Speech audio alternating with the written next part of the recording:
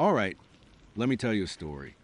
It is one of those ones that still makes the hair on my arm stand up even thinking about it. You know, the kind where you question everything you thought you knew about people, about the world, and especially about those dating apps.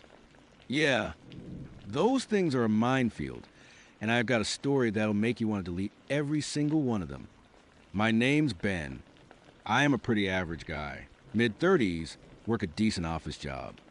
My dating life, well, it has been a bit of a roller coaster. More like a slow, creaky Ferris wheel that occasionally gets stuck at the top. So, like millions of other people, I turned to the apps. Swiped, chatted, went on a few duds, a few okay ones. You know the drill. Then, I matched with Chloe. Her profile was perfect. Seriously, like it was tailored specifically to everything I would ever put in a survey about my ideal partner.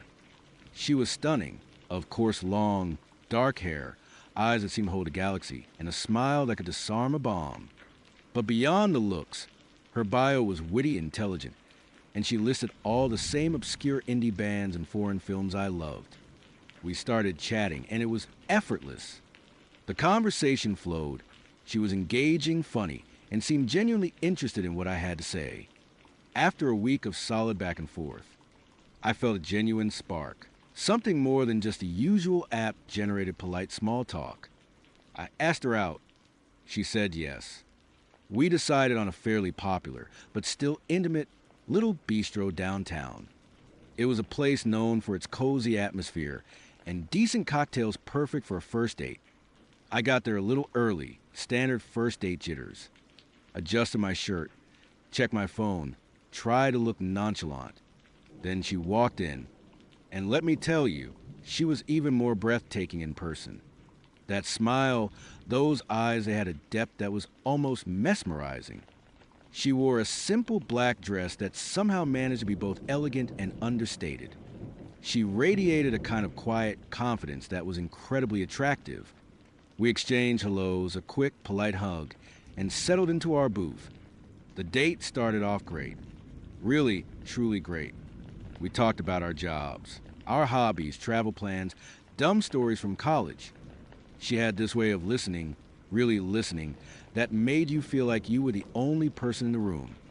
Her laugh was soft, a little melodic, and she had a habit of tucking a stray piece of hair behind her ear when she was thinking, which I found endearing. I remember thinking, wow, Ben, you might have actually hit the jackpot here. We were maybe an hour in, finishing our appetizers when it happened. It was so faint at first. I almost dismissed it. She was telling me a funny story about her cat, a fluffy Persian named Mittens, and I was genuinely laughing. Then, just as she paused for a breath, I heard it, a whisper. It was barely audible, like a wisp of sound caught on the edge of the ambient restaurant noise. It sounded like a name. Jessica. I probably blinked, furrowed my brow slightly. Sorry. I said, did you say something? Chloe looked at me, her head tilted slightly, a small, quizzical smile on her face. No, I did not think so. Just about Mittens getting stuck in the curtains again. I shrugged it off. Must have been the music or someone at the next table. I mumbled, feeling a little foolish. The restaurant was buzzing, after all. It was easy to mishear things. I quickly redirected the conversation, asking more about Mittens. The moment passed, and I forgot about it. Almost. We ordered our main courses, and the conversation picked right back up. We were talking about our favorite books, and she was describing a particularly obscure Gothic novel she had just finished. Her eyes were sparkling, her hands gesturing animatedly. And then it happened again. This time, it was a little clearer. A soft, almost breathy murmur, right next to her ear, or so it seemed. Michael. It was unmistakably a man's name. I looked at her, my smile faltering slightly. She was still mid-sentence, completely engrossed in her story. Her eyes did not flicker. Her expression did not change. It was as if she had not heard a thing. Chloe, I interrupted, a little more directly this time. Are you hearing that? She stopped mid-gesture and looked at me, her beautiful face a picture of innocent confusion. Hearing what?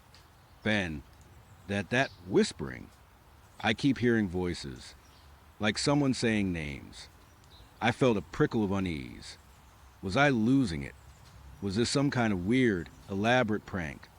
She laughed softly, a gentle, reassuring sound. Oh, honey, it is just the restaurant. It is a bit loud tonight. Is not it? Happens to me sometimes, too.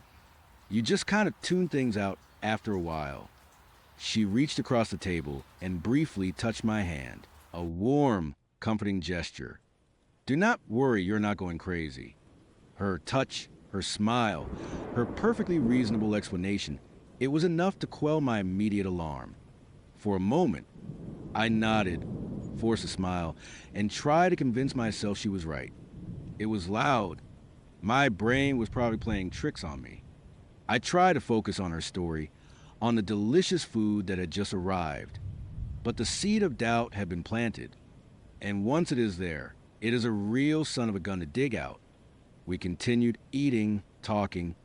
I found myself subtly, almost unconsciously, straining my ears, listening for it again.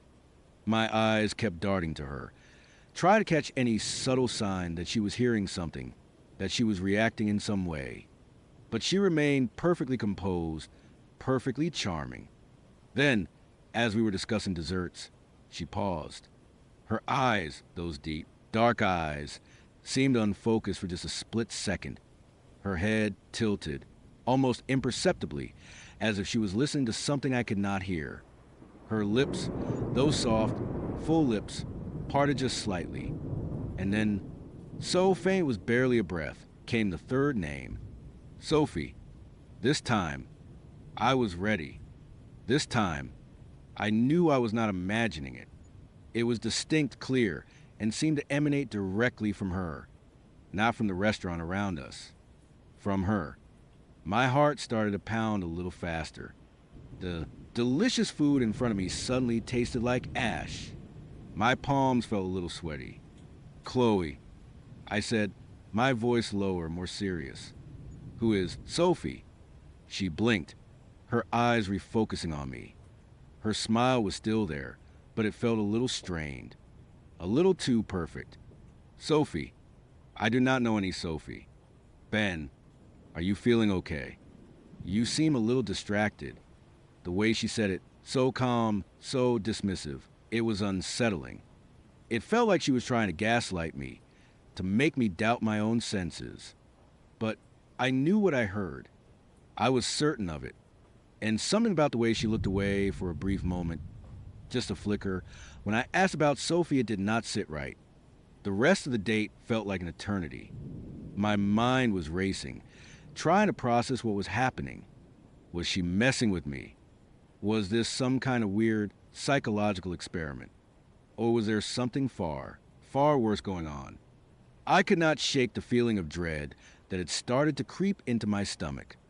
The charming, witty woman across from me suddenly felt like a stranger. A beautiful, unsettling stranger. I made my excuses politely, saying I had an early start the next day. She seemed a little disappointed, but still smiled, still wished me a good night.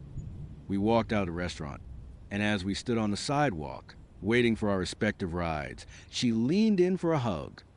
As her arms wrapped around me, I felt a chill that had nothing to do with the cool night air, and as her head rested briefly against my shoulder, I heard it again. This time it was louder, more urgent, a chorus of faint voices, all whispering the same name. David Miller. It was like a cold wave washing over me. I pulled away quickly, perhaps a little too abruptly. Good night. Chloe. I managed, my voice a bit shaky. It was interesting. She gave me that dazzling, unnerving smile again. It was wonderful. Ben, I would love to do it again sometime. I forced myself to smile back, nodded, and practically bolted for my Uber when it pulled up. I did not look back. I just wanted to be home. I just wanted to be safe. The moment I walked through my front door, I dropped my keys on the table, threw my jacket onto a chair, and went straight for my laptop. My hands were still trembling slightly. I needed to know. I needed to verify. I pulled up Gut Goo and started typing. The names: Jessica missing, Michael missing, Sophie missing, David Miller missing. My blood ran cold. The first result for Jessica missing was a local news article from about 6 months ago. Jessica Reynolds, 28, last seen leaving her apartment building. No leads, no suspects. Just a picture of a smiling young woman, now vanished. Then, Michael missing. A police report, a flyer. Michael Chun, 35, disappeared after a hiking trip in a state park about 3 months ago. His car was found, but no sign of him. Sophie missing. This one was more recent. Sophie Davies, 24, a student, last seen leaving a bar with an unknown man about a month ago. Her friends were desperate, her family pleading for information. And finally, David Miller missing. This was the one that truly sent shivers down my spine. David Miller, 31, a software engineer. His case was only a week old. He would gone on a first date, he would met online, and had not been seen since. The police had minimal information, just that he would told a friend he was meeting someone named Chloe. My breath hitched in my throat. Chloe. The realization hit me like a physical blow. The names, the whispers, they were not just random sounds. They were the names of missing people. And at least one of them, David Miller, had disappeared after a date with someone named Chloe. My Chloe. I sat there, staring at the screen, the blue light reflecting off my wide, horrified eyes. My mind raced, trying to put the pieces together, trying to find a rational explanation. But there was not one that did not involve something utterly terrifying. Was Chloe a killer? Was she somehow involved in their disappearances? Or was she something else entirely? The whispers, how could she hear them? Or, more disturbingly, how could I hear them when I was around her? I did not sleep that night. Every creak of the house, every rustle of leaves outside, sounded like a whisper. I kept seeing her face, that perfect, enchanting smile, now twisted in my mind into something sinister. I kept hearing those names, a phantom chorus echoing in my ears. Jessica, Michael, Sophie, David. The next morning, I was a wreck. I called in sick, to work, my mind too consumed by the horror of the previous night. I knew I should go to the police. But what would I say? Officer, I went on a date with a beautiful woman, and she kept whispering the names of missing people, and I think she might be involved. They would probably think I was crazy, or just try and get attention. I had no evidence, nothing concrete, just a gut feeling and a few whispered names. As I was agonizing over what to do, my phone buzzed. It was a text from Chloe. Hey Ben, had such a wonderful time last night. You are really interesting. Would love to see you again soon. Maybe coffee this weekend. My finger hovered over the screen. My first instinct was to block her, delete her number, disappear off the face of the earth. But another, more dangerous instinct took over. Curiosity. A desperate, morbid need to understand. To confront. To know what the hell was going on. And maybe, just maybe, to warn someone. I typed back, my fingers trembling. Hey, Chloe. Yeah, I had a good time too. Coffee sounds good. Saturday, 10 a.m. at the Daily Grind. It is usually pretty busy. I chose the Daily Grind deliberately. It was a bustling coffee shop, always packed, always full of people. I figured if things went south, if she turned out to be some kind of monster, I would at least be in a very public place. Safety in numbers, right? She replied almost instantly. Perfect. See you then. Can't wait. Her cheerful tone, completely oblivious of the terror I was feeling, only amplified my dread. Saturday morning arrived, and I felt like I was walking to my own execution. I dressed carefully, trying to look normal, but inside, I was a coiled spring of nerves. I arrived at the daily grind a few minutes early, scanning the crowd, looking for a table in the most open, visible area. Chloe arrived right on time, looking just as radiant as she had on our first date. She wore a simple white blouse and jeans, her dark hair flowing around her shoulders. She smiled that captivating smile and waved. My heart hammered against my ribs. "Ben, so glad you could make it," she said, her voice light and musical. She slid into the seat opposite me, completely at ease. "Hey, Chloe," I managed, trying to sound casual. "Thanks for meeting up." We ordered our coffees, and for a few minutes, we made small talk.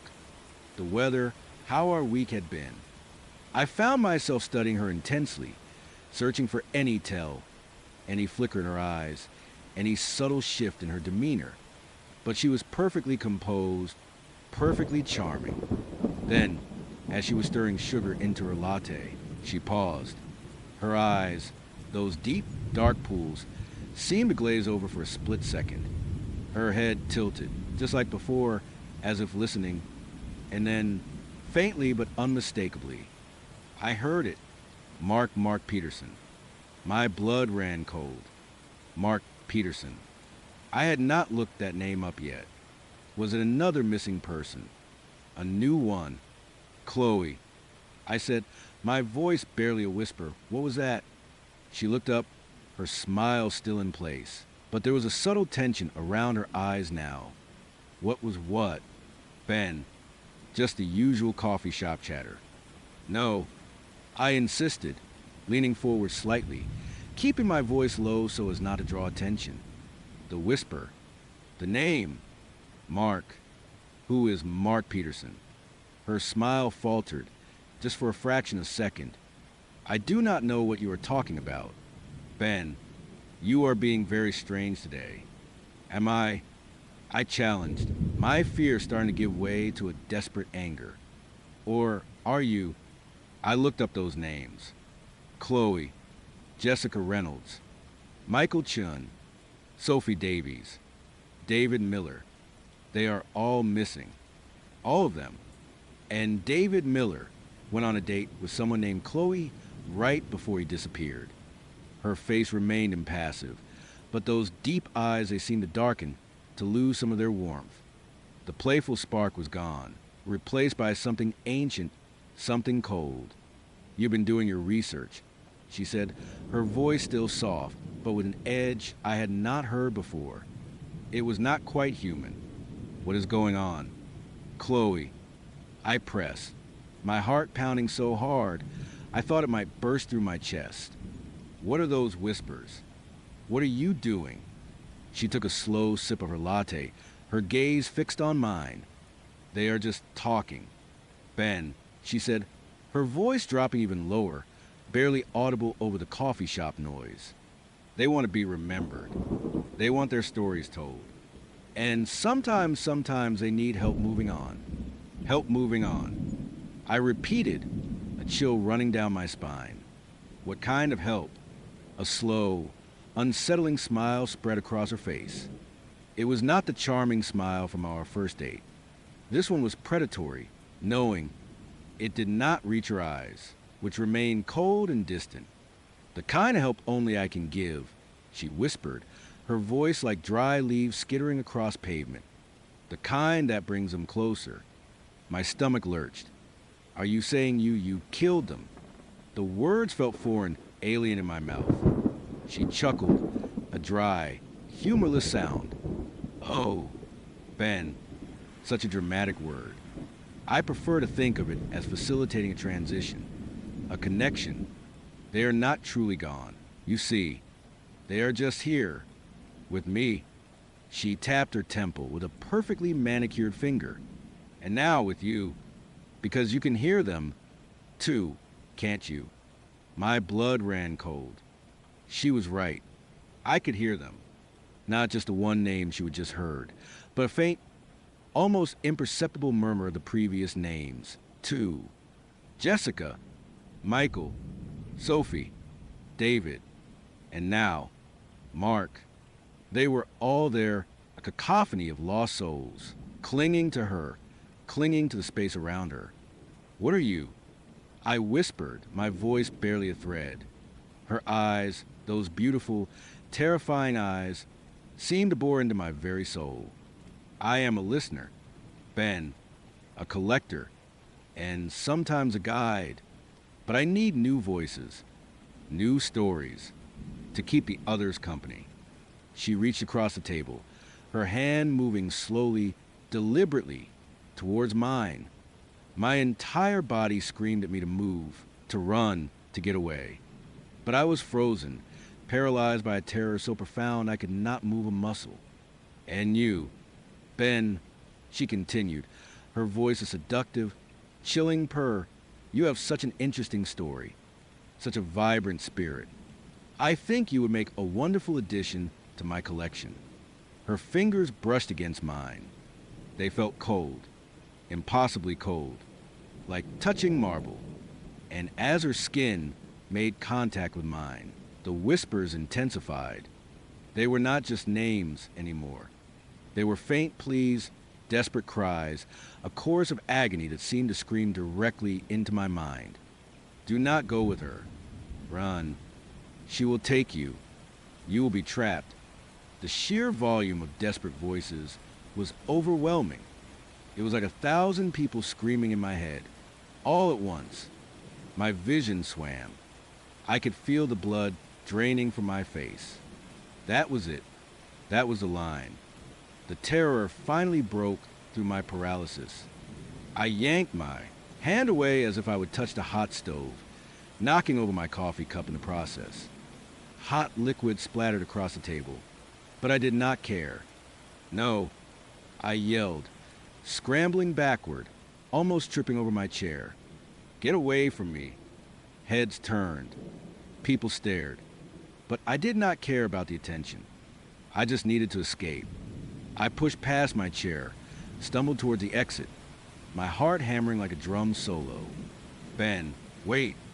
I heard Chloe's voice behind me, no longer soft and musical, but sharp, urgent, with an undercurrent of something truly menacing. I did not wait. I burst out of the daily grind, into the bustling street, gasping for breath, my lungs burning. I ran without looking back, weaving through pedestrians, not caring where I was going, just needing to put as much distance as possible between myself and her. I ran until my legs ached, until I could not breathe, until I was miles away, hiding in a small, out-of-the-way park, hunched over, shaking uncontrollably. The whispers were still there, faint now like an echo, but still there, still in my head. I never saw Chloe again. I blocked her number, deleted her from the dating app, scrubbed every trace of her from my digital life. I even deleted the app itself. I went to the police. Of course. I told them everything. About the whispers, the names, the missing people. David Miller's last date. They listened patiently, took notes, and told me they would look into it. But I could see it in their eyes. They thought I was unhinged. They thought I was fabricating a story, perhaps due to some kind of psychological breakdown.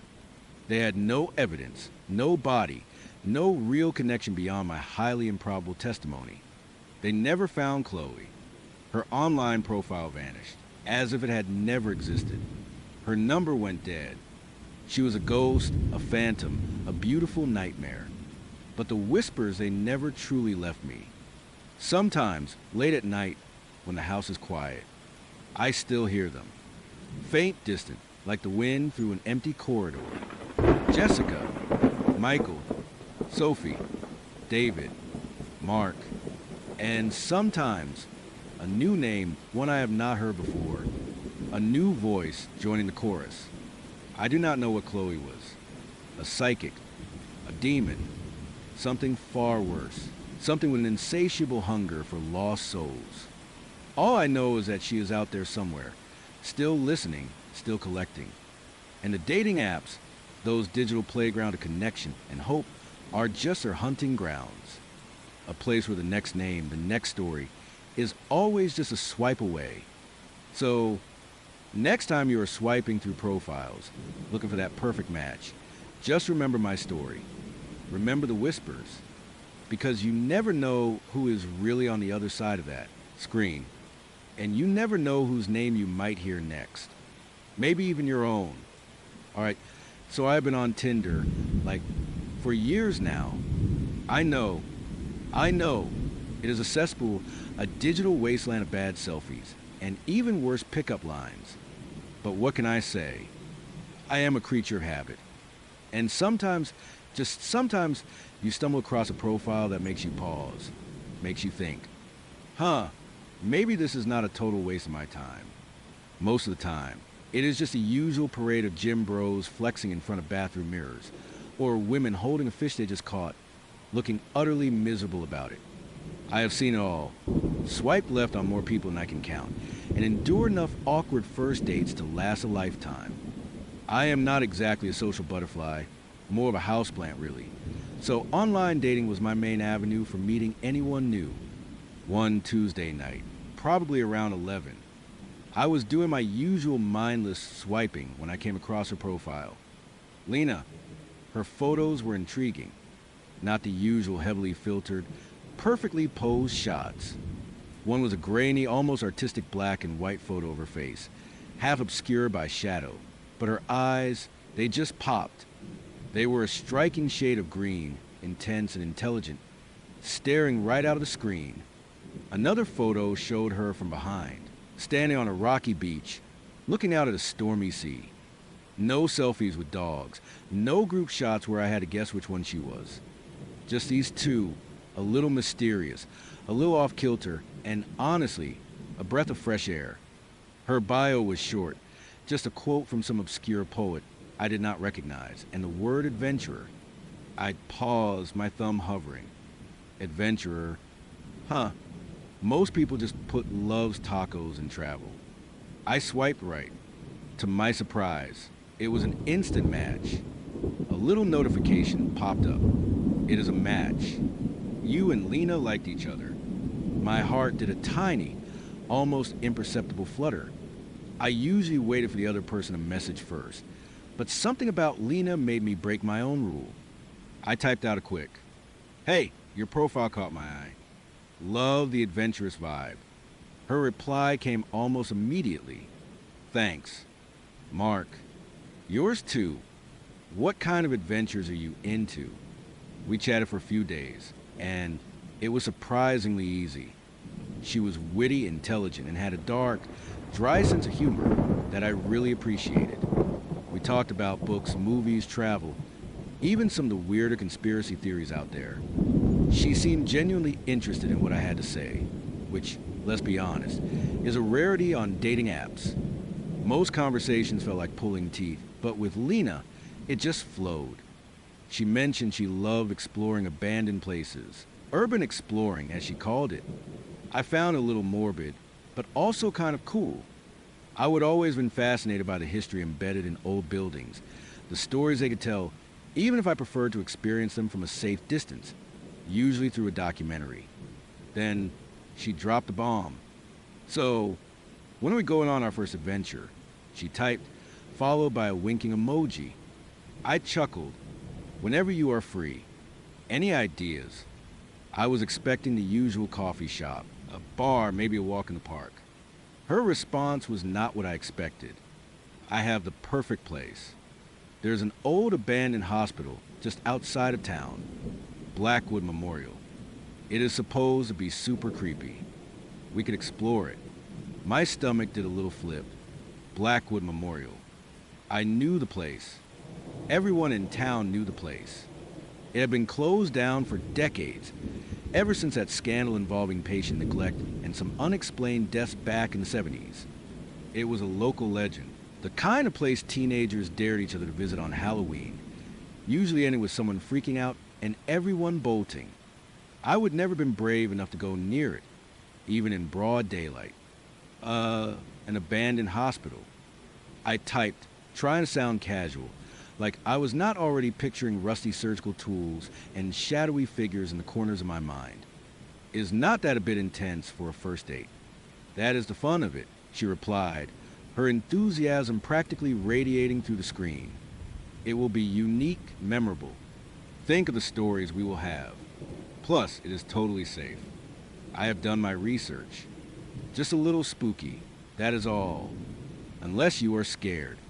Mark, that last part, the unless you are scared, hit me right where it hurt.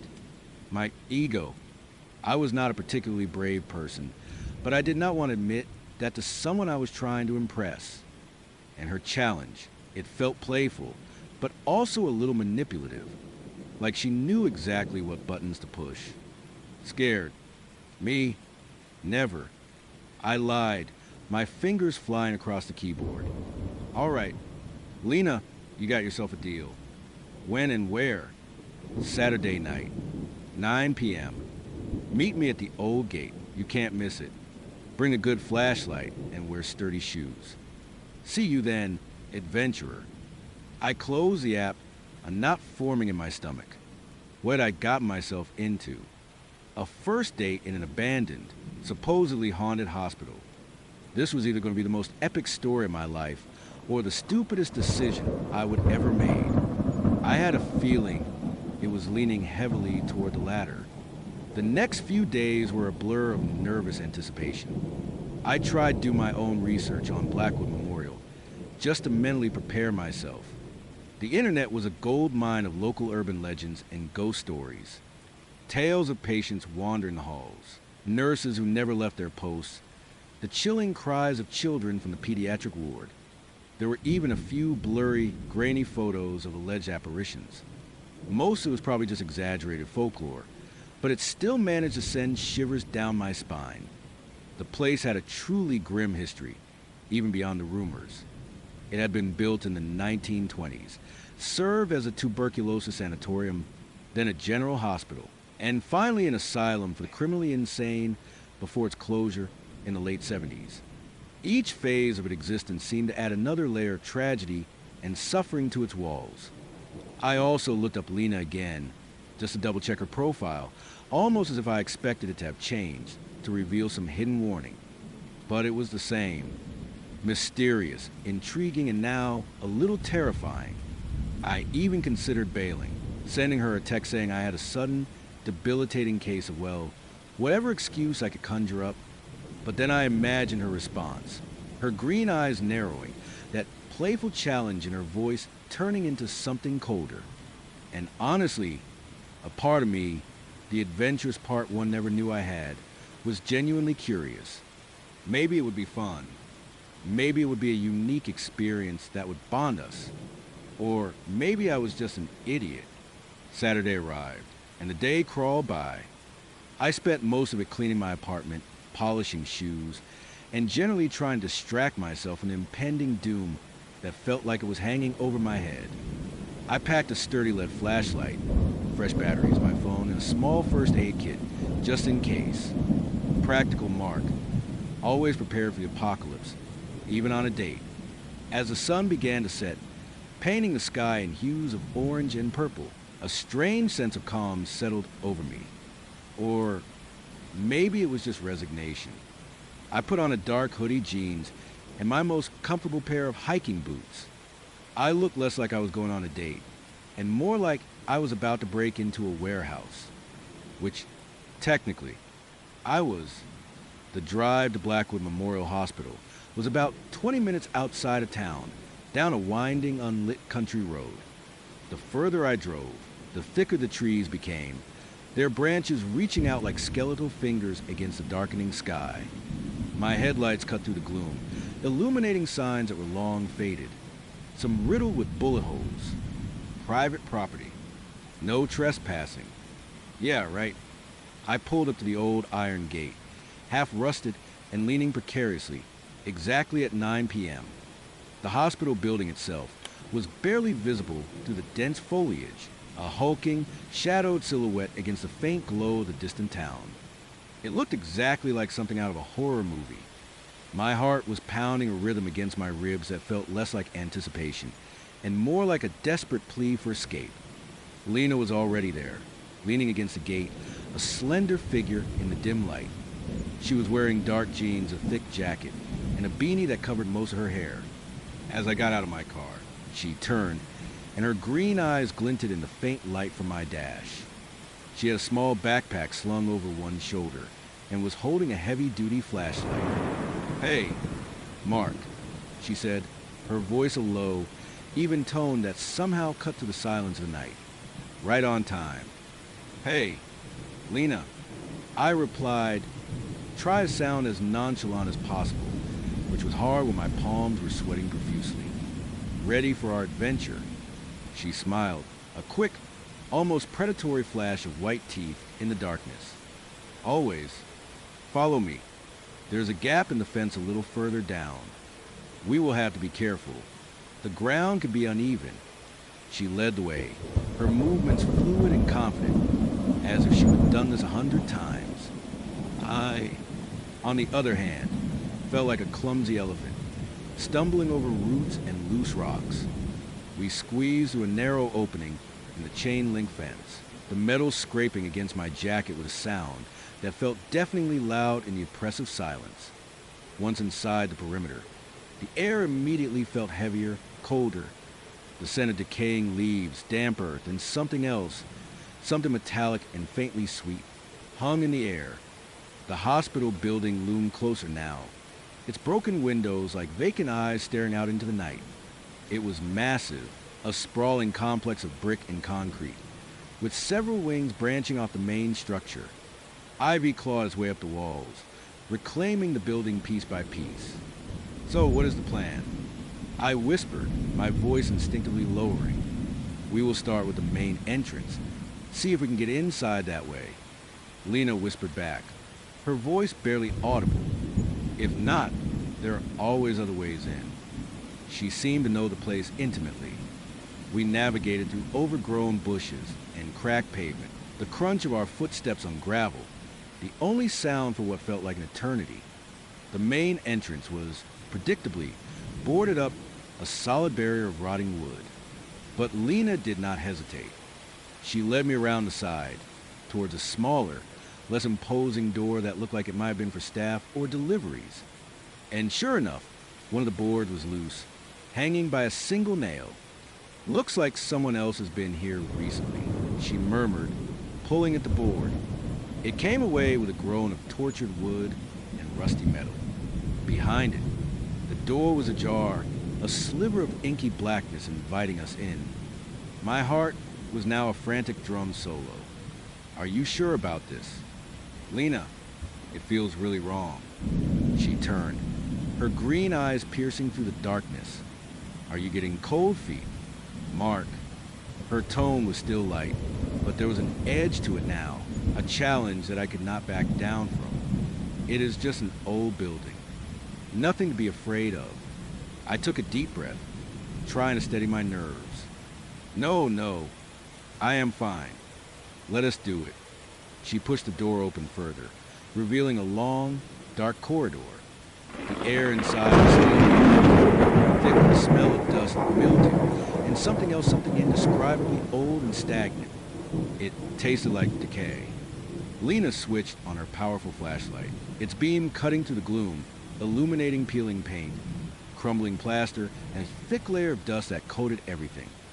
The corridor stretched out endlessly, lined with doors that were mostly ajar, revealing glimpses of empty, echoing rooms.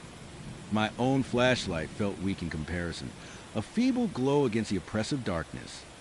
"This must be the administrative wing," Lena whispered, her voice bouncing off the high ceilings. "The main lobby should be just ahead." We walked slowly, our footsteps echoing unnervingly. Every creak of the old building, every rustle of the wind outside, sounded amplified, distorted. I kept my flashlight beam sweeping, convinced I would see something lurking in the shadows. But there was nothing, just a ghost of forgotten past. We reached the main lobby, a cavernous space with a grand, sweeping staircase that dominated the center. Dust motes danced in the flashlight beams, looking like tiny, ethereal spirits. The reception desk was overturned. Chairs were scattered, and papers were strewn everywhere, yellowed and brittle with age. It looked like a silent explosion had ripped through the place, freezing it in time. Wow. I breathed, genuinely awestruck despite my fear. This is something else. Lena nodded, her face illuminated by her flashlight. I told you, it is magnificent, is not it? All these stories, all these lives lived and lost within these walls. You can almost feel it. And she was right. I could feel it. A pervasive sense of sadness, of suffering, of lingering despair. It clung to the air, to the peeling paint, to the very fabric of the building. It was suffocating. Where do you want to go first? I asked, trying to sound enthusiastic. Upstairs, she said, pointing her flashlight toward the grand staircase. The patient rooms are up there, and the operating theaters. That is where the real history is.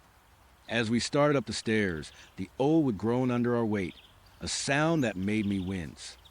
Each step felt like an intrusion, like we were disturbing a sacred, sorrowful place. The banister was rotten, crumbling under my touch. On the second floor, the corridors were narrower, lined with identical doors that led into what must have been patient rooms.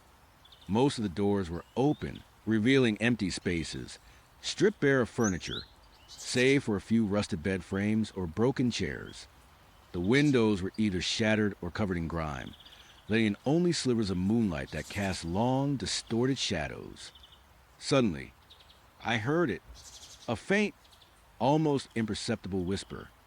It sounded like a child's voice, just a breath of sound, but it was there. Did you hear that? I asked, my voice barely above a whisper.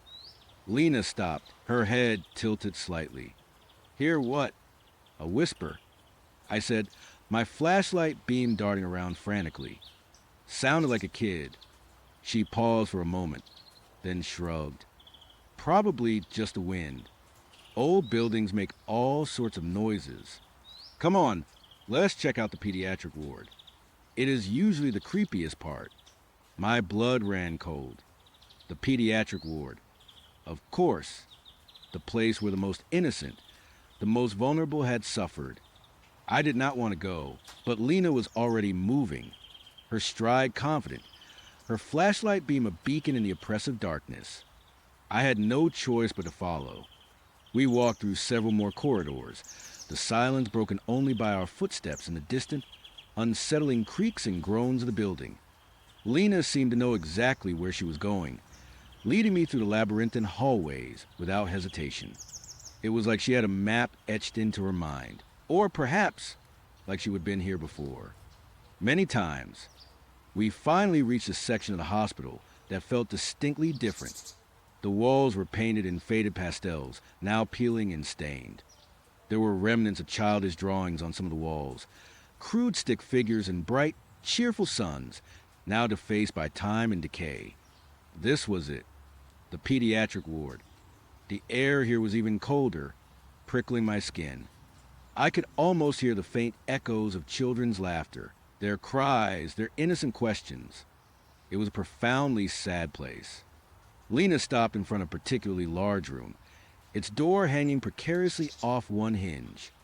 This was probably the playroom, she murmured, pushing the door open further. Inside, the room was a chaotic mess. Small, broken toys were scattered across the floor, a headless doll, a rusted metal truck, a deflated rubber ball. A tiny, overturned rocking horse lay in the corner, its painted eyes staring blankly at the ceiling. The sight was heartbreaking, a stark reminder of the lives that had passed through this place. As I swept my flashlight beam across the room, it landed on something that made me gasp. On the far wall, scratched deeply into the peeling paint, where the words helped me. The letters were jagged, desperate, clearly etched by a small hand. Lena, look, I whispered, pointing. She walked over, her face impassive. She ran her fingers over the crude letters. Someone was really scared here. Huh, she said, her voice devoid of any emotion. Suddenly, a loud bang echoed from somewhere deeper within the hospital, like a metal door slamming shut. It was so sudden, so jarring that I jumped, letting out a small yelp. My flashlight beam danced wildly, my hands trembling. "What was that?" I exclaimed, my voice a strangled whisper. Lena did not even flinch. She just turned her head, listening. Sound like something fell. Or someone's here. Someone else. Who would be here? The thought of encountering other people in this place, especially other trespassers, was almost as terrifying as encountering a ghost. Urban explorers, teenagers, sometimes even homeless people. She said calmly, "It is a popular spot. We should probably keep moving. Though, do not want to run into anyone." She started walking again, heading deeper into the pediatric ward. I followed, my heart still hammering. I wanted to turn back, to run out of this place.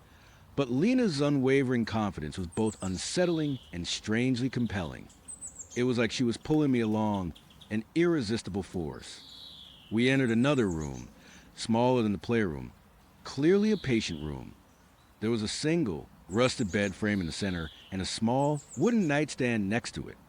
As my flashlight beam swept over the nightstand, I saw it, a small porcelain doll, sitting upright, its vacant eyes staring straight ahead. It had not been there a second ago. I was sure of it. "Lena," I whispered, my voice trembling. "Did you see that doll when we came in?"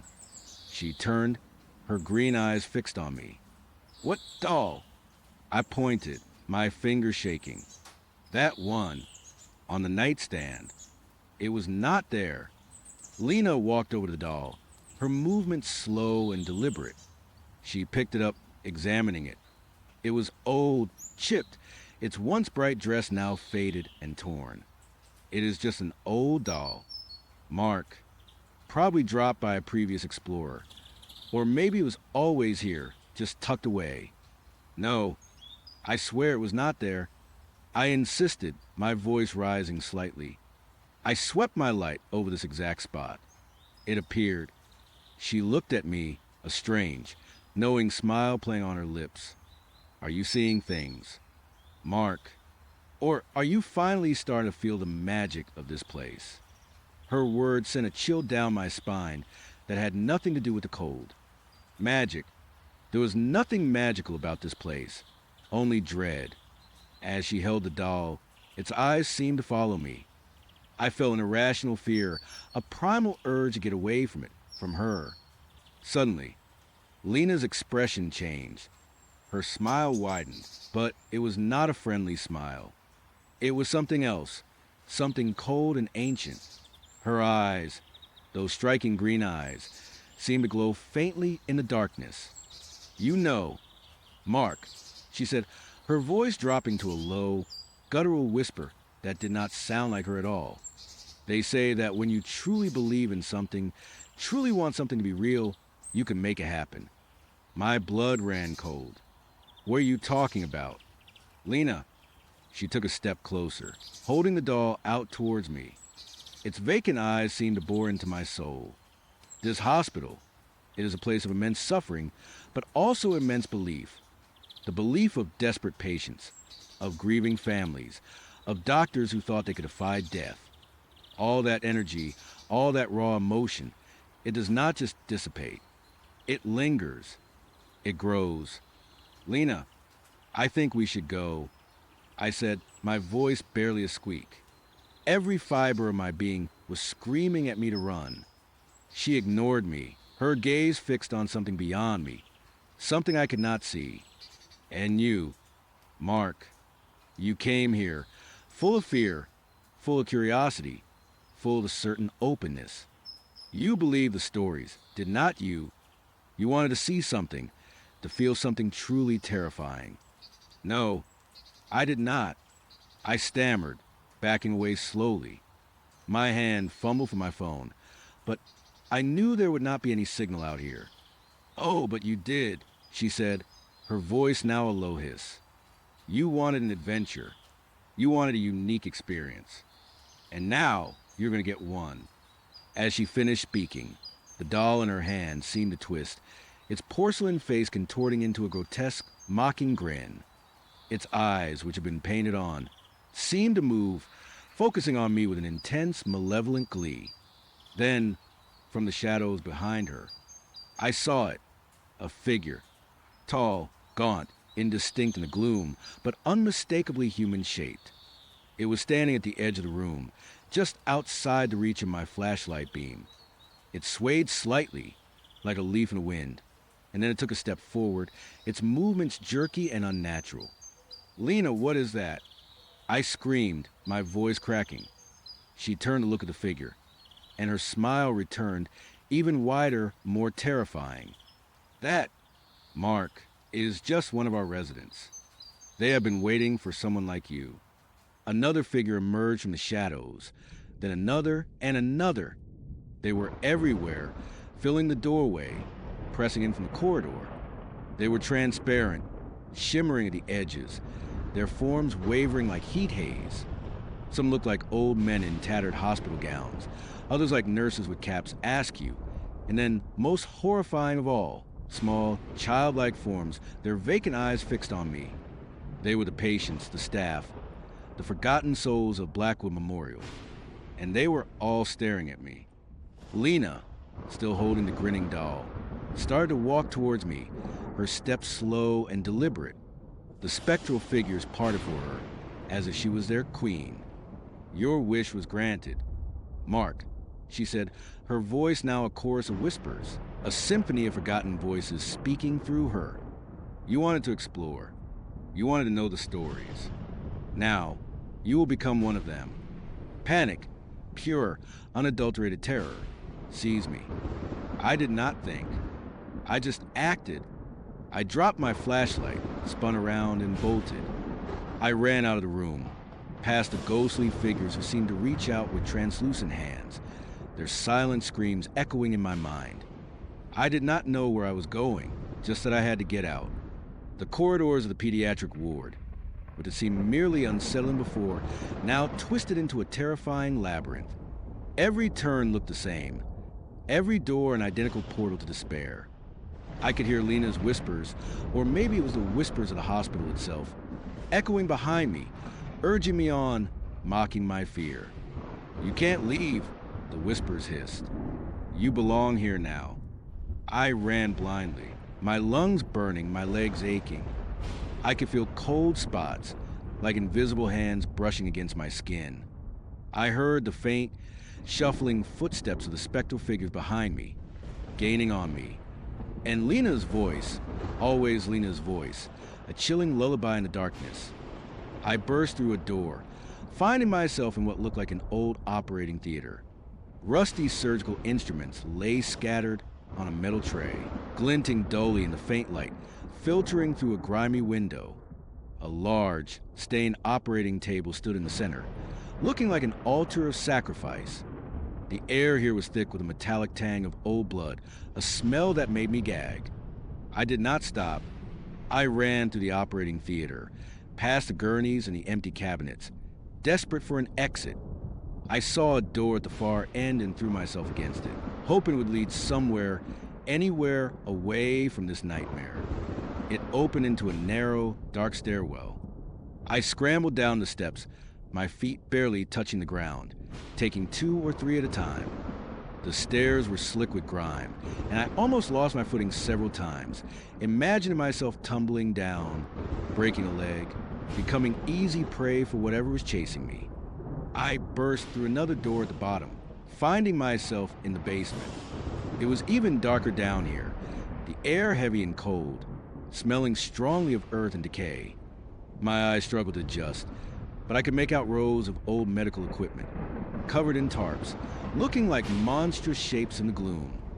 And then, I saw it, a single, flickering fluorescent light at the far end of the corridor, illuminating a signed morgue. My breath hitched. The morgue, of course. This place just kept getting worse. As I hesitated, a cold, spectral hand clamped onto my shoulder. I screamed a raw, primal sound of terror and spun around, my heart leaping into my throat. There, right behind me, was a spectral figure, a man in a doctor's coat, his face a blurred, indistinct mass, his eyes hollow pits of darkness. He was not touching me physically, but the coldness, the sheer presence of him, was overwhelming. I stumbled back, tripping over something unseen, and fell hard onto the cold concrete floor. My head hit the ground with a sickening thud, and for a moment, stars exploded behind my eyes. I lay there, dazed, my body screaming in protest. Through my blurry vision, I saw more figures approaching, their forms coalescing from the shadows. And then, Lena. She stood over me, the doll still clutched in her hand, its painted smile mocking me. Her green eyes glowed with an unholy light, and her face, once so beautiful, was now twisted into something ancient and malevolent. "You can't escape. Mark," she whispered, her voice a symphony of the damned. "No one ever leaves Blackwood Memorial. Not truly." I tried to push myself up, to crawl away, but my body felt heavy, unresponsive. The spectral figures were closing in, their cold presences pressing down on me. I could feel their breath, icy and stale, on my face. I could hear their whispers, a cacophony of lost voices, filling my head. "Join us," they hissed. "Become one of us." Lena knelt beside me, her face inches from mine. Her eyes were bottomless pits of green light. "You wanted adventure. Mark, you wanted something unique. Now you get to be part of the adventure. Forever." She reached out a hand, and her touch was like ice, searing cold. She pressed her palm against my forehead, and a jolt of pure, agonizing cold shot through my entire body, making me scream. But no sound came out. My throat was frozen, my voice stolen. As her hand pressed harder, I felt something shift inside me, something deep and fundamental. It was like my soul was being pulled, stretched, torn. I saw flashes of light, colors I could not describe, and then a profound darkness. When I opened my eyes again, I was still on the floor of the morgue.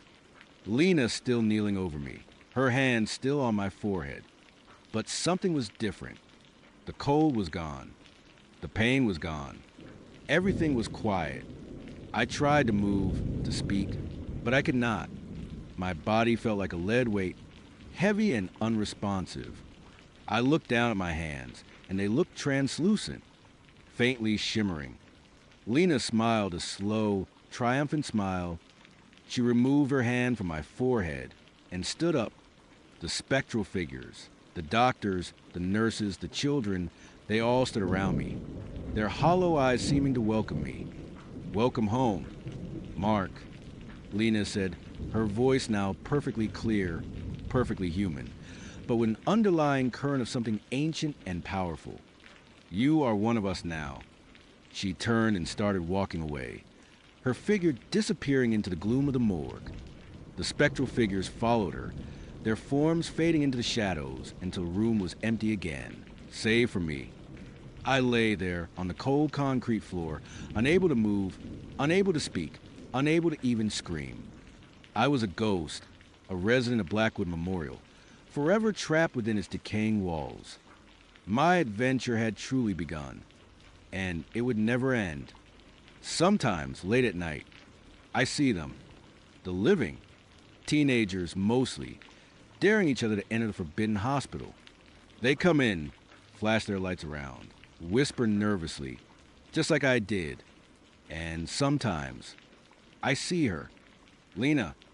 She is always there, lurking in the shadows, waiting for the next adventurer, the next curious soul, the next person who just wants something unique for a first date. I can't do anything, can't warn them. I am just a presence, a lingering cold spot, another whisper in the wind. I watch as she leads them deeper into the darkness, her green eyes glowing, her predatory smile widening. And I know, with a chilling certainty, that Blackwood Memorial will always have new residents, because Lena always keeps her promises. And adventurers, well, they always get their wish. For a unique experience. That is, they just do not know what kind of experience they are really signing up for.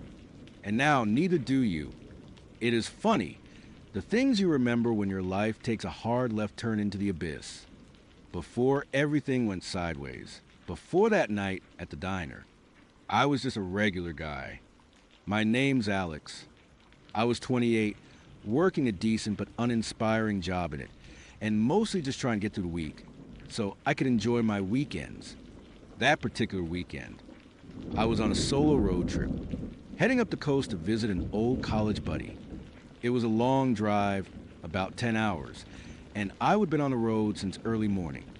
The sun was starting to dip below the horizon, painting the sky in fiery oranges and deep purples. But my stomach was rumbling a different tune. I was hungry. The kind of hungry that makes you consider pulling over for gas station jerky. But I held out hope for something better. I would have been driving for what felt like forever, past endless stretches of farmland and small, sleepy towns that blurred into one another. My phone had died hours ago, so I was relying on old-fashioned road signs and a vague sense of direction. Just as I was starting to think about settling for a drive-through, I saw a neon sign, flickering erratically, promising the Crossroads Diner. It looked like something straight out of a movie, a classic roadside establishment with a faded red and white exterior, a checkered roof, and a couple of beat-up pickup trucks parked outside. It was exactly what I was looking for: authentic, a little worn, probably serving up a mean burger and a bottomless cup of coffee. A beacon of normalcy in the encroaching twilight. I pulled my Honda Civic into the gravel parking lot, the tires crunching loudly in the quiet evening. The air was cool and crisp, carrying a faint scent of pine and something metallic, almost like rain about to fall on hot asphalt.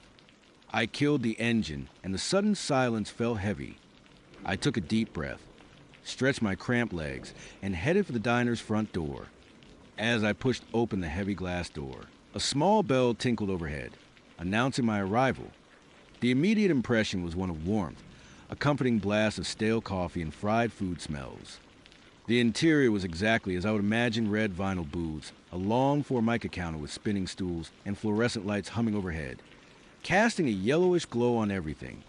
There were about a dozen people inside, scattered at various tables and along the counter. It was not packed, but it was not empty either. A good sign, I thought. I stepped further inside, letting the door swing shut behind me. That is when I noticed it. Or rather, that is when I felt it. A sudden, profound silence. The clinking of cutlery, the low murmur of conversation, the general background hum of a busy diner all stopped. Every single person in that diner, from the grizzled old man at the counter nursing a coffee to the young couple in the corner booth, turned their heads. And they all looked at me. It was not a casual glance, the kind you give a new arrival. This was different. Their eyes were fixed on me, unblinking, unmoving.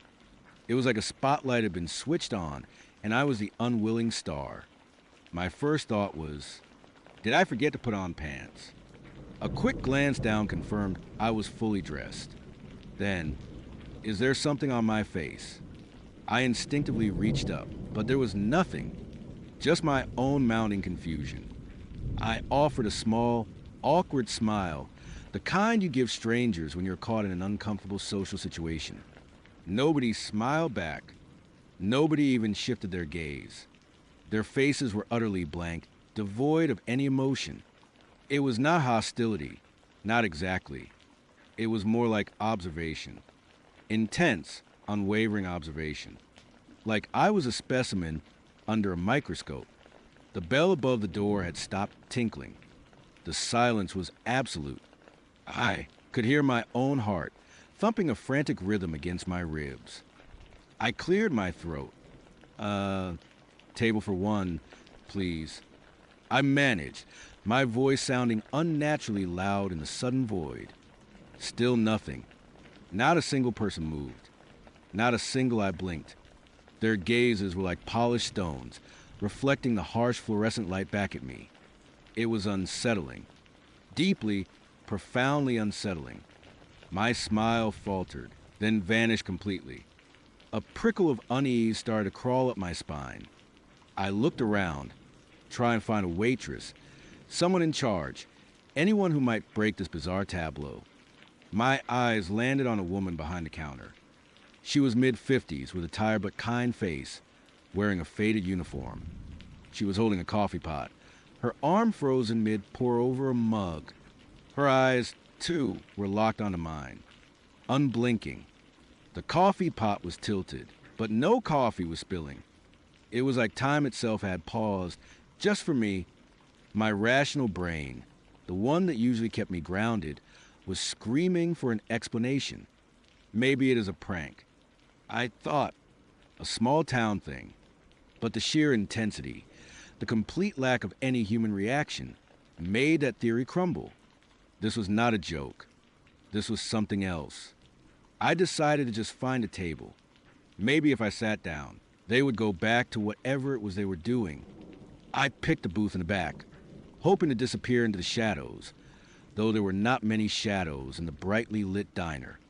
As I walked, I could feel every single eye tracking my movement. It was like walking through a gauntlet of silent, judging stares. My steps fell heavy, each footfall echoing in the oppressive quiet. I tried to walk naturally, but my limbs felt stiff, robotic. I slid into booth, the red vinyl squeaking under my weight. I looked at the menu, a laminated sheet covered in greasy fingerprints, pretending to be engrossed. I could still feel them. All of them. Watching. I risked a quick glance over the top of the menu. Every head was still turned, every pair of eyes still fixed on me. And still no one blinked. Not once. It was unnatural. Human beings blink constantly. It is an involuntary reflex. To stare like that, without a single flicker of an eyelid, for this long it was impossible. A cold dread began to coil in my stomach. This was not normal. This was not a prank. This was wrong. My heart rate sped up, a frantic drum solo in my chest. I lowered the menu, my hands trembling slightly. I looked directly at the old man at the counter. His face was weathered, his eyes a cloudy blue. They were wide open, fixed on me with an intensity that made my skin crawl. I tried to hold his gaze, to challenge him, to see if he would break. He did not. He just stared. I looked at the young couple. They were holding hands across the table, their fingers intertwined, but their faces were turned towards me, their eyes wide and vacant.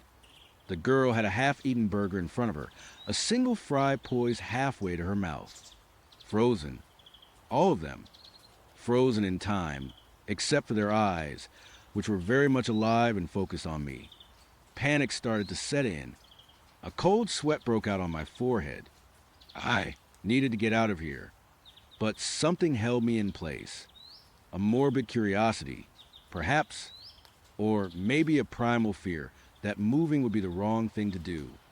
That if I tried to leave, something worse would happen. Then a voice. "Can I get you something? Han." I nearly jumped out of my skin. It was the waitress. She was standing beside my table, a small notepad and pen in her hand. Her voice was soft, almost a whisper, but it cut through the silence like a razor. I looked at her, my eyes wide with a mixture of terror and relief. She was blinking. She was actually blinking. Her eyes, though a little tired, were normal. She even managed a small, weary smile. "Oh, yes." I stammered, trying to collect myself. "Coffee, please. And a burger, I guess." I did not even look at the menu. I just wanted to order something, anything, to maintain some semblance of normalcy. She nodded, scribbling on her pad. Coming right up.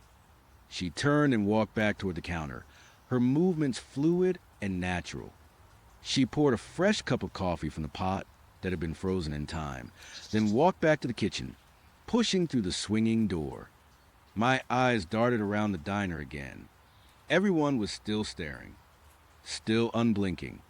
But now, with the waitress moving and speaking, the illusion of a complete time stop was broken. It made it even stranger. Why her? Why was she the only one unaffected? Or was she, as I watched her walk, I noticed something else. The people at the counter, their heads still turned towards me, their eyes still fixed, but their bodies, they were subtly leaning in. Not much, just an inch or two, a fractional shift that I would not have noticed if I had not been so hyper-aware. It was like they were, collectively, imperceptibly, closing the distance. The coffee arrived quickly. The waitress placed a steaming mug in front of me, her movements efficient. Bird will be out in a few minutes. She offered another small smile, then turned and walked back to the counter, taking up her position with the coffee pot. As she did, I noticed that her eyes, too, now seemed to be fixed on me.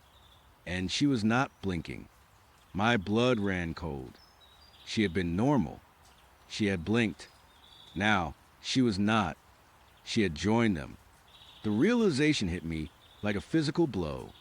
Whatever this was, it was contagious. Or maybe she was just playing a part, waiting for me to be comfortable. I stared at the coffee. It looked normal. Steam rose from it, but I could not bring myself to touch it.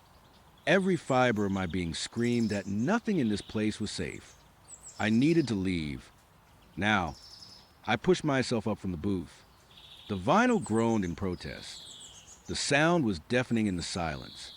Every head in the diner, already facing me, seemed to tilt just a fraction. Their eyes, those wide, unblinking eyes, felt like they were burning holes through my skin. I think I need to go, I said, my voice barely a whisper. My hands were clammy, my heart hammering. I took a step toward the door. No one moved. No one spoke. Just a collective, unwavering stare. It was a wall of silent, visual pressure. It felt like they were trying to hold me in place with their eyes alone. I took another step, then another. My legs felt like lead. I kept my eyes fixed on the door, refusing to look at any of them directly, but I could feel their presence, their silent judgment, their hunger. As I passed the first booth, a man with a handlebar mustache, who had been staring at me since I walked in, suddenly shifted. His hand, which had been resting on the table, slowly, deliberately reached out. It was not fast. It was agonizingly slow, like a creature moving through thick treacle. His fingers, gnarled and thick, stretched towards me. His eyes, still unblinking, never left mine. I froze. A wave of pure terror washed over me. This was not just staring anymore. This was active. This was a threat. Do not. I choked out, taking a step back. The man's hand continued its slow, inexorable journey. It did not speed up. It did not falter. It just kept coming, inch by agonizing inch, towards my arm. I could not breathe. My mind was screaming for me to run, to sprint for the door, but my feet felt rooted to spot. The sheer unnaturalness of his movement, combined with the silent, unblinking stares of everyone else, had paralyzed me. Then a voice. A different voice this time. Deeper, calmer, almost melodic. He is not going anywhere. I whipped my head around. It was coming from the very last booth, tucked away in the deepest corner of the diner. I had not even noticed anyone there before. But now, a figure emerged from the shadows. It was a man. He looked to be in his late 30s or early 40s, impeccably dressed in a dark suit, a crisp white shirt, and a tie. He had a neatly trimmed beard and dark, intelligent eyes. He was the only one in the entire diner who had a natural, human expression on his face. He was smiling, a small, knowing smile that did not quite reach his eyes. And he was blinking. His eyes flickered, just like a normal person's. He was the match the outline had mentioned, though I did not know it then. I just knew he was different. And that difference was somehow even more terrifying than the unblinking masses. He stood up slowly, gracefully, and walked towards me. He moved with an unsettling fluidity, like a predator stalking its prey. As he walked past the other patrons, their heads did not turn to follow him. Their eyes remained fixed on me. He was clearly the one in charge. "Welcome. Alex," he said, his voice smooth as silk. He stopped a few feet in front of me, effectively blocking my path to the door. "We have been expecting you." My heart pounded against my ribs like a trapped bird. "How do you know my name?" I gasped, my voice thin and reedy. He chuckled, a low, pleasant sound that was utterly out of place in the silent, terrifying diner. "Oh, we know quite a bit about you. Alex, more than you know yourself. Perhaps." He gestured vaguely around the room. "These good people, they are very patient. They have been waiting for you to arrive. Waiting for you to realize where you truly belong." "I do not belong here," I retorted, trying to inject some defiance into my voice, but it came out as a shaky whisper. "I just stopped for a burger. I need to go." His smile widened, showing a flash of perfectly white teeth. "But you see, Alex, you do belong here. This is not just any diner. This is a crossroads, as our humble sign suggests. A place where paths converge. And your path, my dear Alex, has been leading here for a very long time." He took another step closer. I instinctively recoiled, bumping into the edge of a table. The man with the handlebar mustache, whose hand had been reaching for me, slowly, almost imperceptibly, retracted it. He did not look away from me, but his hand returned to its resting place. It was like they were all puppets, and this man was pulling the strings. "Who are you people?" I demanded, my voice trembling. "What is this?" "We are collectors," he said, his eyes glinting in the fluorescent light. "Collectors of moments, of experiences, of souls." He paused, letting that sink in. "And you, Alex, are a particularly interesting specimen. So much potential, so much unfulfilled life." I shook my head, my mind reeling. This is insane. I am leaving. I tried to sidestep him, but he moved with surprising speed, blocking my path again. "Oh, but you can't. Alex," he said, his voice losing some of its silky charm, replaced by an edge of steel. "Not yet. You have not truly seen us. Not yet." He raised his hand, and for a terrifying moment, I thought he was going to strike me, but he merely snapped his fingers. The sound echoed through the diner, sharp and clear. And then everything changed. The unblinking patrons, who had been static in their terrifying stares, began to move. Not all at once, not in a sudden, jerky motion. It was slow, glacial, like watching a time-lapse video of people shifting in their seats. But in real time, their heads tilted further. Their bodies leaned in. The old man at the counter, his hand still holding the coffee mug, slowly, deliberately brought it to his lips. He took a sip, a long, drawn-out sip. His eyes never left mine. The young couple in the corner booth, their hands still intertwined, began to slowly, agonizingly slowly, bring their faces closer. Their lips parted. Their eyes widened even further, revealing more of the whites. It was not a kiss they were aiming for. It was something else. Something predatory. The waitress, who had joined the unblinking chorus, slowly set the coffee pot down. Her hands, with unnatural slowness, began to reach for the large, gleaming carving knife that was usually kept under the counter for cutting pies. My breath hitched in my throat. This was not just a psychological torment anymore. This was physical. This was real. "What do you want from me?" I whispered, my voice raw with fear. The man in the suit smiled, a truly chilling expression now. "We want to see you. Alex, truly see you. And for you to see us. To become one of us." He gestured around the room. "These are all travelers, like you, lost souls who stumbled upon our little establishment. They found their true purpose here. They found peace. Peace. Their eyes were anything but peaceful. They were hungry, vacant, terrifying. No," I choked out, shaking my head violently. "I am not staying. I am not becoming whatever this is." I made a break for it. I lunged past the man in the suit, my heart a frantic drumbeat in my ears. The door. I just needed to reach the door. He did not try to grab me. He just watched, his smile unwavering. As I sprinted past the first booth, the man with the handlebar mustache moved. His hand, which had been retracted, shot out with impossible speed, grabbing my ankle. I stumbled, letting out a yelp of surprise and pain. I went down hard, my knees slamming against the tiled floor.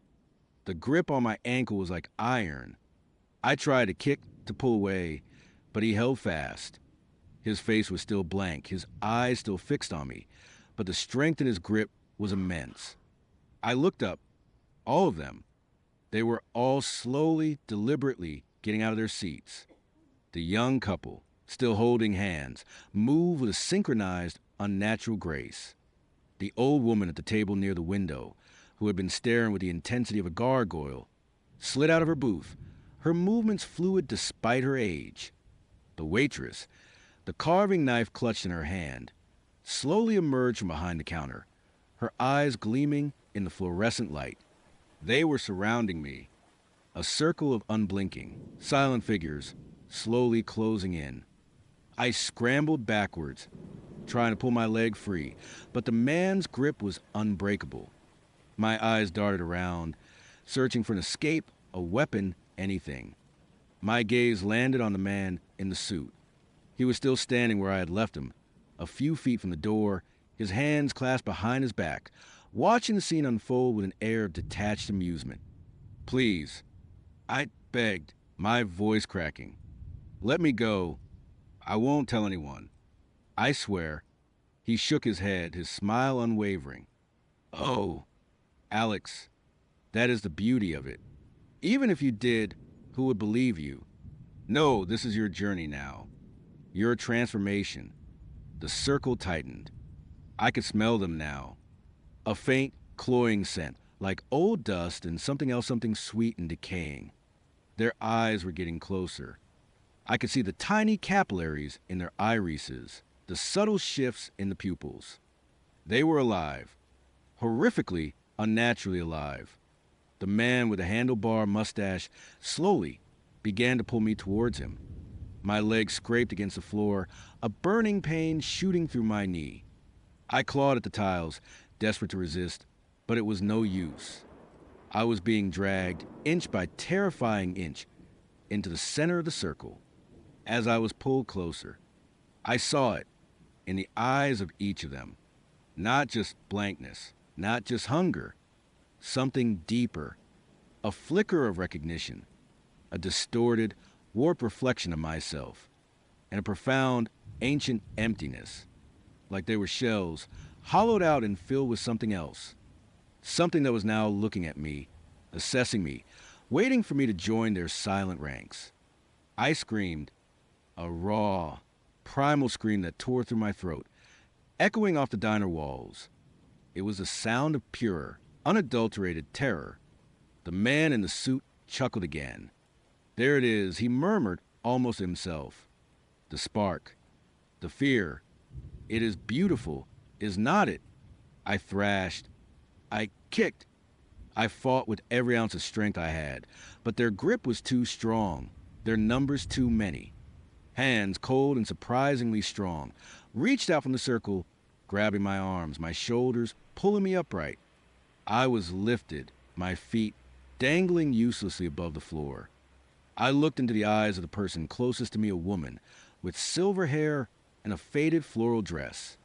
Her eyes were wide, unblinking, and in their depths, I saw a reflection of my own terrified face.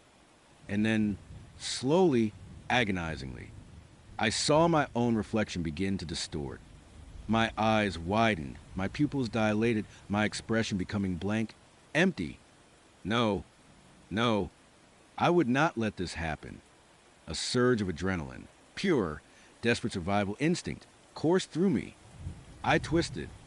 I bit. I kicked with what little freedom I had.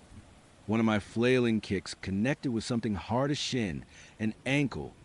I do not know. The grip on my left arm loosened for a split second. It was all I needed.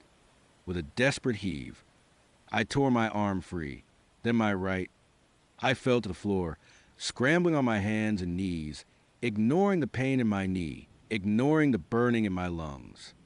The circle of figures, momentarily disrupted, began to close in again, but I was faster. I was on my feet, stumbling but moving. The door was still there. I sprinted, a desperate, gasping dash for freedom. I could hear them behind me now. Not footsteps, not running, just a slow, deliberate shuffle, a collective, unnerving slide across the tiled floor. And the unwavering, silent stare of the man in the suit, still by the door, still smiling. He did not try to stop me this time. He just watched, a silent observer. It was like he knew, with absolute certainty, that it would not matter. I reached the door, my hand slamming against the cold metal push bar.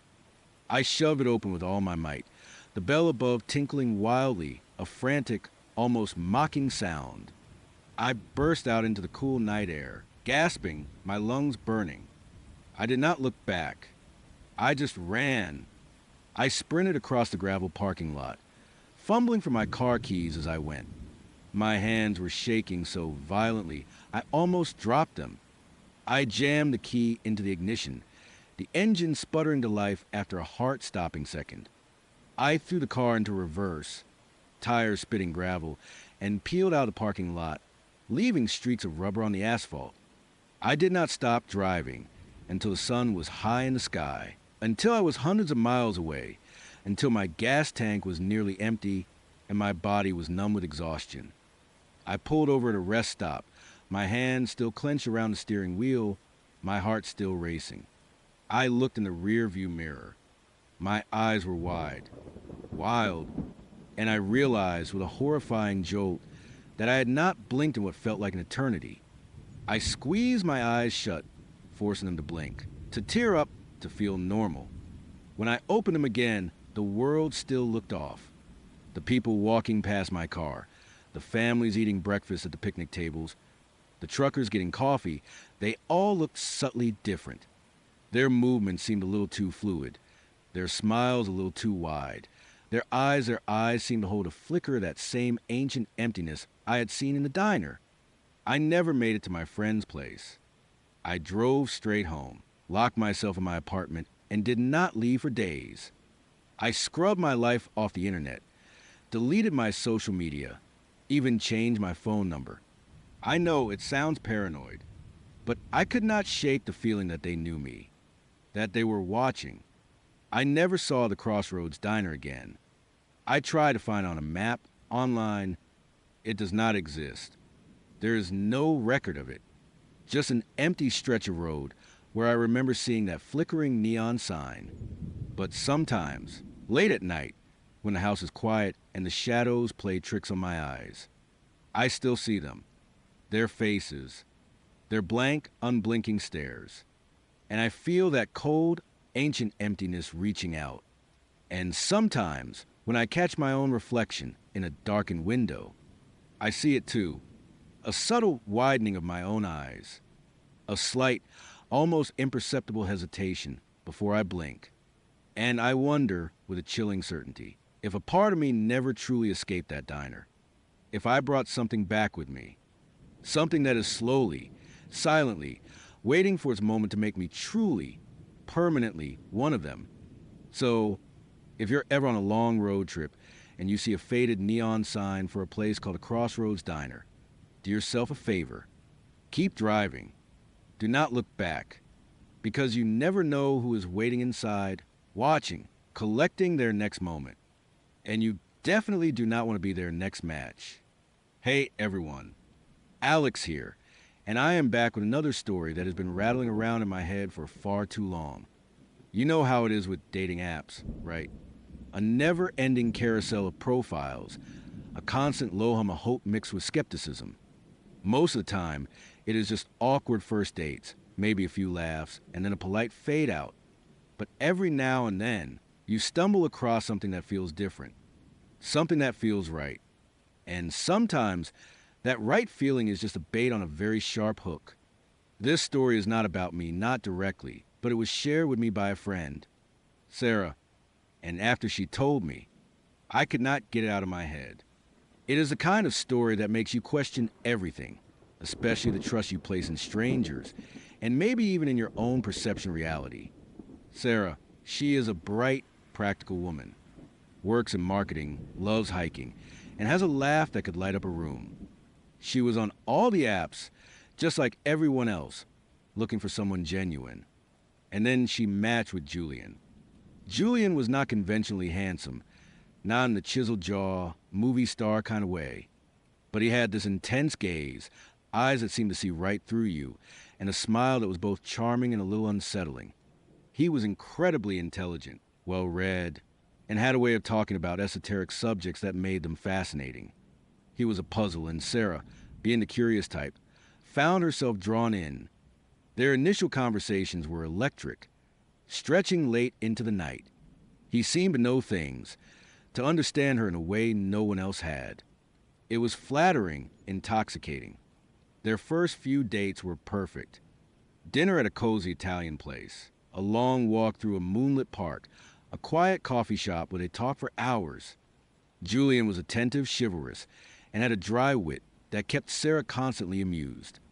There was a slight edge to him, a hint of something dark and mysterious, but Sarah chalked it up to his brooding, intellectual vibe. She actually found it quite attractive. He was different, unique, and after a string of forgettable dates, unique felt like a breath of fresh air. She was smitten completely and utterly. About a month into their relationship, Julian told her he wanted to take her somewhere special. It is a place only a select few know about, he would said, his eyes gleaming with an almost childlike excitement. The food is an experience, unlike anything you have ever tasted. Sarah, still riding high on the new relationship glow, was thrilled. She loved trying new things, and Julian had a way of making everything sound like an adventure. She pictured some Michelin-starred, avant-garde restaurant or a quirky hidden gem with celebrity chef. She dressed up, feeling a flutter of anticipation. Julian picked her up, looking dapper in a dark suit. He gave her a bouquet of deep crimson roses, their petals almost black at the edges, and a scent that was strangely intoxicating, almost metallic. For my beautiful Sarah, he would murmured, kissing her hand. Everything felt incredibly romantic. The drive was longer than Sarah expected. They left the city limits, then turned off the main highway onto a series of winding country roads that grew increasingly dark and secluded. The streetlights vanished, replaced by the occasional distant farm light. Sarah tried to make conversation, but Julian seemed focused on the road, his expression unreadable in the dim light of the dashboard. A prickle of unease started to form in the back of her mind, a tiny whisper that something was off. But she quickly dismissed it. This was Julian, her charming, brilliant Julian. He would not lead her anywhere bad. Finally, after what felt like an hour, Julian pulled off the road onto a narrow, unpaved track that was barely visible. Trees pressing on both sides, their branches forming a skeletal canopy overhead. He drove slowly, the car bumping over unseen roots and rocks, until they reached a clearing. And there it was, the restaurant. It was not at all what Sarah had imagined. From the outside, it looked like an old, dilapidated farmhouse, maybe a hunting lodge that had seen better days. The paint was peeling, the windows were dark, and a single, flickering gas lamp hung by the entrance, casting long, dancing shadows. There was no sign, no indication of what it was. Sarah stared, a knot tightening in her stomach. "Julian," she started, "are you sure this is it? It looks abandoned." Julian chuckled, a low, throaty sound that did not quite reach his eyes. "Ah, Sarah, that is part of its charm. It is designed to be discreet. The best things always are." He took her hand, his grip surprisingly firm, and led her towards the front door. As they approached, the door creaked open, revealing a sliver of warm, golden light and a faint, indescribable scent, not quite food, not quite incense, something richer and more complex. Inside, the restaurant was a stark contrast to its exterior. It was dimly lit, mostly by candles and ornate, old-fashioned lanterns that cast a warm, flickering glow. The walls were paneled in dark wood, and the floor was covered in what looked like antique Persian rugs. There were only a few tables, widely spaced, and each seemed to have only one or two occupants, all whispering in hushed tones.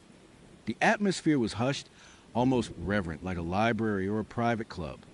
It was opulent in a decaying, Gothic sort of way. A man, tall and impossibly thin, with eyes that seemed too wide for his face, glided toward them. He wore a pristine white jacket, but his movements were eerily silent, like a shadow. "Mr. Thorne," he said, his voice a low hiss. "Welcome back. And you have brought a guest." His gaze lingered on Sarah, and she felt an icy shiver trace down her spine. It was not a friendly look, it was assessing, almost hungry. Julian smiled, a genuine, charming smile this time. "Indeed. Marcus, this is Sarah. We have a reservation." Marcus led them to a secluded table in a corner, draped in a heavy velvet tablecloth. There were no menus. Sarah looked at Julian, confused. "No menu," she whispered. "No need," Julian replied, leaning closer, his voice a low murmur. "I have already taken the liberty of ordering for us. I know your tastes. Sarah and I promise, tonight will be an unforgettable culinary adventure." He winked, and Sarah, despite the lingering unease, found herself smiling back. He was just being dramatic, she thought. He loved surprising her. They sat there for a few minutes, sipping a surprisingly delicious ruby red wine that tasted faintly of berries and something else she could not quite place, something earthy and metallic. The other diners were still there, still whispering, but Sarah could not make out any of their faces in the gloom. They seemed to be leaning over their plates, meticulously dissecting whatever was in front of them. The silence was punctuated only by the soft clinking of cutlery and the occasional, almost imperceptible squelch. Then Marcus returned, carrying two covered silver platters. He placed one in front of Julian and the other in front of Sarah. A faint, almost imperceptible tremor ran through the air. The scent in the room, which had been subtle, now intensified, becoming more pronounced, a strange amalgam of iodine, ozone, and something deeply, unnervingly organic. Julian's eyes sparkled with anticipation. "Ah, here we are," he said, and with a flourish, he lifted the lid from his platter. Sarah gasped, a tiny, involuntary sound that caught in her throat.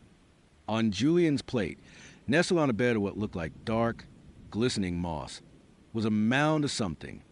It was not meat as she knew it. It was pale, almost translucent, with an iridescent sheen that shifted between sickly greens and purples under the candlelight. It was amorphous, blob-like, yet it seemed to have a distinct, unsettling form.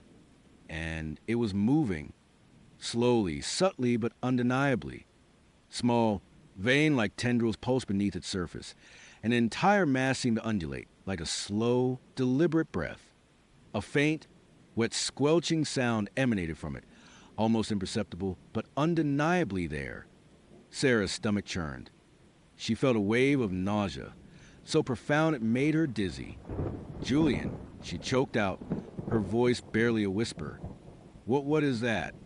Julian smiled a wide, unsettling grin that stretched his lips thin. "This, my dear Sarah, is a delicacy. A truly unique experience. The finest, freshest specimens from the deepest waters." He picked up a delicate, silver fork, and with a practiced motion, he plunged it into the quivering mass. A faint, high-pitched squeak, almost like a sigh, seemed to escape the food as he did so. He brought a piece to his mouth, savoring it, his eyes closing in what looked like pure ecstasy. "Now, for you," he said, his voice a low purr, and he reached for the lid on Sarah's platter. Sarah's heart was pounding so hard, she thought it might burst through her ribs. Her hands were clammy, her breath shallow. Every instinct screamed at her to run, to scream, to do anything but look at what was under that lid. But she was frozen, mesmerized by the horror unfolding before her. Julian lifted the lid. And there it was. Her plate held an identical, perhaps even larger, portion of the same grotesque, pulsating organism. It was a pale, glistening mound about the size of a small melon, and it was alive. Not just twitching, but actively, slowly, rhythmically contracting and expanding like a primitive heart. Its surface was covered in tiny, almost microscopic cilia that waved gently, catching the candlelight. A faint, sickly sweet odor, like something from forgotten tide pool, wafted up from it. Sarah gagged, clamping a hand over her mouth. "No," she whispered, shaking her head frantically. "No, Julian, I can't. What is that?" It is alive."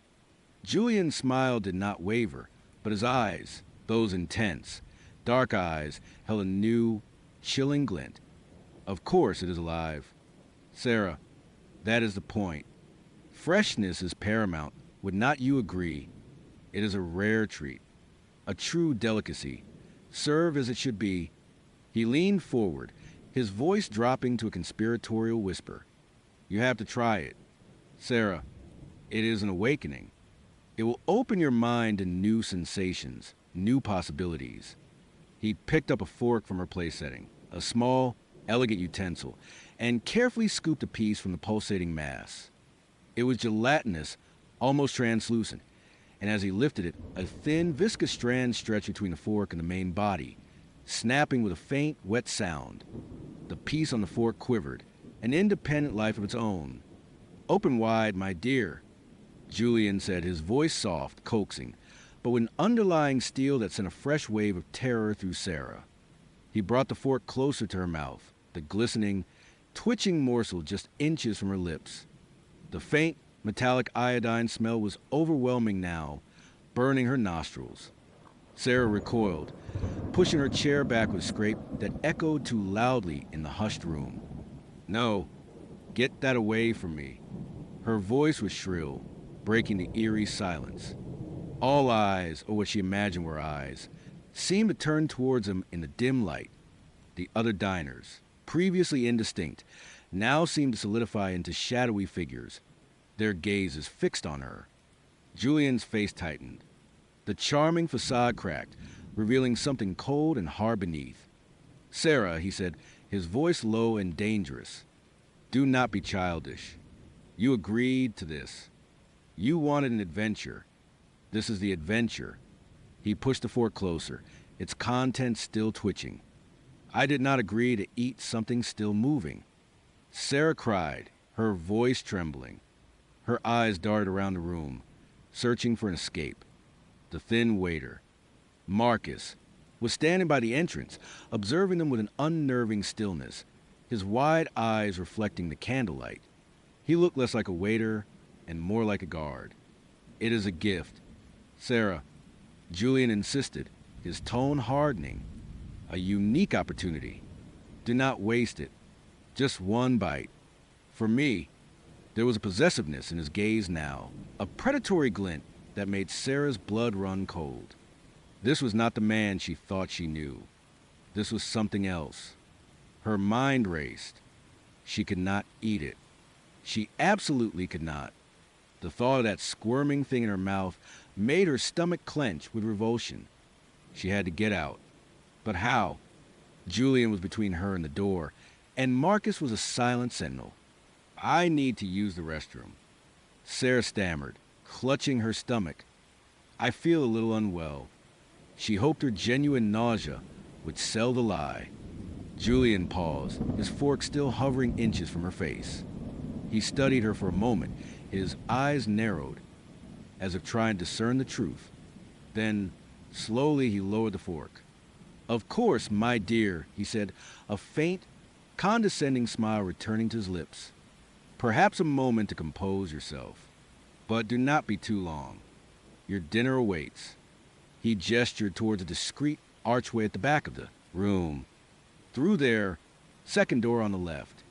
Sarah scrambled out her chair, practically knocking it over. She did not wait for Julian to move, but sidestepped him, her eyes fixed on the archway. She could feel his gaze on her back, burning into her but she did not dare look back. She practically ran toward the archway, her heart hammering against her ribs. The hallway beyond was even darker than the dining room, lit only by a few flickering wall sconces. The air here was cooler, and the strange, organic smell was stronger, mixed with something else, something metallic and faintly sweet, like blood. Sarah hurried along, her footsteps echoing unervingly on the stone floor. She bypassed the second door on the left, her only thought to find an exit. Any exit. The hallway branched, and she chose a path that seemed to lead further into the building, away from the dining room. It twisted and turned, becoming a labyrinth of dark passages. She passed closed doors, some made of heavy wood, others of rusted metal, with strange symbols etched into them that she could not decipher in the gloom. A low, guttural sound, almost a moan, seemed to emanate from behind one of the metal doors, making her jump. Panic began to set in, a cold, suffocating wave. This was not just a strange restaurant. This was something sinister. The food, Julian's chilling insistence, the silent waiter, the hidden location, the disturbing sounds all coalesced into a terrifying realization. She was in danger. Real, visceral danger. She picked up her pace, her breath coming in ragged gasps. The metallic smell grew stronger, and now she could hear faint, wet sounds, a rhythmic squelching and slurping, coming from somewhere ahead. It sounded like feeding. Then she saw it. A sliver of light beneath a partially open door at the end of the corridor. Hope surged through her, a desperate, irrational burst of adrenaline. An exit. A back door. She rushed towards it, pushing the door open without thinking. What she saw made her blood run cold, freezing her in place. It was not an exit. It was a kitchen, but not like any kitchen she had ever seen. The room was vast, tiled in white, but stained with dark, glistening streaks that looked suspiciously like dried blood. Strange, metallic instruments hung from hooks on the walls, hooks, blades, and implements that looked more like surgical tools than culinary ones. In the center of the room, on a massive, stainless steel table, lay an enormous, pale, glistening mass. It was the same type of organism as on her plate, but monstrously huge, easily 10 feet across, its entire surface pulsing and contracting with sickening regularity. And around it, several figures, also dressed in pristine white jackets like Marcus, were working. They were not cooking. They were harvesting. With long, curved blades, they were meticulously slicing off portions of the immense creature, its translucent flesh quivering and retracting with each cut. The air was thick with a strange organic smell, and the rhythmic squelching sounds were deafening here. But that was not the worst part. Deeper in the room, nestled in what looked like shallow, illuminated tanks, were more of the creatures. Smaller ones, but still undeniably alive, their forms undulating, their cilia waving gently in a viscous, pale liquid. And among them, floating in the tanks, were things that looked like limbs. Fingers, toes, even a small, pale face, distorted and lifeless, but undeniably human. Sarah's scream was a raw, primal sound that tore from her throat. It echoed in the vast, horrific chamber. The figures in white jackets froze, turning slowly toward her. Their faces, previously hidden by the angle, were now visible. They were pale, gaunt, their eyes wide and unsettlingly vacant, like Marcus's. They looked less like humans and more like puppets or something drained of life. "Sarah, my dear." The voice came from behind her, low and calm. "Julian." Sarah spun around, her heart leaping into her throat. He was standing in the doorway, blocking her only escape. His face was no longer charming. It was cold, devoid of warmth, and his eyes, those intense, dark eyes, glowed with an unnatural light, like embers. A faint, almost imperceptible sheen seemed to cover his skin, like the iridescent glow of the food. "You should not come back here," he said, his voice soft, almost regretful, but utterly devoid of empathy. "Some secrets are best left undisturbed." What is this place?" Sarah stammered, backing away into the kitchen, her eyes darting between Julian and the silent, turning figures in white. The large, pulsating mass on the table seemed to throb faster, as if sensing her terror. Julian took a slow step forward. This, Sarah, is where we truly nourish ourselves, where we find true sustenance. The mundane world, with its processed foods and artificial flavors, it is a pale imitation. Here, we consume life itself. He gestured around the room, his hands sweeping over the tanks with their unspeakable contents. And to truly appreciate life, one must understand its origins, its essence, its ingredients. The figures in white jackets were now slowly advancing toward her, their movements deliberate, unhurried, like predators cornering their prey. Their expressions were blank, but their wide eyes held that same unnerving hunger she would seen in Marcus. You are not human, are you?" Sarah whispered, a chilling realization dawning on her. Julian's charm, his intelligence, his intensity, it was all facade. A very convincing, very dangerous facade. Julian's lips curved into a slow, terrifying smile, revealing teeth that seemed a little too long, a little too sharp in the dim light. Human, in a way. More evolved, perhaps. We simply have a more refined palate. And you, Sarah, were meant to join us, to partake, to become one of us. He lunged. Sarah screamed again, a raw, desperate sound, and instinctively dodged, scrambling under the massive stainless steel table. The chefs were closer now, their gaunt hands reaching for her. She could feel the vibrations of Julian's heavy footsteps above her as he moved around the table. The air was thick with a metallic organic smell, and the rhythmic squelching of the main creature was a terrifying soundtrack to her desperate flight. She crawled frantically, scraping her knees on the cold floor, her eyes searching for any gap, any opening. She emerged from under the table on the opposite side, only to find herself face to face with one of the chefs. Its eyes were wide, unblinking, a strange, almost luminescent fluid seemed to weep from the corners. Its hand shot out, bony fingers closing around her ankle with surprising strength. Sarah screamed, kicking out wildly. Her foot connected with something hard and metallic. On the floor, a drop cleaver. With a surge of adrenaline, she kicked again, harder, sending the cleaver skittering across the floor. The chef grunted, its grip momentarily loosening. She yanked her leg free and scrambled away, her eyes scanning the room. There, a small, rusty door, almost hidden in the shadows, probably a service entrance or a delivery door. It was her only chance. She bolted towards it, ignoring the burning in her lungs, the throbbing in her ankle.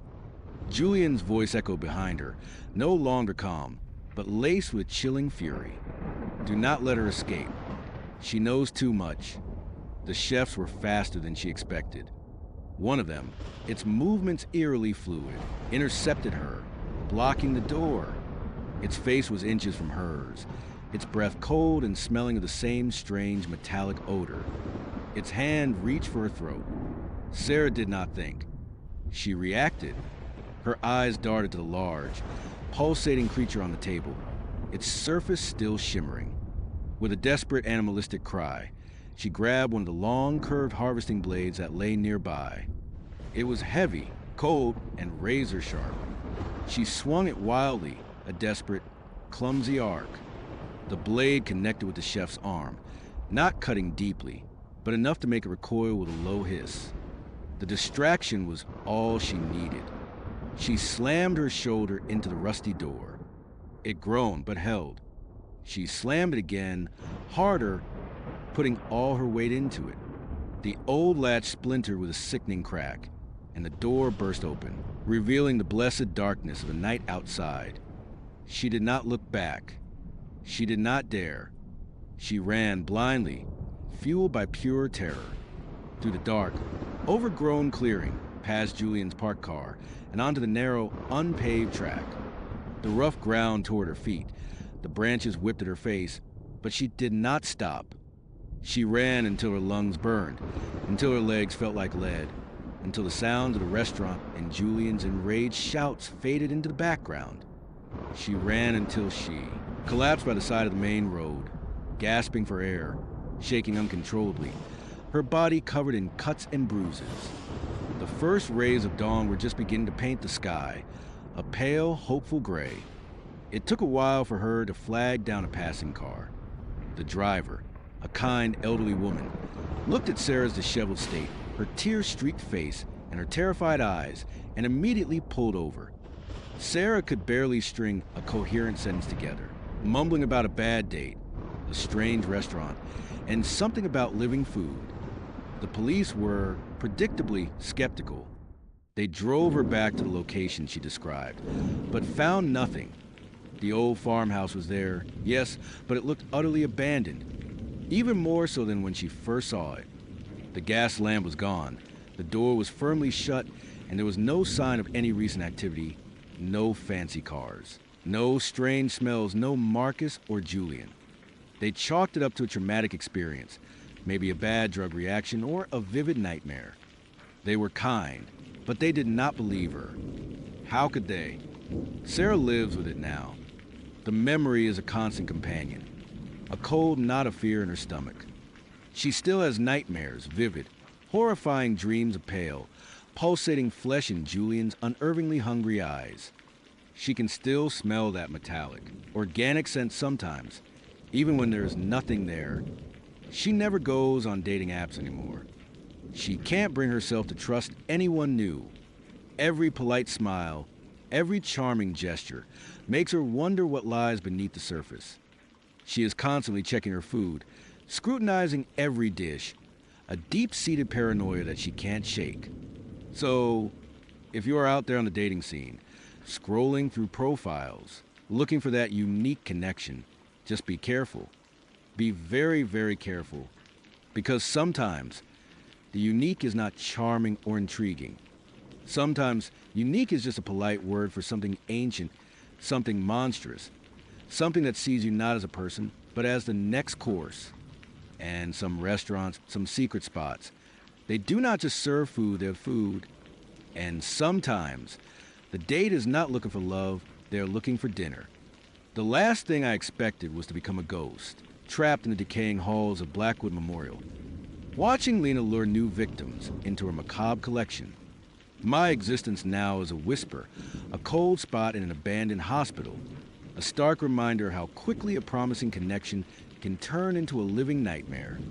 I see the faces of new adventurers, full of the same naive excitement I once held, and my spectral voice screams warnings they can never hear. It is a torment, an endless loop of regret and powerlessness. But that is my story, or rather, my afterlife story. This is not about me anymore. This is about another person, another online match, another date gone horribly, unspeakably wrong. After what happened at Blackwood, I vowed to never touch a dating app again. The thought of it, the digital hunt, the carefully curated profiles, it all makes my translucent skin crawl. But the world keeps spinning, and people keep looking for connection, for love, or just for a Friday night distraction. And sometimes they find something far, far worse. This story is not mine, but I heard it, a faint echo in the ether, a ripple of terror that reached even my forgotten corner of the afterlife. It belongs to a woman named Sarah. Sarah was, well, she was pretty normal. Mid-30s, an accountant, lived in a decent apartment in the city. She would have been on dating apps for years, just like I had. She would see all the shirtless gym selfies, the guys posing with sedated tigers, the vague looking for fun profiles, the endless parade of dull conversations that went nowhere. She was tired, honestly, tired of the endless swiping, the fleeting connections, the feeling that she was constantly auditioning for a role she did not even want. But then Alex popped up. His profile was good, not too good to be true, which was often a red flag in itself. He had a few clear, well-lit photos. One of him hiking, a genuine smile on his face, a decent beard. Another with a friendly-looking dog, which always scored points. His bio was short, witty, and seemed to indicate he had a real job, maybe something in graphic design or marketing. He liked indie movies, craft beer, and apparently cooking. He seemed normal. And for Sarah, after years of anything, but Normal was incredibly appealing. They matched, and the conversation flowed easily. He was not overly aggressive, did not immediately ask for her number or send crude jokes. He asked genuine questions about her interests, talked about his own, and had a way of making her laugh even through text. They chatted for about a week, exchanging messages, building a comfortable rapport. Sarah found herself looking forward to his texts, a little flutter of excitement in her stomach each time her phone buzzed. He seemed like a breath of fresh air. He suggested they meet up, which was a natural next step. But instead of a coffee shop or a bar, he proposed something different. "Hey," he would text it, "I am making this amazing lasagna tonight, and I just got a new projector. So I was thinking of setting up a little movie night. If you are free, you should come over. It would be super chill, no pressure." Sarah paused. Her internal alarm bells, dulled by years of online dating, gave a faint, almost imperceptible ping. Going to a stranger's apartment for a first date. That was a classic. Do not do it move. Every true crime podcast she would ever listen to, every article about online dating safety, screamed at her. But then she reread his message. Super chill, no pressure. He would have been so polite, so engaging. And the lasagna sounded genuinely good. She was tired of awkward bar dates, of shouting over loud music, of trying to gauge chemistry in a crowded, impersonal setting. This felt more intimate, more real, and she was curious. Maybe, just maybe, this was the one who was actually normal. She rationalized it. She would text her friend. Michelle, his address, and a check-in time. She would have her phone fully charged. She would be careful. Sounds great. Alex, she typed back a little too quickly. What time? Saturday evening. Sarah found herself standing outside a nondescript apartment building on the edge of downtown. It was an older brick structure, nothing fancy but well maintained. A few lights were on in various windows. A couple of cars parked out front. It looked normal. This quieted the last vestiges of her anxiety. She buzzed his apartment number, 3B, and the door clicked open. She took the elevator up, her heart doing a nervous little flutter that she told herself was excitement, not dread. The hallway was dimly lit, smelling faintly of old carpet and something else. Something she could not quite place, maybe cooking spices, or just a general aroma of an old building. She found apartment 3B, took a deep breath, and knocked. The door opened almost immediately. Alex stood there, a warm smile on his face, exactly as he looked in his photos. He was taller than she expected, but not intimidatingly so. He wore a simple t-shirt and jeans, looking relaxed and inviting. "Sarah, come on in," he said, stepping aside. His voice was friendly, a bit deeper than she would imagine. Perfect timing. The lasagna just came out of the oven. She stepped inside, and her initial impression was clean and sparse. The living room was neat, minimalist, a comfortable-looking sofa, a large flat-screen TV on a stand, a few books on a shelf. No clutter. No personal touches, really. It felt a bit like a hotel room or a showroom. The projector he mentioned was already set up, pointing at a blank wall. "Wow, your place is really tidy," she said, trying to sound complimentary. He chuckled. "Yeah, I am a bit of a minimalist. Keeps the brain clear. You know." He gestured towards a small dining table in an alcove. "Make yourself at home. Drinks are in the fridge. Help yourself to anything." As she walked further in, past the living room and toward the kitchen, she noticed the smell again. It was not just old building or cooking spices. It was something else. Faint, underlying, a little metallic, a little sweet, like something organic had started to turn. She wrinkled her nose subtly. "Everything okay?" Alex asked, already heading towards the kitchen, probably to plate the lasagna. "Yeah, just as that a weird smell." "Or is it just me?" she asked, trying to make it sound lighthearted. He paused and laughed. "Oh, that... Yeah, sorry. I was doing some work earlier. Had some chemicals out. It will air out eventually. Or maybe it is just my award-winning lasagna aroma taking over. He gave her a charming wink. She forced a smile, trying to dismiss her unease. Chemicals. Okay, maybe he had a hobby, or his job involved something unusual. She peered into the kitchen. It was spotless. The lasagna certainly looked and smelled delicious. She grabbed a sparkling water from the fridge and turned back towards the living area. That is when she saw them. In a corner of the living room, partially obscured by a tall, potted plant, were several objects. They were covered with sheets plain, white sheets, like you would use to cover furniture when painting. There were at least 3 of them, maybe 4, of varying sizes. They were definitely not furniture. The shapes underneath were too angular, too boxy. They looked like cages, like large pet carriers, or industrial-sized animal traps. Her heart gave a lurch, a more pronounced one this time. She blinked, trying to make sense of what she was seeing. Cages. Why would Alex have cages in his living room? And why were they covered? What are those? She asked, her voice a little too casual, a little too high. She pointed vaguely towards the shrouded forms. Alex emerged from the kitchen, carrying 2 plates of steaming lasagna.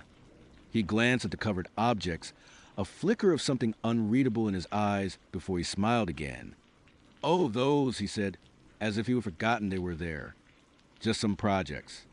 Do not mind them. Come on, let us eat before this gets cold. He set the plates down on the small dining table. Sarah walked over, but her eyes kept darting back to the covered cages. Projects. What kind of projects involve multiple large, covered cages in a minimalist apartment? What kind of projects? She pressed, tried to keep her tone light, but a knot of tension was tightening in her stomach. He took a bite of lasagna, chewing slowly, his gaze on her. You know, stuff, I dabble in a bit of everything. Sometimes I foster animals for a local shelter. Sometimes I build things. Sometimes I experiment. He shrugged, a casual gesture that felt anything but. It is a long story. Nothing interesting. Fostering animals. That sounded plausible. He had a dog in his profile picture. Maybe he took in rescues. But why were they covered? And why did they look so sturdy? Like they were designed to hold something strong or something that should not be seen. She sat down, picked up her fork, but her appetite had vanished. So, are there animals in them now? She asked, tried to sound like she was just making polite conversation. He took another bite, his eyes twinkling. You are very curious. Are not you? Sarah. He leaned forward slightly, his smile not quite reaching his eyes.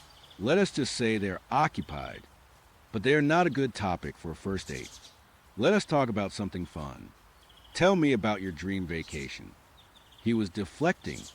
The smell, which she now realized was definitely not lasagna or old building, seemed to intensify. It was faint, but it was there, a sickly sweet, almost metallic tang that made her stomach churn. It reminded her of something she could not quite place, something primal and unsettling. She tried to play along, talking about Italy, but her mind was racing. She kept glancing at the covered shapes. One of them was particularly large, almost coffin-sized. The sheet over it seemed to sag slightly in the middle, as if there was weight pressing down. So, what kind of animals do you foster? She asked, interrupting herself mid-sentence about Venetian canals. She could not help it. Her gut was screaming at her. Alex sighed, a faint smile on his lips. Persistent. I like that. Keeps things interesting. He put down his fork. His eyes, which had seemed so friendly in his profile, now held a glint, a coldness she had not noticed before. You really want to know, do not you? A shiver ran down her spine. I am just curious, she stammered. He stood up, slowly, deliberately. He walked over to the largest covered cage. Sarah watched him, her breath catching in her throat. Every fiber of her being screamed at her to run, but she was frozen, unable to move. He reached out, his hand hovering over the sheet. They are not exactly animals. Sarah, he said, his voice dropping slightly, becoming softer yet more menacing. Not in the traditional sense. Anyway, they are more like projects. My passion projects. He slowly, deliberately, pulled back a corner of the sheet. Sarah gasped, a choked sound that barely escaped her lips. Through the gap in the dim light of the apartment, she saw it. Not fur, not scales, not feathers.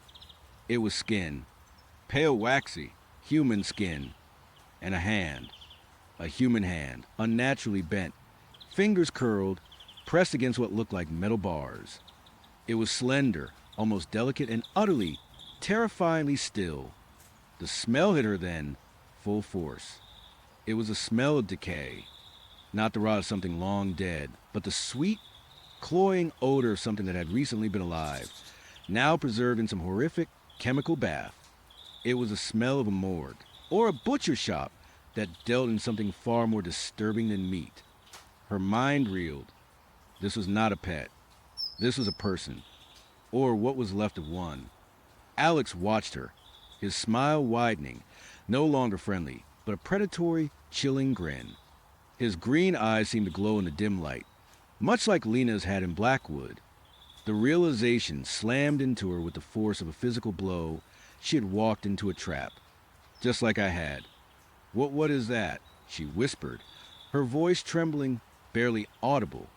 He let the sheet fall back into place, covering the horror again. That, my dear Sarah, is a testament to human ingenuity and human potential. He walked back to the table, his movements slow, deliberate, like a predator circling its prey. He picked up his fork, took another bite of lasagna, as if nothing out of the ordinary had happened. "You see, Sarah," he continued, chewing thoughtfully, "people are so caught up in their mundane lives, their routines, their little screens. They forget the beauty of true art, the art of transformation, the art of preservation."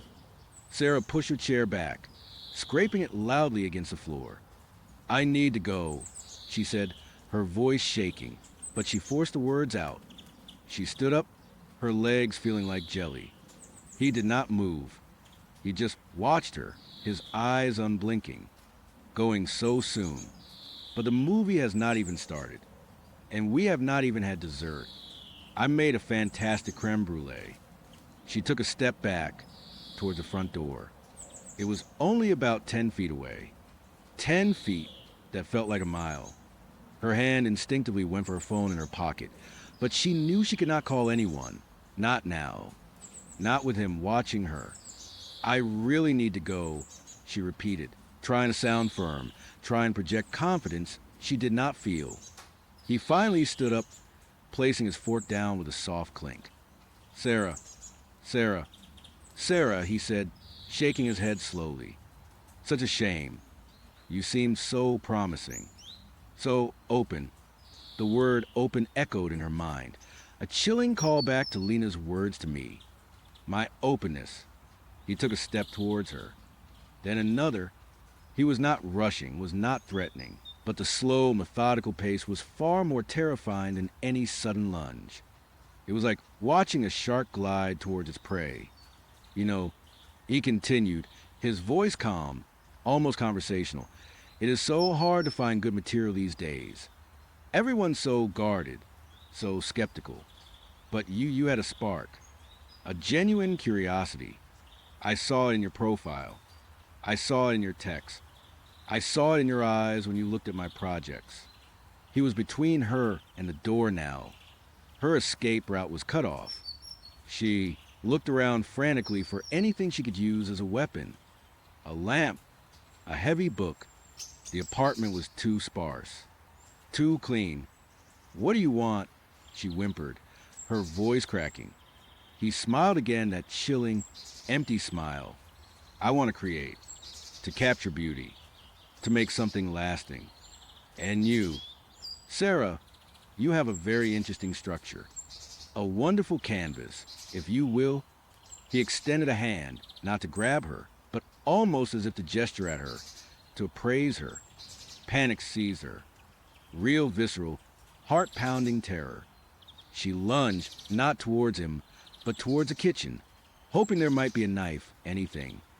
She slammed into the counter, knocking over a stack of clean plates, which crashed to the floor with a deafening shatter. Naughty, naughty, Alex tooted, his voice still calm, but with an edge of something colder, harder. No need for theatrics. This can be a very peaceful process. She scrambled, her hands searching for a knife, a heavy pan, anything. She found nothing but spotless surfaces. The kitchen was as minimalist as the living room. He had taken everything away. She heard his footsteps behind her, slow, deliberate, closing in. She spun around, her eyes wide with terror. He was holding something in his hand now, a small, dark object. She could not quite make it out, but it looked like a syringe. "It is just a little something to help you relax," he said, his voice a soothing whisper that made her skin crawl. "You will feel much better soon. And then we can really begin our project." She screamed then, a raw, primal sound that tore from her throat. She darted past him, heading for the front door again, her only thought to get out, to escape this living nightmare. She fumbled with the doorknob, twisting it frantically. It was locked. No, no, no, she sobbed, pulling at the handle, but it would not budge. He was right behind her. She could feel his breath on her neck. A strong hand clamped over her mouth, stifling another scream. The other arm wrapped around her waist, pulling her back against his chest. She struggled, kicking and clawing, but he was surprisingly strong, holding her in an iron grip. "Shoo!" "It is all right," he murmured into her ear, his voice a low, chilling purr. "Just relax. It will all be over soon, and then you will be beautiful. Forever." She felt a sharp prick in her arm, a sudden burning sensation. Her struggles weakened. Her vision blurred. The world began to spin. The metallic, sweet smell of decay filled her nostrils, making her head swim. As her knees buckled and Alex lowered her gently to the floor, her eyes, heavy and unfocused, drifted back to the covered cages in the corner. One of the sheets, perhaps dislodged by her struggle, had slipped a little further. And this time she saw more. Not just a hand, but a face, pale, gaunt, eyes wide and unseeing, staring out from behind the bars. It was a woman's face, and she looked familiar. Then a horrifying realization dawned on her. The woman's face, frozen in an expression of eternal terror, was almost identical to a profile she was seeing on the dating app just a few weeks ago. A woman named Emily, with a bright smile and a bio about loving hiking and trying new restaurants. Emily, who had suddenly disappeared from the app and from the digital world without a trace. Sarah tried to scream again, but no sound came out. Her body was heavy, numb. She could only stare at the unseeing eyes of the woman in the cage, a reflection of her own impending fate. Alex knelt beside her, his face close to hers, his predatory smile the last thing she saw before the darkness swallowed her whole. And somewhere in the cold, dusty confines of Blackwood Memorial, a faint ripple of terror reached a translucent hand, a ghost named Mark, who shivered in the eternal darkness, powerless to warn anyone, but forever aware of the endless horrors that lurked just beneath the surface of the digital world. The silent screams echoed not just in Alex's apartment, but across the digital wires, across the very fabric of existence, a chilling symphony of human despair. And the cages, the silent, shrouded cages, waited patiently for their next resident. They always did. You know, sometimes I look back at my life, at the choices I made, and I wonder how I ended up here. How a simple swipe on a dating app could unravel everything I thought I knew about reality. But then again, maybe it was always meant to happen. Maybe he was always waiting. I am Sarah, and like a lot of people in their late 20s, I found myself adrift in the sea of modern dating. Tinder, Bumble, Hinge, I would tried them all. Most of the time, it was just a parade of bad photos, awkward conversations, and the occasional ghosting. I was not exactly desperate, but I was definitely lonely. My friends were all settling down, getting married, having kids, and I was still spending my Friday nights curled up with a book and glass of wine, swiping through profiles that all started to blend together. One particularly dreary Tuesday night, the rain was lashing against my window, and I was deep into my usual Tinder scroll. My thumb was numb from swiping left, left, left, when a profile popped up that made me pause. And then, my heart gave a little lurch. His name was Alex, and he looked familiar, unnervingly so. It was not just that he was handsome, he was in a classic, understated way. Dark hair, a little unruly, piercing blue eyes that seemed to hold a hint of mischief, and a smile that crinkled at the corners. But it was not just the overall attractiveness that stopped me. It was the details. The way his left eyebrow arched slightly higher than his right when he smiled. The faint scar just above his lip, barely visible. The exact shade of blue in his eyes, like the deepest part of the ocean. And then it hit me. A cold, sickening wave of recognition washed over me, leaving me breathless. He looked exactly, precisely like my imaginary friend. I know, imaginary friends. Most people grow out of them by the time they are in kindergarten. But my mind was different. His name was Finn, and he was not just a vague concept or a voice in my head. He was real to me, as real as my parents, as real as my duch. Buster. Finn had been with me from as far back as I could remember, probably around 3 or 4 years old. He was my constant companion, my confidant, my protector. He was always there, sitting beside me at the breakfast table, peeking out from behind the curtains when I played hide and seek, whispering secrets to me under my bed sheets at night. He looked just like Alex. The same dark, slightly messy hair. Those impossibly blue eyes. That exact quirky smile with the slightly raised eyebrow. Even the faint scar, though Finn's had been from a fantastical sword fight against a dragon in my backyard, a story I would made up and he would play it along with. My parents, bless their hearts, had indulged me. My mom would set an extra plate for Finn at dinner, and my dad would ask if Finn wanted to come along to the park. They thought it was cute, a sign of a vivid imagination. And it was. Finn was my whole world. He was funny, kind, and always knew how to make me feel better. He knew my deepest fears and my wildest dreams. We had a bond that felt unbreakable. Then, around the age of 8 or 9, he just faded. Not suddenly, not with a dramatic goodbye. It was more like a slow, quiet receding. I would call his name, and the silence would be a little louder. I would look for him, and the spot where he usually stood would be empty. Eventually, the memories of him became hazy, like a dream you try to hold on to but slips through your fingers. I still remembered his name, his face, the comfort he brought, but he was not there anymore. I mourned him, in a way, like losing a beloved pet, and I never spoke of him again. Until now, until Alex's face stared back at me from my phone screen. My first thought was that it had to be a trick of my mind, a bizarre coincidence. Maybe Alex just had one of those faces that triggered some deep, forgotten memory. Or maybe I was projecting. I mean, how many people actually remember their imaginary friends in such vivid detail, let alone found a real-life doppelganger years later? But the more I stared, the more the unease solidified into something cold and hard in my stomach. It was not just a resemblance. It was him. The way his head was tilted in one of his photos, the slight crinkle around his eyes in another. It was uncanny. It was terrifying. My thumb hovered over the screen. Swipe left and dismiss it as a weird anomaly. Or swipe right and see where this terrifying rabbit hole led. My curiosity, morbid and trembling, won out. I swiped right. A moment later, My phone buzzed. It is a match. My breath caught in my throat. Of course it was.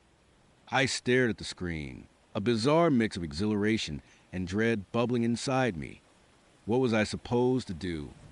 What was I supposed to say? Before I could overthink it, a message popped up. Hey, Sarah. I am Alex. You have a really warm smile. My fingers trembled as I typed back, trying to sound casual, normal. Hey, Alex. Thanks, you too. Your photos are great. The conversation flowed easily enough after that. He asked about my job, my hobbies, what I like to do on weekends. He seemed charming, witty, and intelligent. Every response he sent was perfectly normal, perfectly human. Yet, with every message, the phantom image of Finn flickered at the edge of my vision. I found myself scrutinizing every word, every emoji, searching for some hidden clue, some subtle hint that would either confirm my fears or dismiss them entirely. I tried to subtly probe about his childhood. Where did you grow up? I asked. Any fun childhood? Stories? He replied, I moved around a lot as a kid, military family. So, no one real hometown. Lots of new places, new faces. Kept things interesting, though vague. Too vague. Finn had always been with me. He did not have a hometown. He did not have a family. He just was. As we chatted more, I noticed things. Little things. I mentioned my favorite book from childhood, a relatively obscure fantasy novel about a boy who discovers a hidden world in his attic. Alex immediately replied, Oh, The Whispering Attic. That was one of my favorites too. The part where the boy finds a key behind a loose brick gave me chills every time. My blood ran cold. How could he know that? It was not a famous book. And the detail about the loose brick, that was a very specific, almost throwaway detail. Finn had loved that book. We would read it together countless times, him reading over my shoulder, whispering his own interpretations of the story. I tried to rationalize it. Maybe he just had good taste in books. Maybe it was a popular book in certain circles. But the feeling of unease was growing, a cold knot tightening in my stomach. After a week of back and forth messages, Alex asked me out for coffee. My heart pounded in my chest.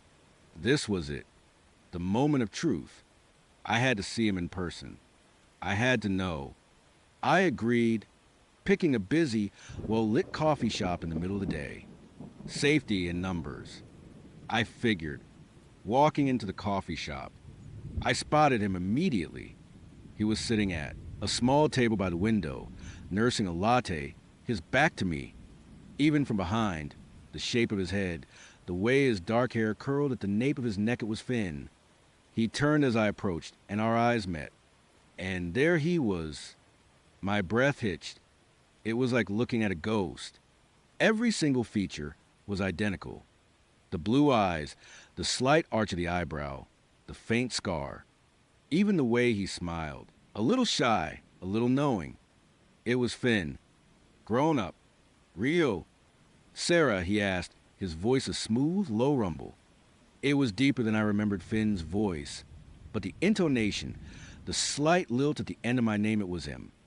Alex. I managed, my voice a little reedy. I slid into the chair opposite him, my hands clammy. We made small talk. He asked about my drive over. I asked about his day. I tried to focus on his words, to find any discrepancy, any flaw that would break the illusion. But there was none. He was charming, attentive, and laughed easily at my jokes. He was everything a good Tinder match should be. But he was also everything Finn had been. At one point, I excused myself to go to the restroom. I stared at my reflection in the mirror, my eyes wide and panicked. Was I losing my mind? Had I finally cracked? Was this just some elaborate delusion, a coping mechanism for my loneliness? Or was this something else? Something far more sinister. When I returned, Alex was still there, a patient smile on his face. Everything okay? He asked, his blue eyes seeming to pierce right through me. Yeah, just a long day. I lied, forcing a smile. He took a sip of his coffee.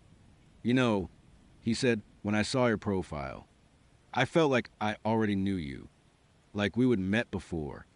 My blood ran cold. This was it. This was the moment. Oh, I asked, try to keep my voice even.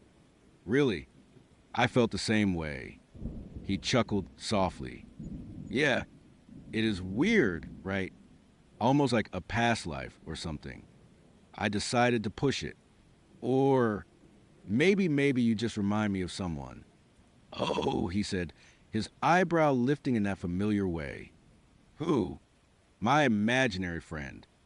I blurted out, the words tumbling out before I could stop them. When I was a kid, his name was Finn. You look exactly like him. Alex stared at me for a moment, his smile unwavering, but something in his eyes flickered. A shadow, a depth I had not seen before. Then he laughed.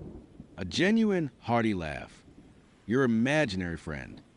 Wow, that is quite a compliment. I guess. I have never heard that one before. He shook his head, still smiling.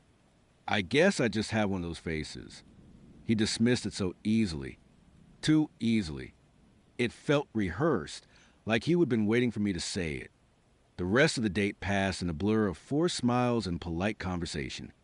I could not shake the feeling that he was playing a game with me, that he knew exactly what I was talking about, and was simply choosing not to acknowledge it. When he walked me in my car, he leaned in, and for a terrifying second, I thought he was going to kiss me. But he just smiled, those blue eyes sparkling, and said, I had a really great time. Sarah, I would love to see you again. Me too. I lied, my voice barely a whisper. I practically fled to my car, locking the doors the moment I was inside. That night, I could not sleep. My mind raced, replaying every interaction, every word. I pulled out an old shoebox from under my bed, a dusty repository of my childhood. Inside, nestled among faded photos and forgotten trinkets, was my old journal, the one I would keep religiously from age 6 to 10. And among the pages, filled with childish scrawl and crayon drawings, were countless entries about Finn. I flipped through them, my heart pounding. There he was, drawn in vibrant blues and browns, exactly as I remembered him. A drawing of Finn sitting on my bed, reading a book. A drawing of Finn playing catch with me in the park. And every single drawing, every single detail was Alex. The same unruly hair, the same blue eyes, the same smile. Even the faint scar, drawn with a careful red crayon. One entry, dated when I was 7, Red Finn says he wishes he was real. He wishes he could eat my mom's cookies and go to school with me. I wish he was real too. Then we could be together forever. A cold dread settled over me. What if my childish wish had been heard? What if my intense belief in Finn had somehow coalesced into something tangible? I started to dig deeper. I scoured Alex's social media profiles again. This time, with new, terrified eyes. His IU2B profile was surprisingly sparse. A few recent photos, mostly of him traveling or with a small group of friends I did not recognize. No family photos. No childhood photos. His timeline only went back about 2 years. Before that, nothing. A blank slate. I found his LinkedIn profile. He worked as a freelance web developer, which explained the lack of a fixed office or colleagues. His education listed a small, online university I would never heard of. No alumni network, no old classmates. It was like he had sprung into existence a couple of years ago. The more I looked, the more the pieces clicked into place, forming a horrifying picture. He had no past, no discernible history that predated a few years ago. I reached out to my childhood best friend, Emily. We had not talked in years, but I knew she would remember Finn. She would see me talk to him, play with him. Hey, Em. I texted, trying to sound casual. Random question, but do you remember my imaginary friend? Finn. A few minutes later, her reply came. OMG. Sarah. Finn. Of course. He was basically a third person in our little gang. He was so real to you. I remember you describing him to me all the time. Dark hair, blue eyes, right? You were obsessed with him. Do you remember what he looked like? I asked, my heart hammering. Vaguely, she replied. I mean, I mostly remember your descriptions.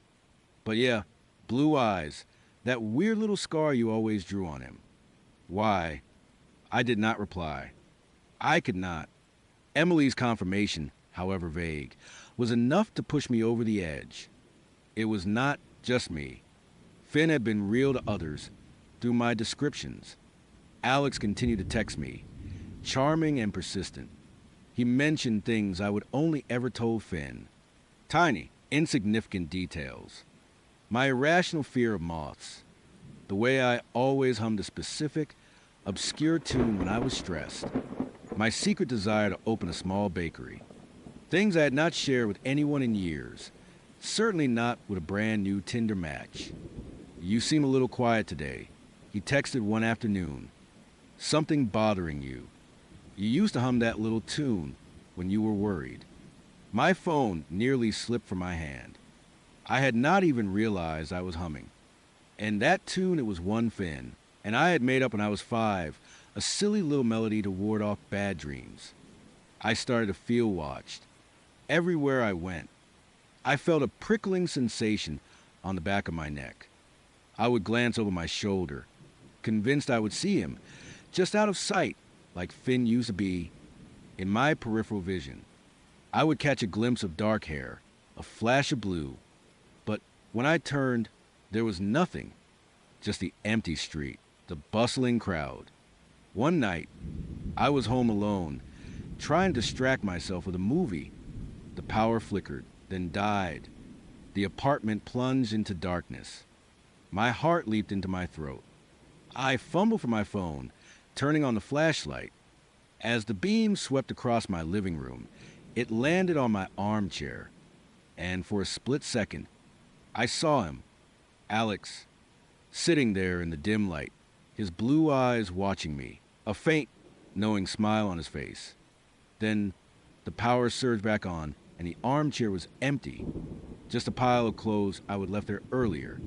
I screamed, a raw, terrified sound. I grabbed my keys, my wallet, and fled my apartment, not knowing where I was going, just needing to get out. I drove aimlessly for hours, ending up at a 24-hour diner, the kind with sticky tables and weak coffee. I sat there, nursing a lukewarm cup, trying to convince myself I was just sleep-deprived, paranoid, losing my mind. But deep down, I knew he was real, and he was getting closer. I knew I had to confront him. Not over text, not in a public place where he could easily dismiss me. I needed to face him, to force him to acknowledge what he was. I texted him, asking if he wanted to come over to my apartment for dinner. I figured my own space, a place where Finn had spent so much time, would be the best place to corner him. It was a terrifying gamble, but I could not live with the uncertainty anymore. He agreed immediately. Sounds perfect. Sarah, what time? My hands shook as I prepared dinner. Pasta, a simple salad.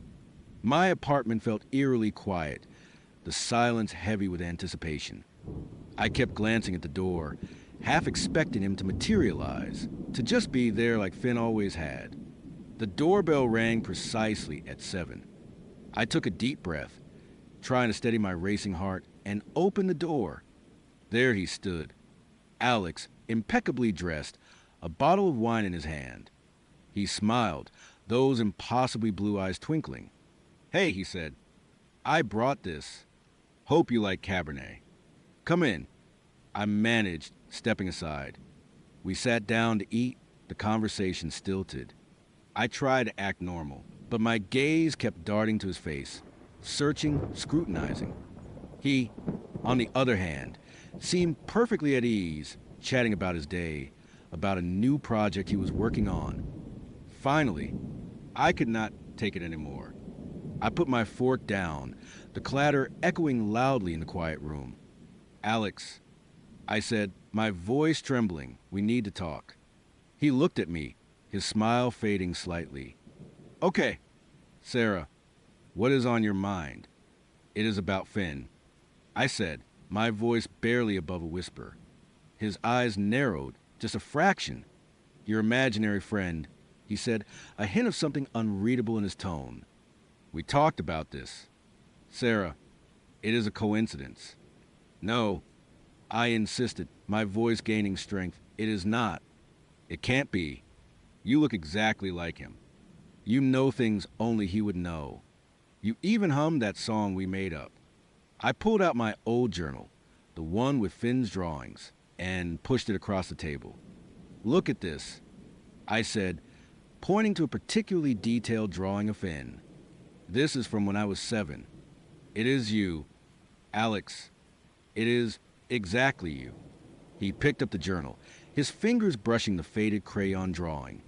He looked at it, then at me, his face unreadable. The silence stretched, thick and suffocating. Then he smiled. But it was not the charming, playful smile I would seen on Tinder, or even the polite one from our coffee date. This was a different smile, wider, more knowing, and utterly devoid of warmth. "You really did believe in me, did not you?" "Sarah," he said, his voice soft, almost tender. But there was an edge to it, a predatory quality that made my skin crawl. My blood ran cold. What are you talking about?" He leaned forward, his blue eyes boring into mine, unblinking. "I was always here, Sarah, always, hiding in the shadows, just out of sight, listening to your thoughts, your dreams, your fears. You created me. Your belief, your loneliness, your desperate wish for a friend, it gave me form. It gave me life." He closed the journal, his gaze never leaving mine. "I wanted to be real, more than anything. To touch, to taste, to be with you. And you made it happen. You wished me into existence." A wave of pure, unadulterated terror washed over me. My breath hitched. This was not a man. This was something else. Something I had conjured. Something that had been waiting, lurking in the periphery of my mind, until it found its opportunity to manifest. You were Finn." I stammered, my voice barely audible. He nodded, his smile widening, showing just a hint of teeth. "And I still am. But now I can be more. Now I can be Alex. The man you swipe right on. The man you invited into your home. Get out," I whispered, pushing my chair back, scrambling to my feet. "Get out of my apartment." He did not move. He just sat there, watching me, his eyes gleaming. "Oh, Sarah," he said, a note of mock sadness in his voice. "Do not you remember? You wished for me to be with you forever, and I always keep my promises." I lunged to the door, my heart pounding like a drum against my ribs. But before my hand could even touch the doorknob, he was there, not moving with human speed, but with an unnatural, impossible swiftness.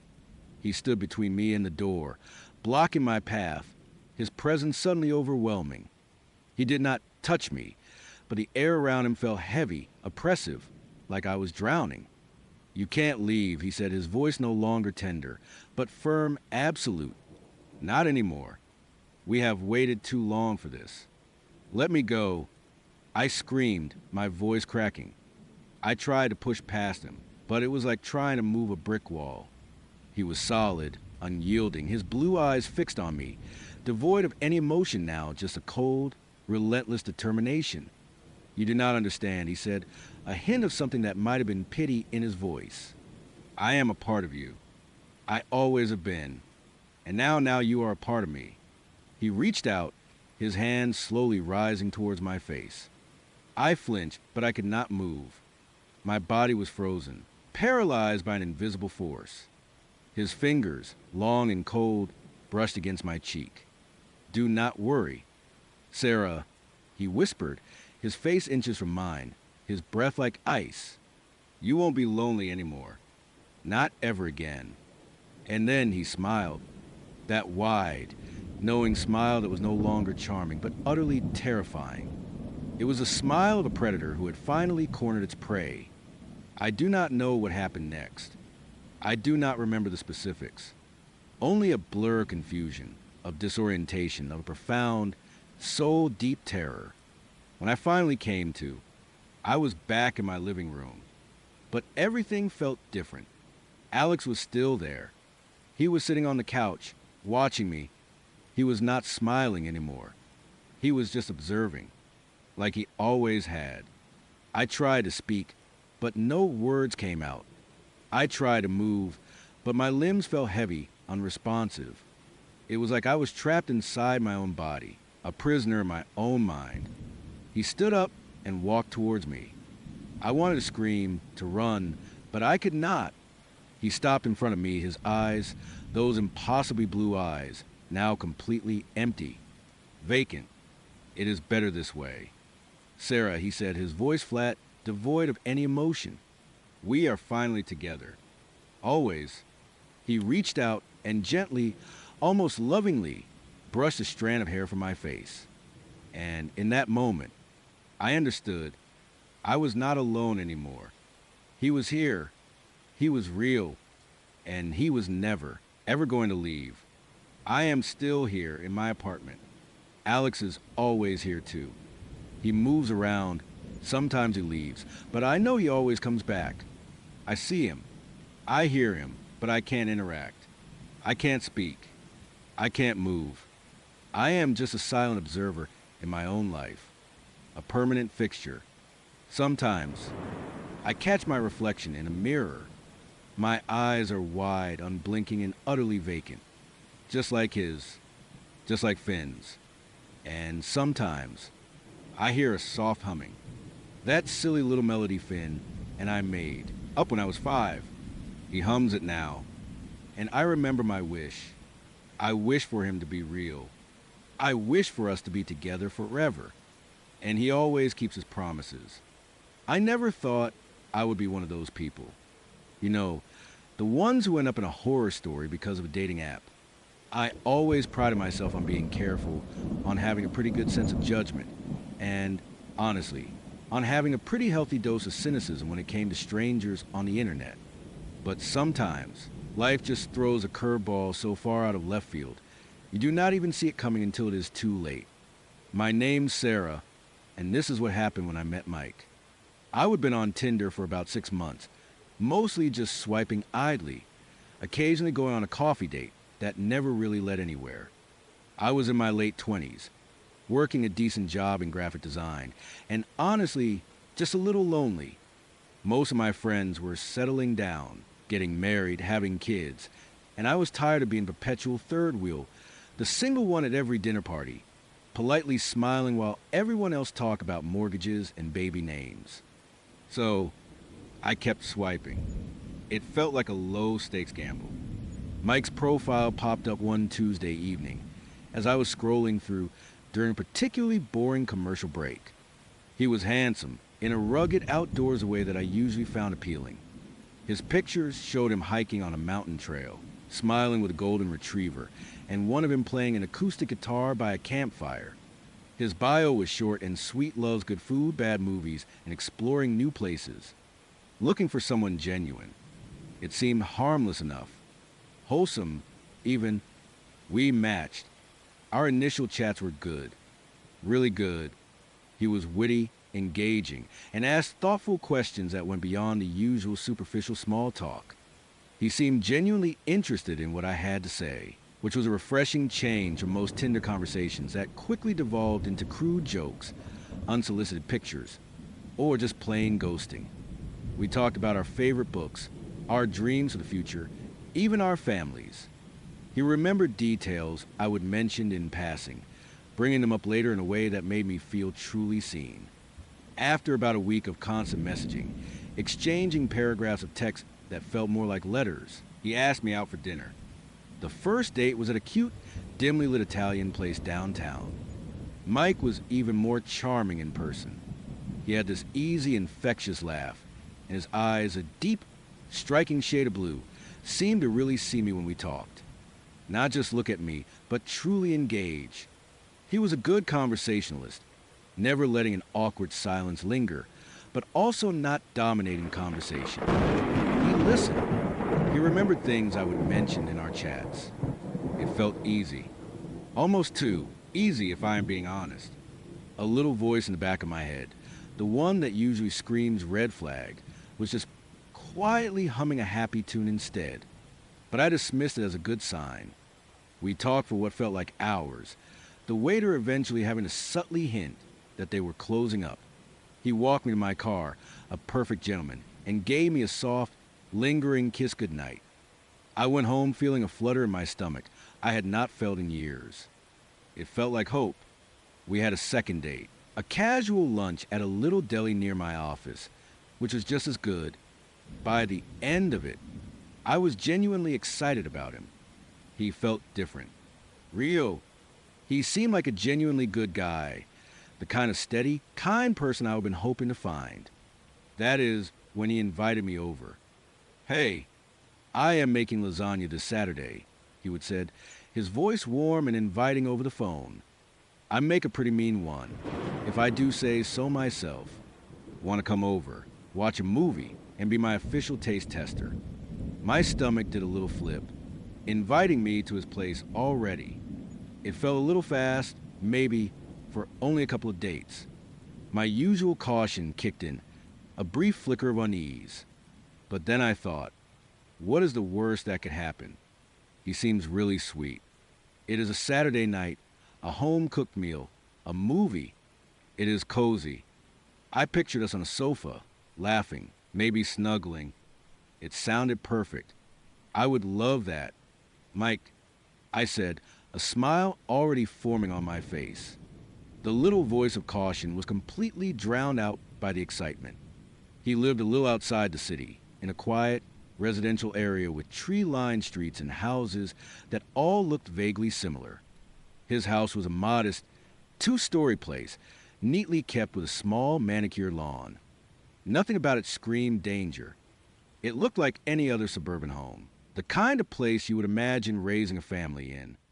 As I pulled into the driveway, I felt a mix of nerves and excitement.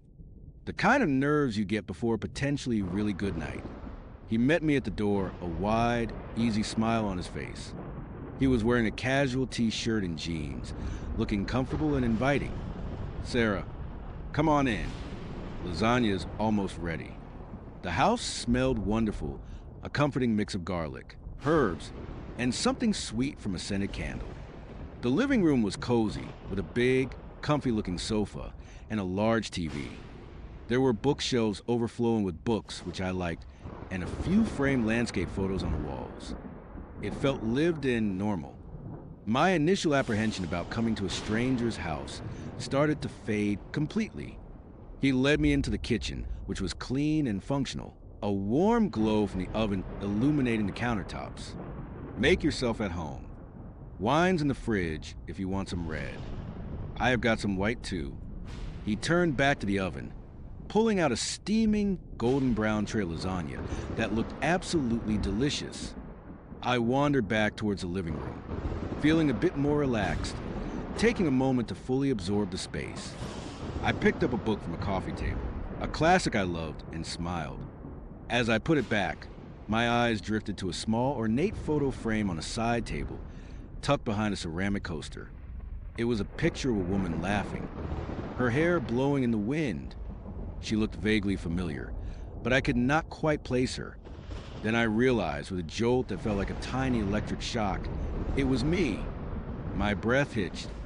It was a picture of me, taken from a distance, laughing at the park with my dog, Buster, a few months ago. I remembered that day. It was a warm autumn afternoon. The leaves were just starting to turn. I would posted a similar one on Instagram, but this was not that photo. The angle was subtly different, a bit more candid, less posed.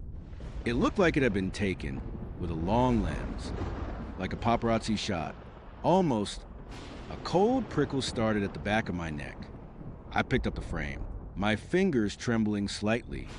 Okay, maybe he saw it on my Instagram and printed it out. It was a little weird, a little intense, a bit much for only 2 dates. But maybe he just thought it was a nice picture.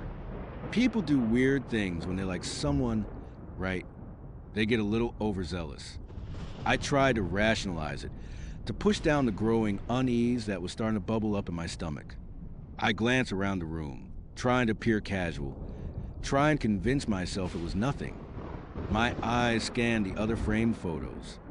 There were a few more landscapes, some of Mike with friends at what looked like a sporting event, and then another one, on a shelf by the fireplace, nestled between a couple of hardcover books. This one was smaller, a 4x6 print, tucked behind a decorative vase. It was me again, sitting at my favorite coffee shop, looking down at my laptop, a half-empty mug beside me. This one, I was absolutely certain I had never posted anywhere. It was a completely candid shot, taken through the window of the coffee shop, probably. My hair was tied up in a messy bun. I was wearing my old, faded college sweatshirt. It was a Tuesday afternoon. I remembered working on a freelance project. My heart started to pound, a frantic drum against my ribs. This was not just liking a picture. This was different. This was beyond. Weird. This was stalking. The cold prickle turned into a full-blown shiver. Dinner's ready. Mike's voice boomed from the kitchen, making me jump, the photo frame almost slipping from my nerveless fingers. I quickly put the frame back, trying to compose myself, trying to shove the terror back down. I plastered a smile on my face that felt completely fake, like a mask about to crack, and walked into the dining room, where he had already set the table. Looks amazing. Mike, I said, my voice sounding a little strained even to my own ears. He did not seem to notice. He smiled, oblivious, or at least pretending to be. Dig in. I made garlic bread too, just how you like it. He winked. I remembered mentioning my love for garlic bread in one of our early chats. It was a small detail, but in this new context, it felt less charming and more sinister. As we ate, I tried to act normal, making small talk, laughing at his jokes, forcing myself to take bites of the delicious lasagna that now tasted like ash in my mouth. But my mind was racing, a frantic hamster on a wheel.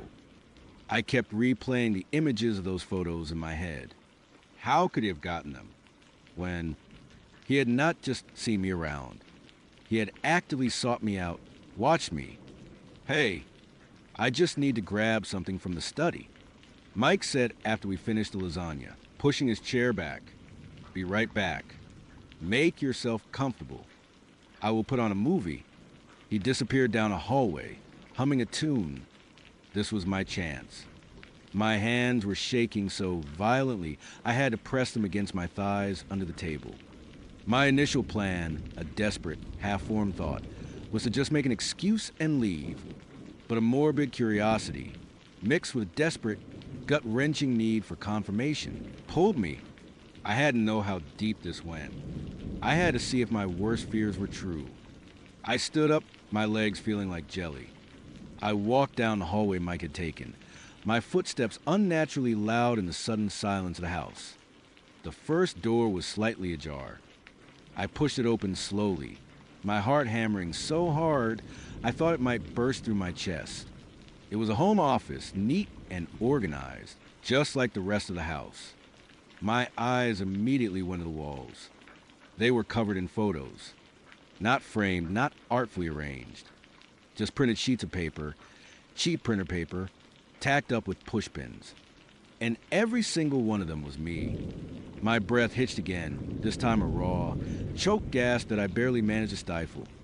There were photos of me walking out of my apartment building, my hair still a mess from sleep, holding a coffee cup, eyes squinting against the morning sun. Photos of me at the grocery store, pushing a cart, looking intently at a box of cereal, a frown of concentration on my face.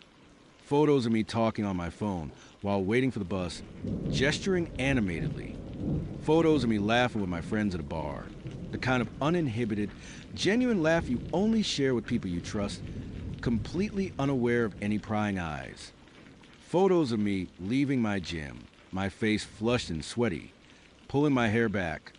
Photos of me taking Buster for a walk in the evening, bundled up in my winter coat. Buster tugging on his leash. There were even photos of me through my apartment window, blurry but undeniably me, sitting on my sofa, reading, eating, just existing in my own private space. My bedroom window, my kitchen window, every angle. My stomach churned violently. It felt like a punch to the gut, then a cold wave of nausea that threatened to overwhelm me. This was not just a few creepy pictures he would found online. This was an entire collection. A meticulous, horrifying timeline of my life, meticulously documented, without my knowledge, without my consent. My life, my private moments, my most mundane activities, turned into a perverse, secret gallery for him. I felt violated, exposed, utterly terrified. My skin crawled, 1,000 tiny insects scurrying over my flesh. The air in the room felt thick, suffocating, pressing in on me. I wanted to scream, to vomit, to run, to smash every single one of those pictures, to burn them until nothing was left but ash. My eyes darted around, looking for a way out, for anything, any weapon. On a desk, there was a large monitor, and it was showing a map of my neighborhood, with little red pins marking places I frequented. My apartment, my coffee shop, my gym, the park where I walked Buster, even the small dry cleaner I used. Each pin had a tiny, handwritten label, and then I saw it, tucked in a corner of the desk. Partially hidden by a stack of papers was a small, black spiral-bound notebook. My hands, still trembling so violently I could barely control them, reached for it. I opened it. It was a journal about me, page after page, filled with neat, looping handwriting. Dates, times, observations. October 14th, Sarah left apartment at 7:45 a.m., wearing the blue coat. Stopped at the Daily Grind for a latte. Looked tired today. Still beautiful. October 20th saw Sarah walking Buster in the park. She smiled at a child. So pure, so beautiful. The way her hair catches the light. November 3rd, she spent the evening reading by the window. I wonder what she was reading. I wish I could be there with her. I could tell her all about the book I just finished. December 1st matched with Sarah on Tinder today. This is it. The plan is working. She is finally within reach. December 10th first date. She was even more captivating in person. Her laugh is like music. She really listened. She is perfect. The words swam before my eyes, blurring into an incomprehensible mess. My vision blurred further, tears of pure terror welling up hot and stinging. He had not just been watching me for a few weeks. He would have been watching me for months. He would have been planning this.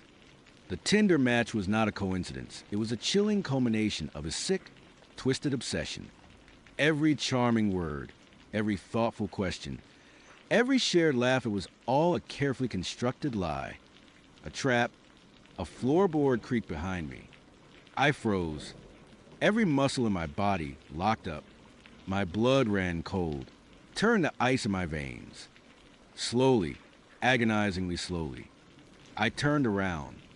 Mike was standing in the doorway, his silhouette framed by the softer light of the hallway. A small, knowing smile played on his lips. The warm, charming facade was gone, completely vanished, replaced by something cold, predatory, utterly inhuman.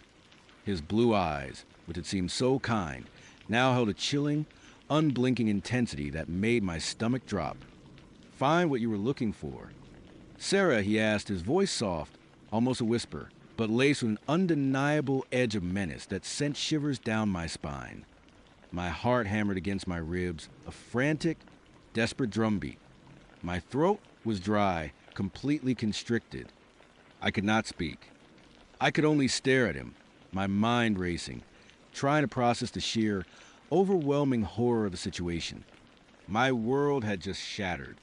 He took a step into the room, then another, slowly, deliberately. The smile on his face widened, revealing a flash of teeth that suddenly seemed too sharp, too white. I knew you would find them eventually, he said, his voice still unervingly soft. You are a curious one, are not you? Always observing. That is one of the things I love about you. Love. The word felt like a physical blow, a sick twist of the knife in my gut.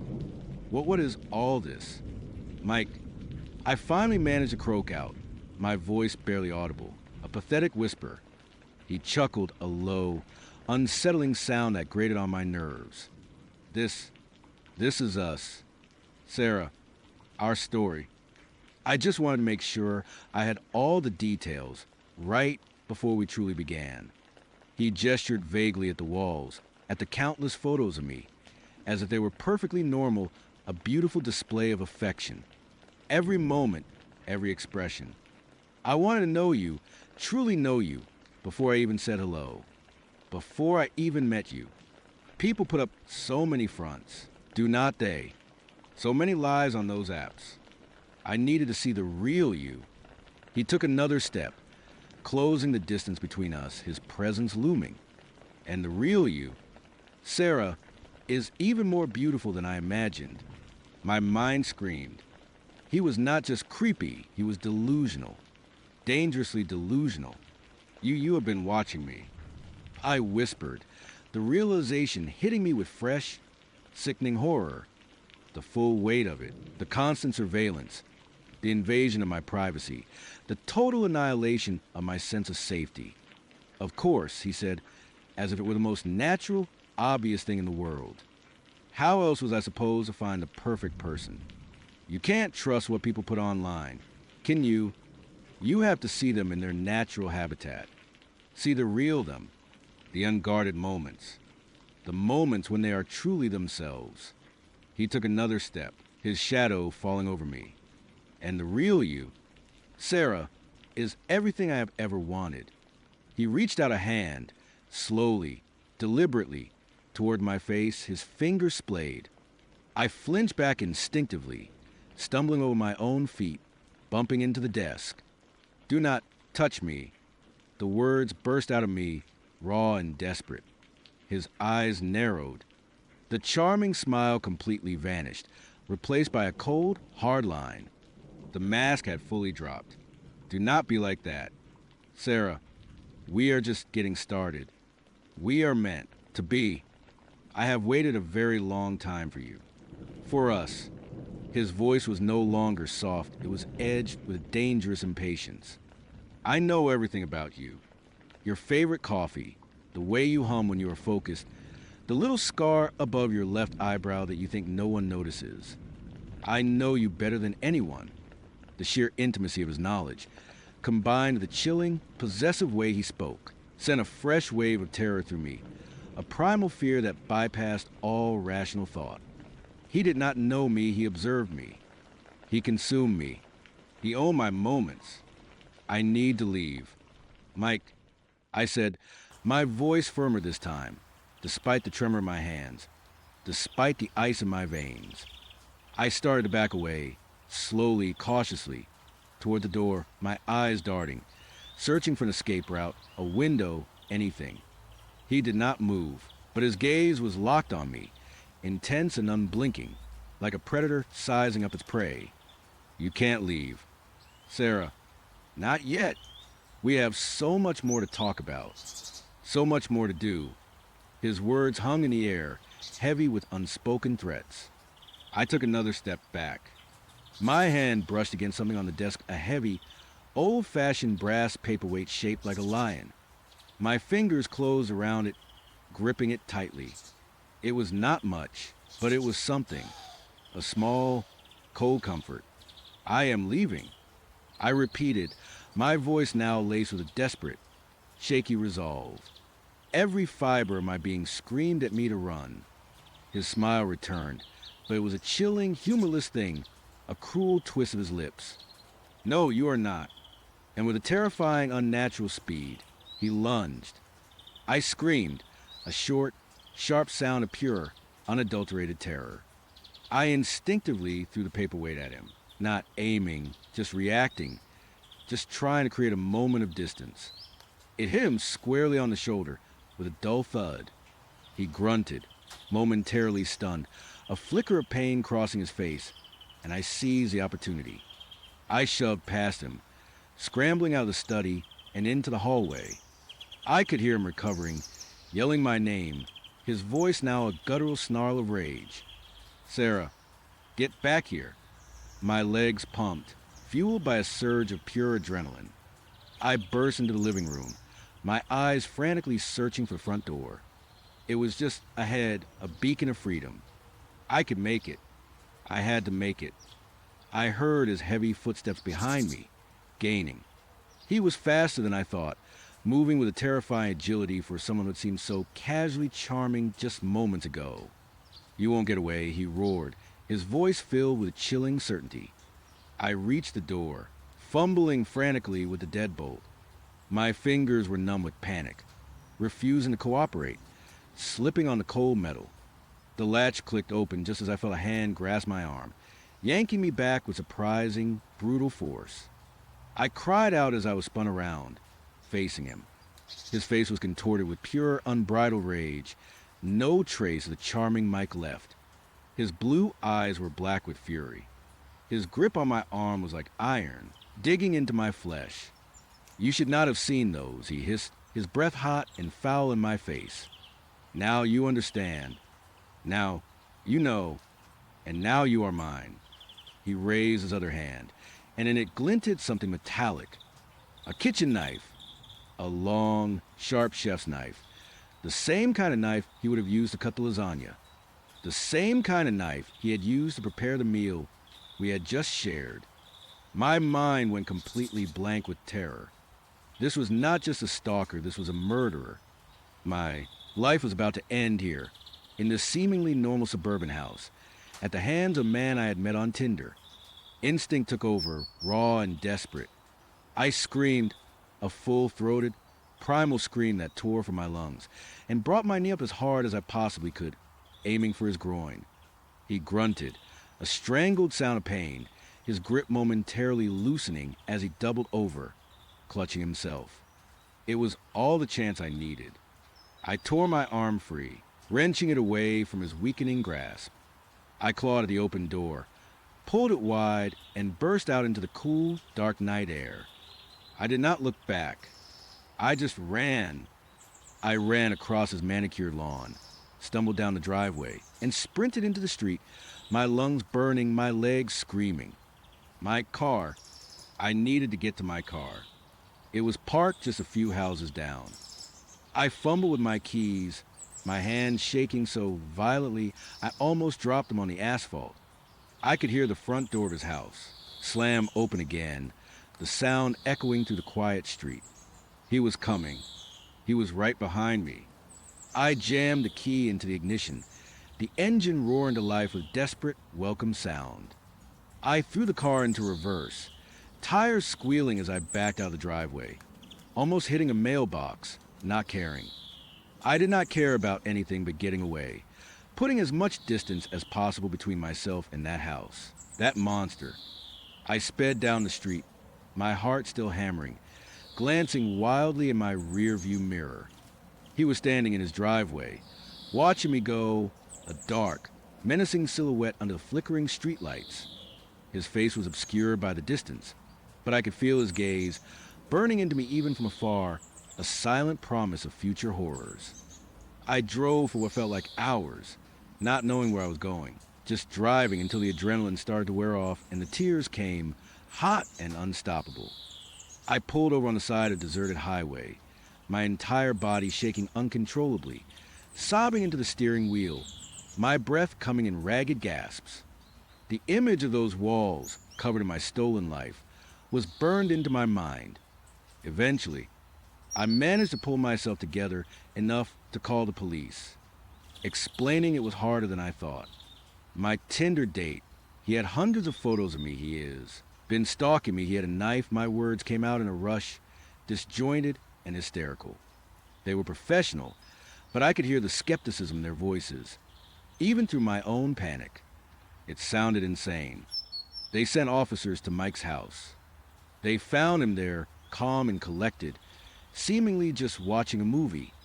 He denied everything. Said I would have too much to drink, gotten paranoid, and tried to leave, and he would simply try to stop me from driving drunk. He claimed there were no photos, no journal. Just a misunderstanding. A crazy woman. Without concrete evidence, the officers did not find the photos or the journal or the map or the knife. It was just my word against his.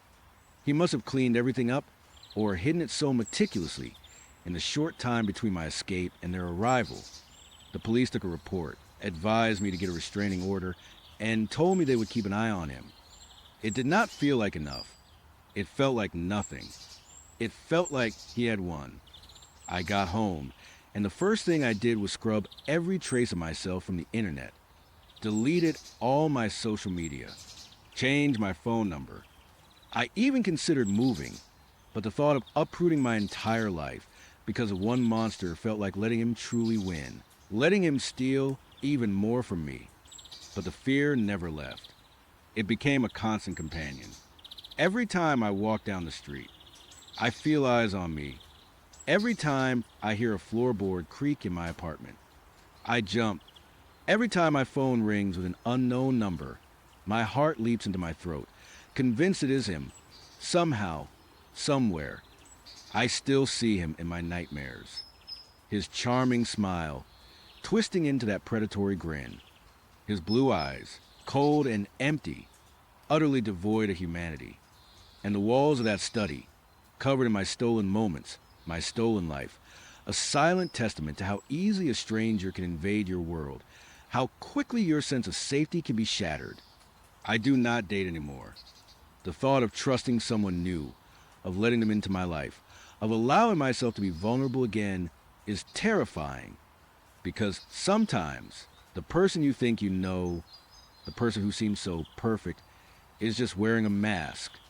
And underneath, there is something truly monstrous waiting. Something that has been watching you, planning for a very, very long time. So, be careful out there. Be so careful. Because you never know who is watching. You never know who is collecting your moments, one stolen picture at a time, until they decide it is time to make their move. And by then, it might already be too late. Alright, so I am Sarah. Just your average 20-something trying to navigate the hellscape that is modern dating.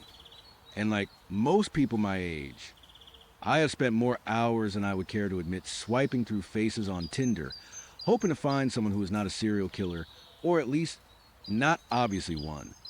Most of the time, it is just a parade of shirtless gym selfies, fish photos, or guys who think I am bad at replying is a charming personality trait.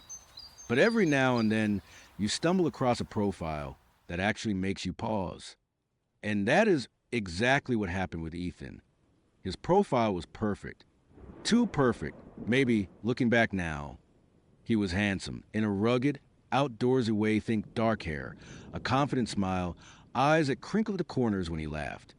His bio was witty, not generic, talking about hiking, obscure indie bands, and a love for Italian food.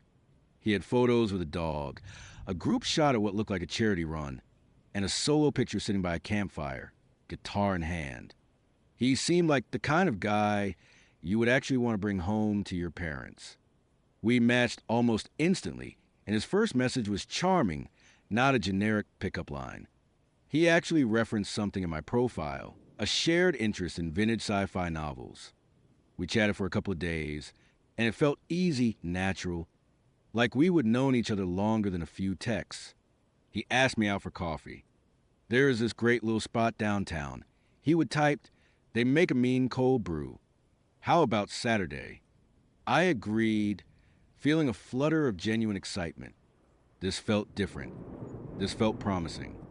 That night before bed, I found myself doing what I always do when I am about to meet someone new from an app, a quick, casual stalk. Nothing too intense. Just a little scroll through their profile again. Maybe check if they're on Instagram or LinkedIn if they've linked it. Just to, you know, make sure they're not a bot or a catfisher. Ethan had not linked anything, which was a little unusual but not a deal breaker. So I went back to his Tinder profile, looking through his photos one more time. I scrolled past the dog photo, the campfire one, the group shot, and that is when I saw it. In the group photo, he was standing toward the front, laughing with a couple of friends. His left arm was slightly bent, resting on the shoulder of a woman next to him, and the sleeve of his t-shirt was rolled up just enough to expose a bit of his forearm. I zoomed in, just out of idle curiosity, trying to see if I recognized anyone in the background, or maybe just to admire his bicep. I do not know. And then I saw it, faint in dark ink, on the inside of his left forearm. A tattoo. My breath hitched. My heart, which had been beating a calm, steady rhythm moments before, suddenly lurched into a frantic drum solo. I zoomed in further, squinting, trying to make sense of the blurry letters. My mind immediately went to all sorts of possibilities. A band name, a quote, a random word. But as the pixels sharpened, as my phone struggled to render the image with more clarity, the letters became undeniably, horrifyingly clear. S-A-R-A-H. My name.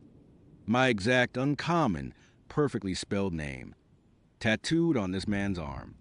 A man I had never met in my life. A man I was supposed to have coffee with on Saturday. The world suddenly felt like it had tilted on its axis. My blood ran cold, then hot, then cold again. Panic, sharp and icy, shot through me. What the hell was this? It had to be a coincidence. Sarah is not the most common name, but it is not unheard of. Maybe he had an ex named Sarah, a sister, a mother, but the font, the placement, it looked like a name in memory or in dedication. And it was just Sarah. No last name, no date, no elaborate design. Just my name. My mind raced, trying to find any logical explanation. He could not possibly know my name already. Could he? We had not even met. My Tinder profile only showed my first name. I had not given him my last name, my number, nothing. How could he have known? It was impossible. Absolutely, unequivocally impossible. I spent the next hour scrutinizing every inch of his profile again. Every photo, every word. Was there a hidden clue? A subtle hint? I looked for other women in his group photos, trying to see if any of them looked like a Sarah. Nothing. I even tried reverse image searching his photos, just in case he was using stolen pictures. No luck. He seemed like a genuine person. A genuine person with my name tattooed on his arm. The initial excitement I had felt about our date evaporated, replaced by a churning pit of dread. Should I cancel?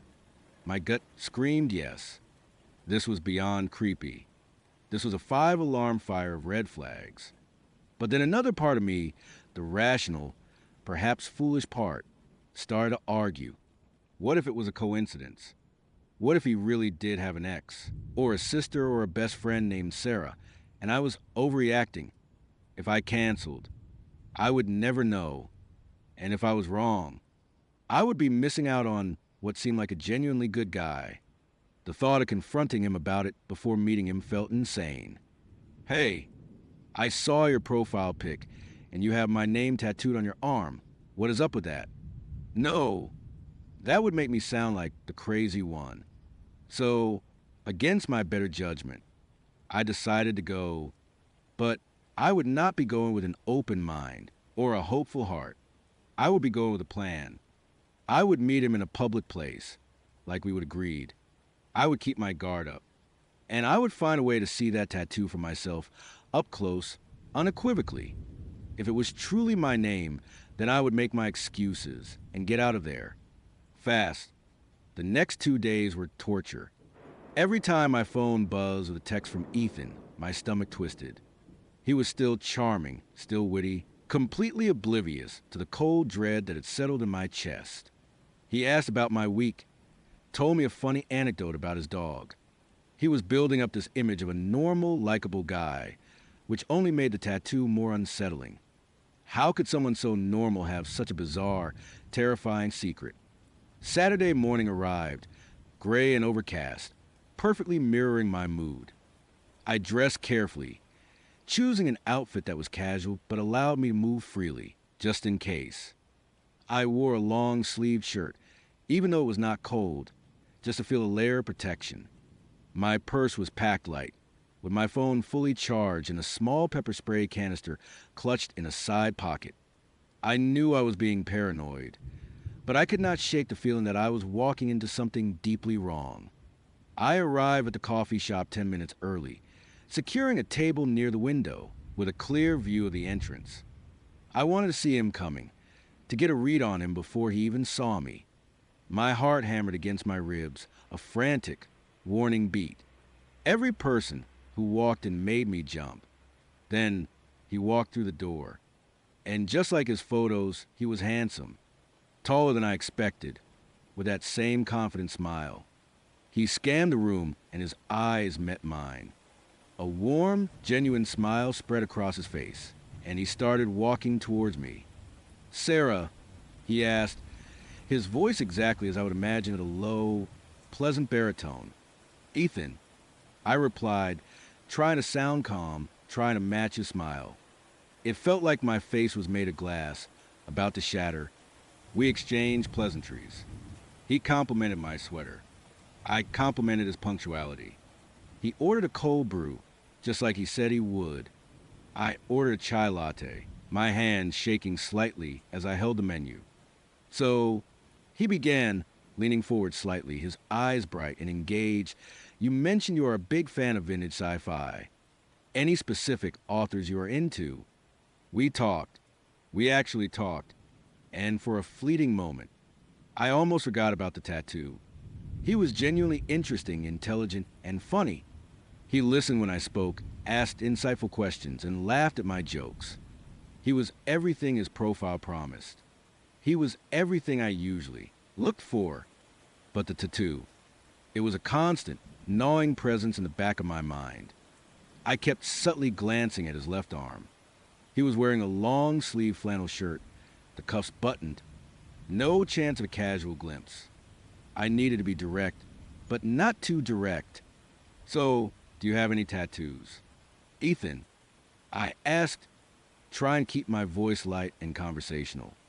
I took a sip of my chai, almost scalding my tongue. He paused, a tiny, almost imperceptible hesitation. His smile did not falter, but something in his eyes shifted. Just a flicker. "Yeah, I do actually," he said, his gaze fixed on mine. "A couple. Why do you ask?" "Oh, just curious," I replied, shrugging nonchalantly. I have been thinking about getting one myself, but I can never decide what. "Do you have any advice?" He chuckled. "Well, I would say make sure it is something you really love.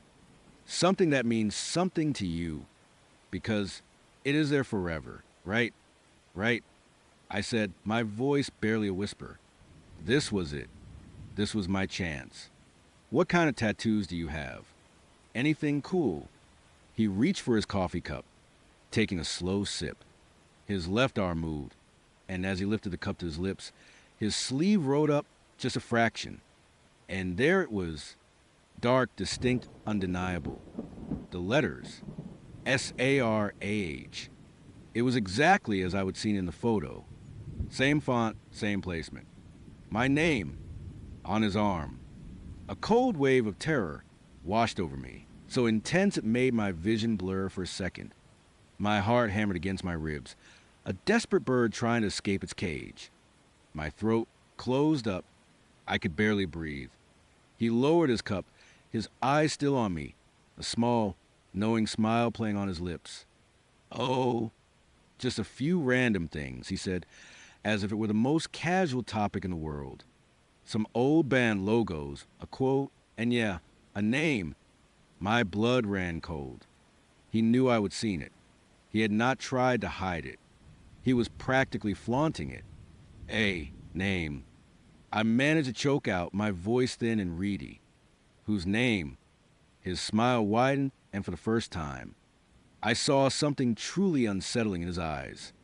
Something predatory. Something that made my gut clench with primal fear. Oh, just a name that means a lot to me, he said, his voice soft, almost a purr. He leaned closer, and I instinctively recoiled, though I tried to hide it. A very special name. The most special name, actually. My mind was screaming. Get out. Get out now. Look, Ethan, I said, trying to keep my voice steady, trying to project an air of calm I was nowhere near feeling. This has been great. But I just remembered I have a really important thing I need to do. I am so sorry. I started rummaging in my purse, pulling out my wallet. He put a hand on my arm, not hard, not threatening, but firm enough to stop me. His touch felt like ice, even through my sweater. Oh, no. Do not worry about the check, he said, his voice still unnervingly calm. I have got it. We are just getting started. Sarah, the way he said my name. It was not just my name. It felt like a pronouncement, a claim. No, really. I insisted, pulling my arm away, my heart pounding so hard I thought it might burst through my chest. I really have to go. Like, right now. I stood up abruptly, knocking my chair back slightly. He stood up too, slowly, deliberately. His smile was gone now, replaced by an expression that was utterly devoid of warmth. His eyes were cold, assessing. Are you sure? Sarah, he asked, his voice dropping to a low, chilling whisper. Because I feel like we have so much more to talk about, so much more to share. He took a step towards me. Pure, unadulterated terror flooded through me. This was not just a weird guy. This was dangerous. He knew my name. He had it tattooed on him. He was not letting me leave. I am really sorry, but I need to go. I blurted out, my voice trembling. I turned and practically bolted for the door, not even looking back. I heard his chair scrape against the floor behind me, but I did not dare look. I pushed through the crowded coffee shop, weaving between tables. My only thought, get outside, to get to safety, to get away from him. I burst out onto the sidewalk, gasping for breath, the cool air doing little to calm my racing heart. I did not run. I could not. My legs felt like jelly. But I walked as fast as I possibly could, practically power walking, my eyes darting around, looking for a taxi, a bus, anything. I pulled out my phone, fumbling to call an Uber, my fingers shaking so badly I could barely type. Then, I heard it, a low, familiar voice just behind me. Sarah. I froze. My blood ran cold. I did not look back.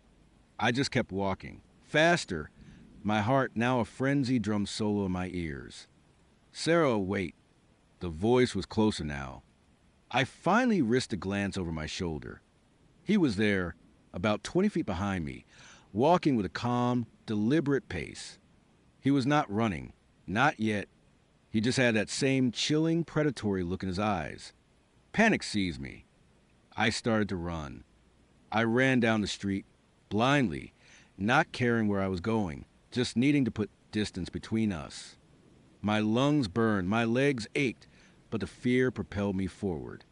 I could hear his footsteps behind me, steady, relentless. He was not running, but he was keeping pace.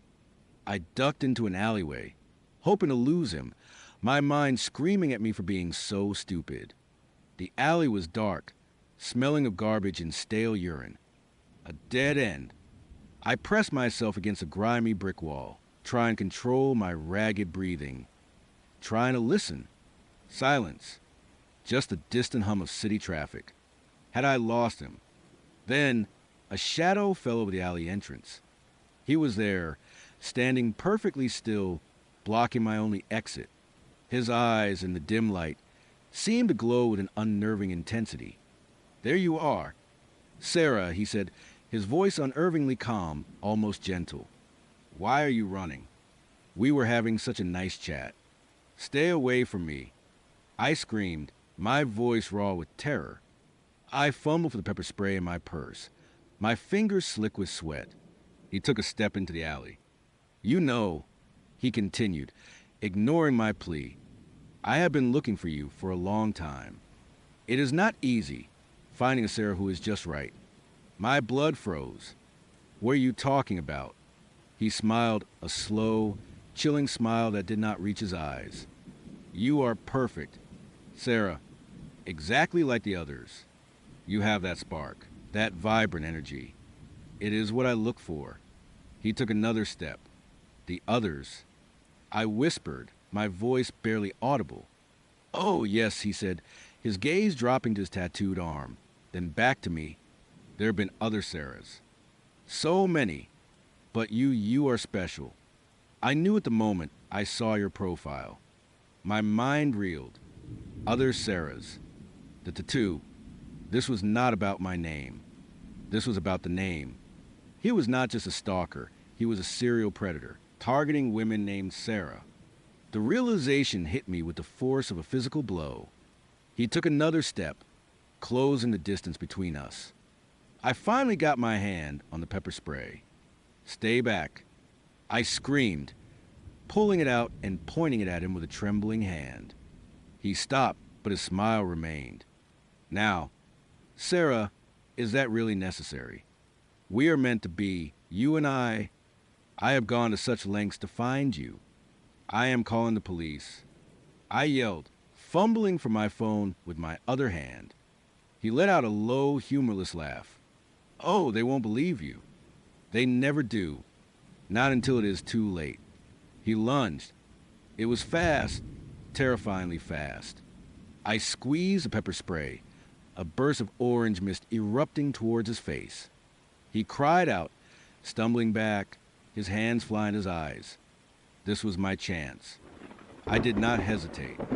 I pushed past him, scrambling out of the alley, my legs burning as I ran for my life.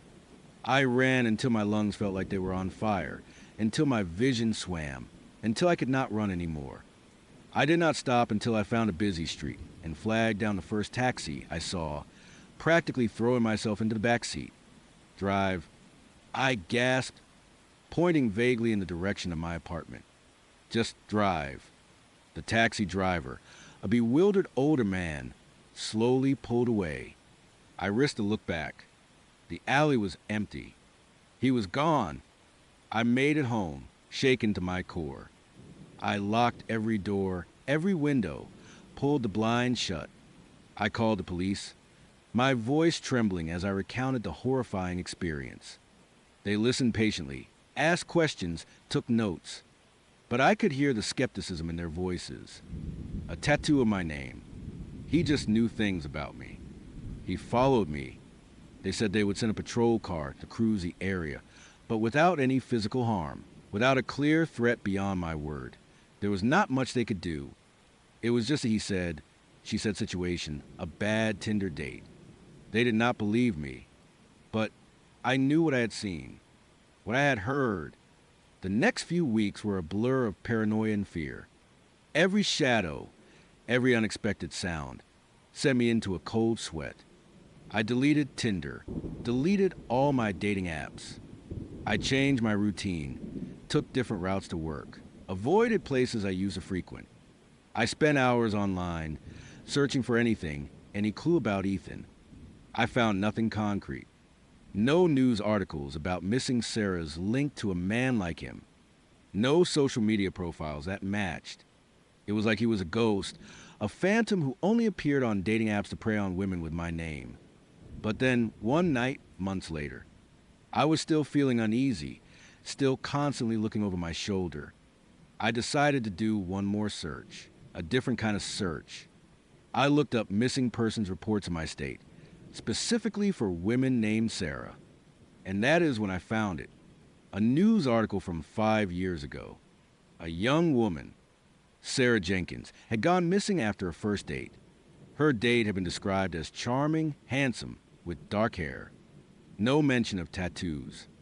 But the details were eerily similar.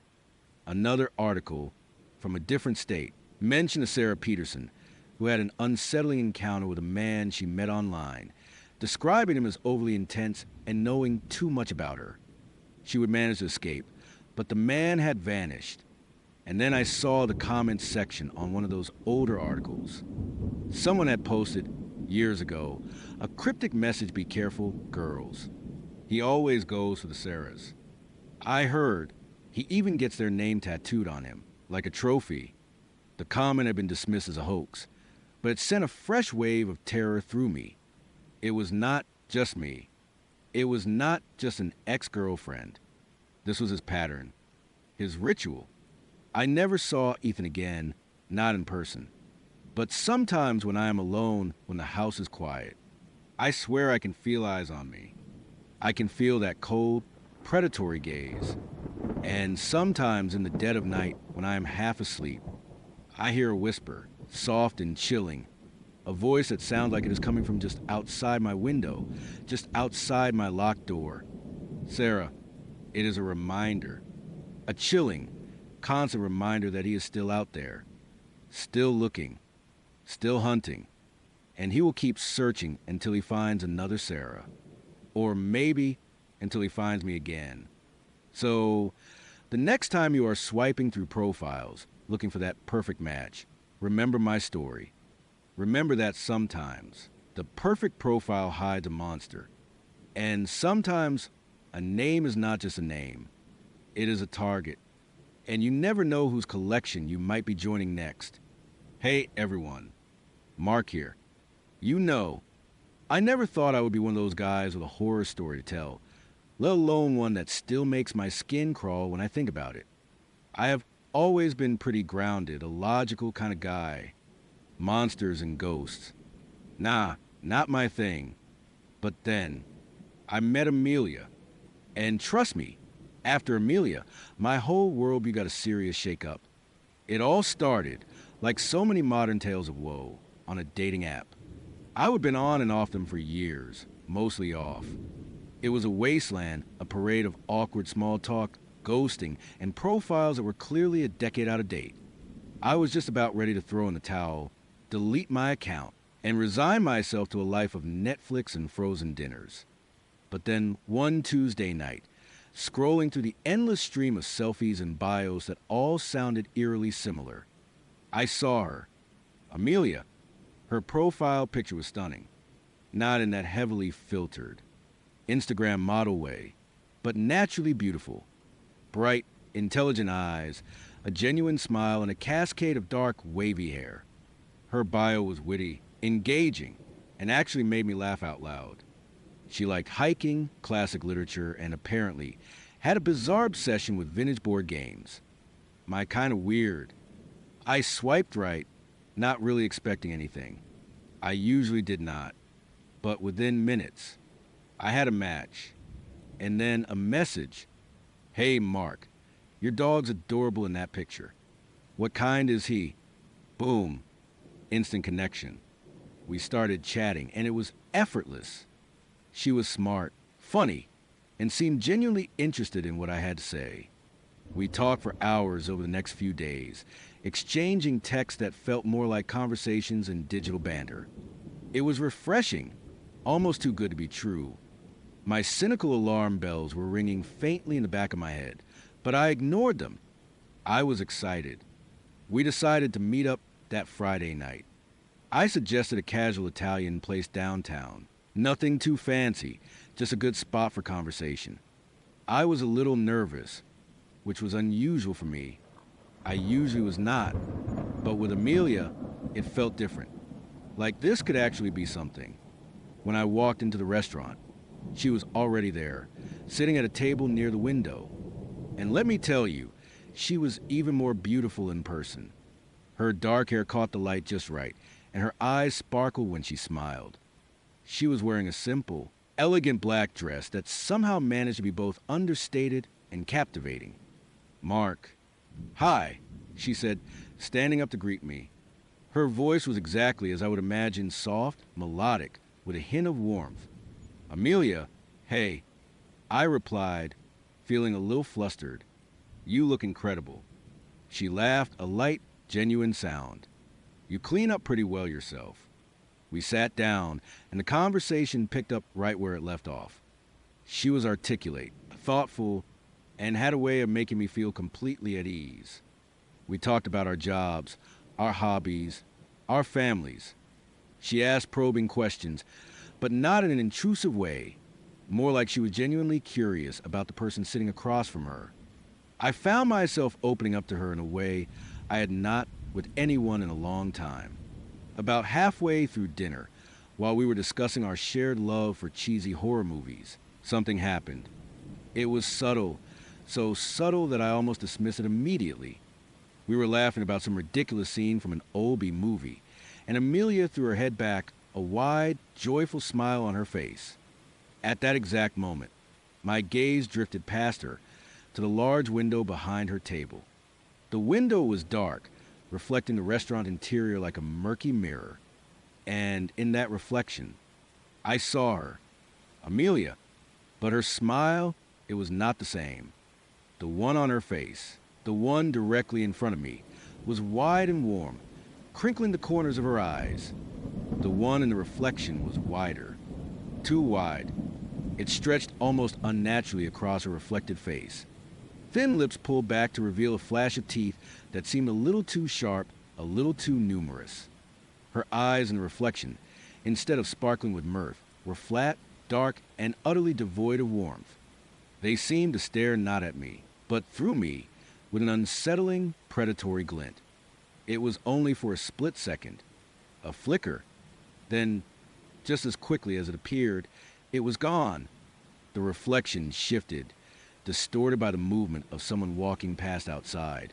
And when I looked back, it was just Amelia's regular, charming reflection, mirroring her perfect smile. I blinked, shook my head slightly. What the hell was that? My mind immediately went into overdrive, trying to rationalize it. The lighting was tricky. The angle was weird. Maybe the window pane was warped. Or maybe I was just tired, and my brain was playing tricks on me. I mean, it was Friday night. I would have had a long week. Yeah, that had to be it. I forced myself to focus back on Amelia, who was still chuckling, oblivious. "You should see some of the terrible CGI in those old flicks," she said. "It is almost artistic in its awfulness." I nodded, trying to push the image out of my head. "Yeah, definitely. So, what is your favorite bad horror movie?" The rest of the date went perfectly.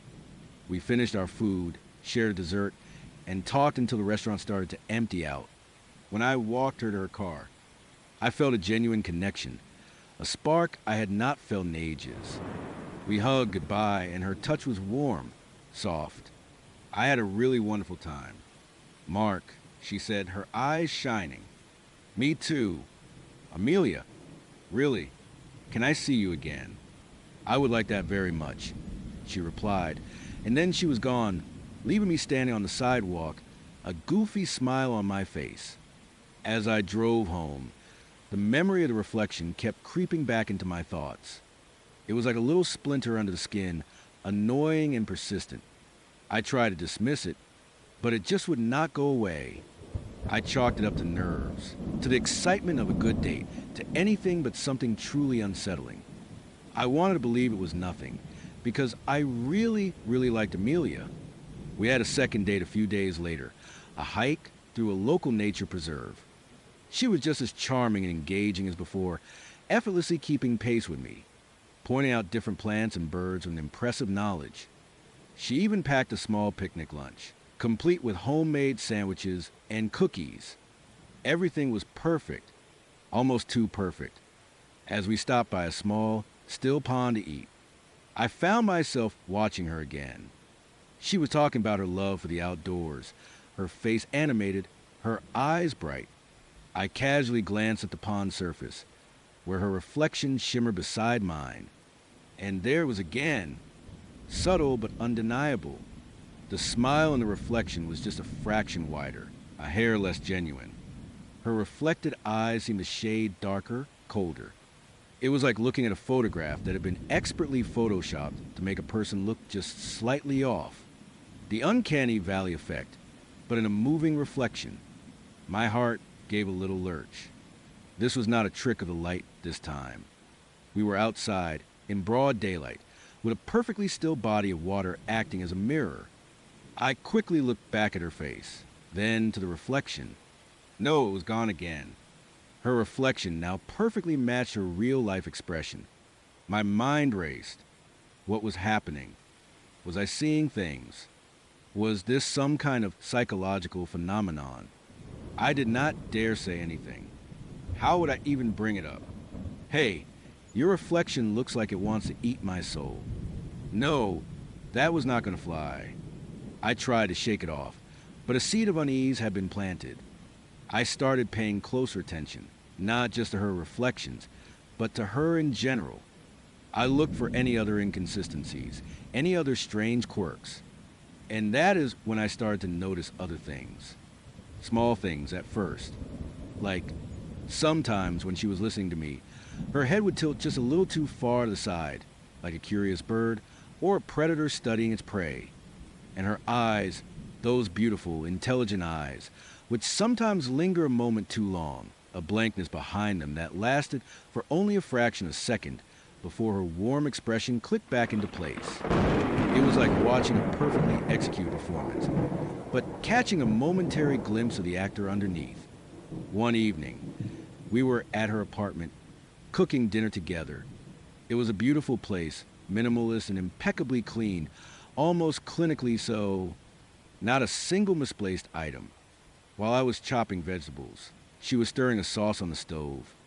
I glanced at the gleaming, stainless steel refrigerator door, which acted like a distorted funhouse mirror. Her reflection was there, shimmering faintly. And again, the smile. It was wider, fixed like a mask. Her real face was smiling softly, humming a tune. Her reflection was a rictus. I dropped the knife, the clatter echoing in the silent apartment. Amelia turned, her real smile instantly back in place, concern etched on her features. "Mark, are you okay? You almost cut yourself." Yeah, I am fine." I stammered, my heart pounding. Just lost my grip. I bent down to pick up the knife, my eyes darting to the refrigerator. Her reflection was gone, just a blur of light and shadow. That night, I could not sleep. The image of that distorted smile, those cold, flat eyes and the reflection, was burned into my mind. I started doing some research online, looking up psychological conditions, optical illusions, anything that could explain what I was seeing. Nothing fit.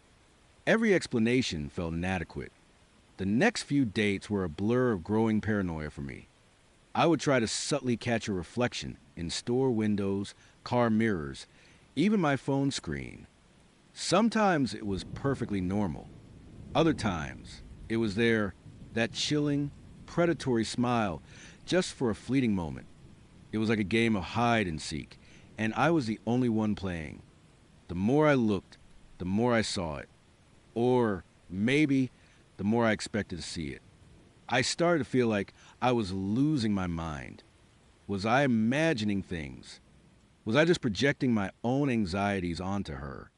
She was still so charming, so perfect, but beneath that perfection, a cold dread was starting to fester. One evening, we were back at her apartment. We had just finished watching a movie, and she was getting up to make us some tea. She walked past a large, ornate mirror in her hallway. As she passed, she glanced at her reflection, a small, almost imperceptible movement. And in that moment, I saw it, clear as day. Her real face was serene, a gentle curve to her lips. Her reflection, however, was grinning. A wide, toothy, utterly malevolent grin that stretched from ear to ear. And her reflected eyes, they locked onto mine. A cold, knowing stare that sent a jolt of pure terror through me. This was not an illusion. This was not a trick of the light. This was real. And it saw me seeing it. My blood ran cold. I froze on the couch, unable to move, unable to breathe. Amelia, her back still to me, continued walking into the kitchen as if nothing had happened. But I knew what I saw. My mind screamed at me to run, to get out of there, but my body was paralyzed by fear. I tried to calm myself, tried to think rationally. What was she? What was that thing in the mirror? I heard the clinking of teacups from the kitchen. My heart hammered against my ribs. I had to get out. I just had to. But I could not just bolt. That would confirm everything. It would confirm that I knew. I forced myself to stand up, my legs feeling like lead. "Hey, Amelia." I called out, trying to keep my voice steady. I just remembered I need to make a quick call. My mom's been trying to reach me. It was a lame excuse, but it was all I could think of. She emerged from the kitchen, 2 steaming mugs in her hands, her beautiful smile back in place. "Oh, no problem. Take your time." She set the mugs down on the coffee table. "Everything all right?" Her eyes were fixed on mine, and for the first time, I felt like she was truly seeing me, not just looking at me. And there was something in them, a flicker of something I could not quite place: curiosity, amusement, or something far more sinister. "Yeah, everything's fine." I lied, my voice a little too high-pitched. "Just need to step outside for a second. The reception's not great in here." She tilted her head, that familiar, slightly unsettling gesture. "Oh, I have excellent reception in my apartment. Mark." Her voice was soft, but there was an edge to it, a subtle shift in tone that sent shivers down my spine. "Yeah, well, sometimes it is spotty." I mumbled, already moving toward the front door. My hand was shaking as I reached for the doorknob. "Mark," she said, her voice now flat, devoid of its usual warmth. I froze, my hand on the cold metal. I did not turn around. I could not. "You have been acting strange tonight," she continued, her voice closer now, right behind me. "More than usual, actually, ever since you started noticing things." My blood ran cold. She knew. She knew I knew. "I do not know what you are talking about." "Amelia." I tried, my voice barely a whisper. "Oh, I think you do," she purred, and I felt a cold breath on the back of my neck. "You have been watching my reflections, have not you?" Trying to catch me, I finally turned, slowly, my heart pounding so hard, I thought it would burst out of my chest. She was standing barely a foot away from me. Her face was still beautiful, still perfect, but her eyes, they were different. The warmth was gone, replaced by a cold, calculating intensity. And her smile was stretching, just slightly at the corners. What are you?" I stammered, my voice cracking. She laughed then, a low, guttural sound that was nothing like her usual melodic chuckle. It was a sound that did not belong to a human. "What am I?" "I am Amelia, of course. Your wonderful date." Her smile widened slowly, deliberately, until it mirrored the grotesque grin I would seen in the mirror. Her teeth, now clearly visible, were too long, too sharp, not human. Her eyes, dark as obsidian, seemed to bore into my very soul. "You are not Amelia." I choked out, stumbling backward. "Oh, but I am," she hissed, taking a step towards me. Her movements were fluid, unnervingly graceful like a snake. "Or, I am wearing Amelia, at least." She was quite delightful. A lovely host. Much like you, Mark. So open, so eager to please. My blood ran cold. "Wearing." The word echoed in my mind, a horrifying realization dawning on me. "Yes," she said, her voice a low growl, the human cadence slipping further away. "You humans are so accommodating, so trusting. You offer yourselves up so readily. And your reflection's such a flaw in your design. An oversight, really, makes it so much harder to blend in." She gestured to the mirror in the hallway. "Though I have gotten quite good at it, would not you say? Almost perfect." I stared at her, horrified. The woman I had been dating, the woman I had thought was so perfect, was a monster, a creature wearing someone else's skin. Amelia was gone. "What do you want?" I whispered, my voice trembling. Her grin widened further, revealing more of those unnaturally sharp teeth. "Oh, Mark, the same thing I have always wanted. To get closer, to truly know you, to consume you." She lunged. It was impossibly fast. I barely had time to react.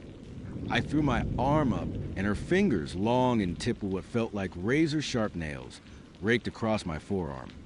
A searing pain shot through me, and I cried out.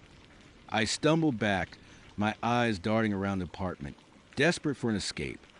The front door was still my only option.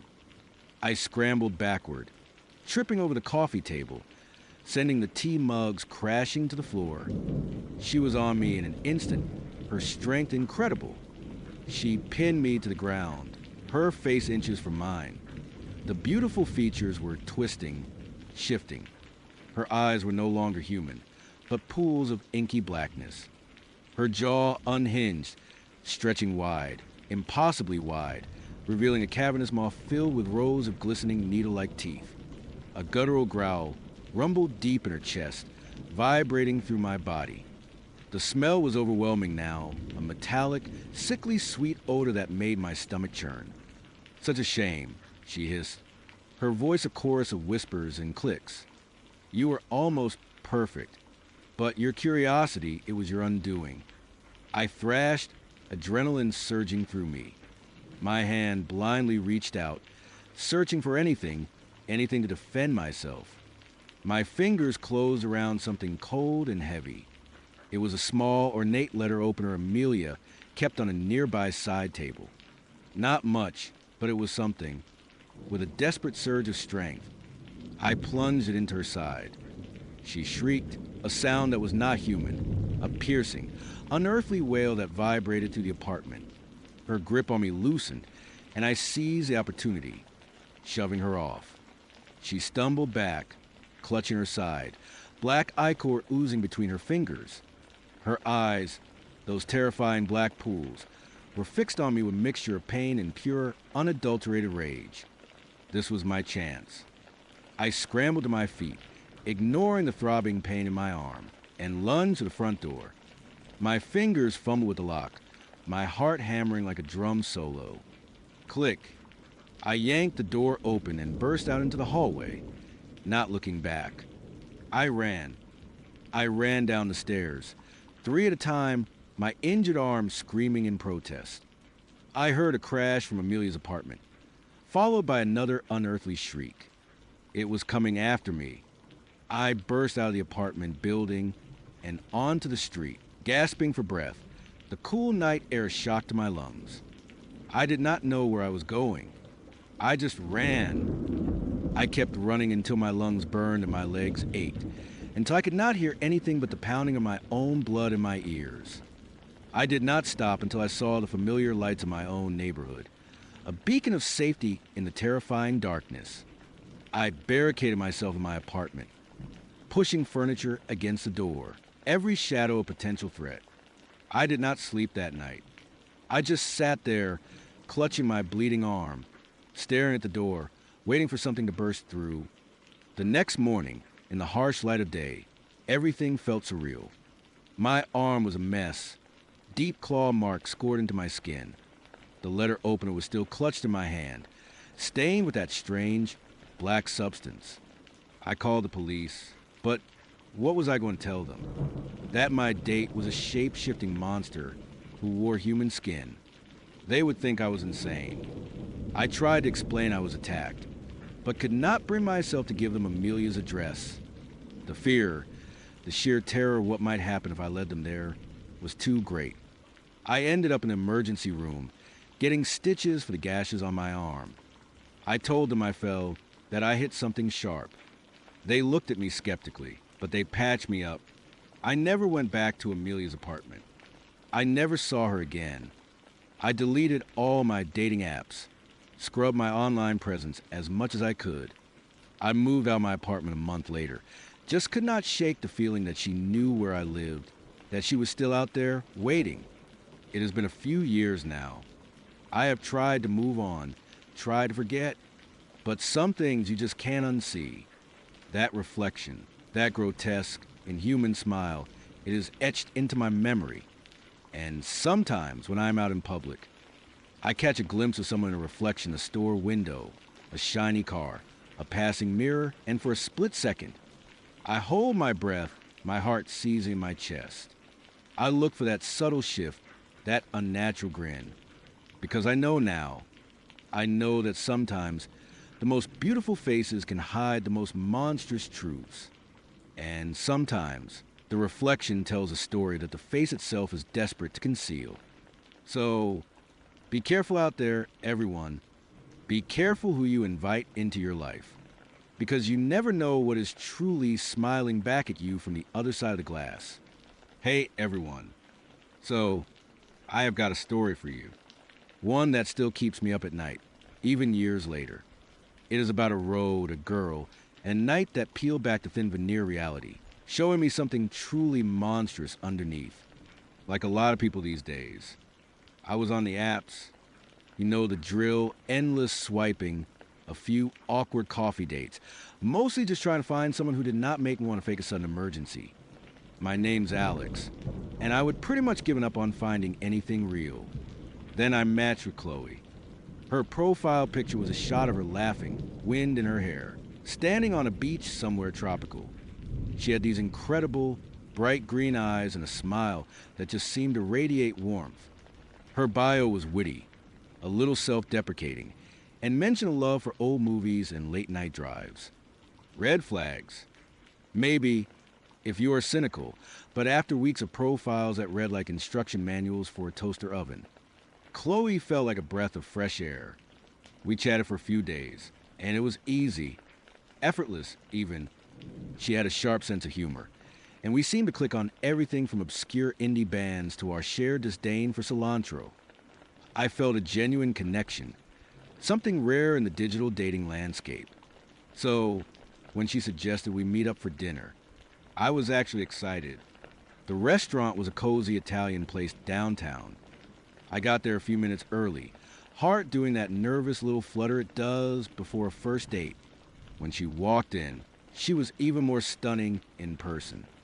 She was wearing a simple black dress, but it fit her perfectly, and those green eyes sparkled as she spotted me. Her smile was even more captivating up close. The date was fantastic. The conversation flowed. We found ourselves finishing each other's sentences, and there was not a single awkward silence. She talked about her job in graphic design, her love for hiking, and some hilarious stories about her eccentric cat. I found myself genuinely charmed, laughing more than I had in months. By the time dessert came, I was completely smitten. This was not just a good date, this felt like it. You know, she said, leaning forward slightly, her eyes twinkling. I know a place. It is a bit of a drive, but the view is absolutely breathtaking, especially at night. It is my secret spot.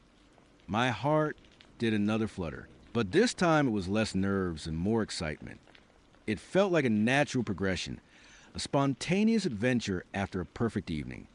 Plus, I figured it would give us more time to talk, more time to just be. Sounds amazing.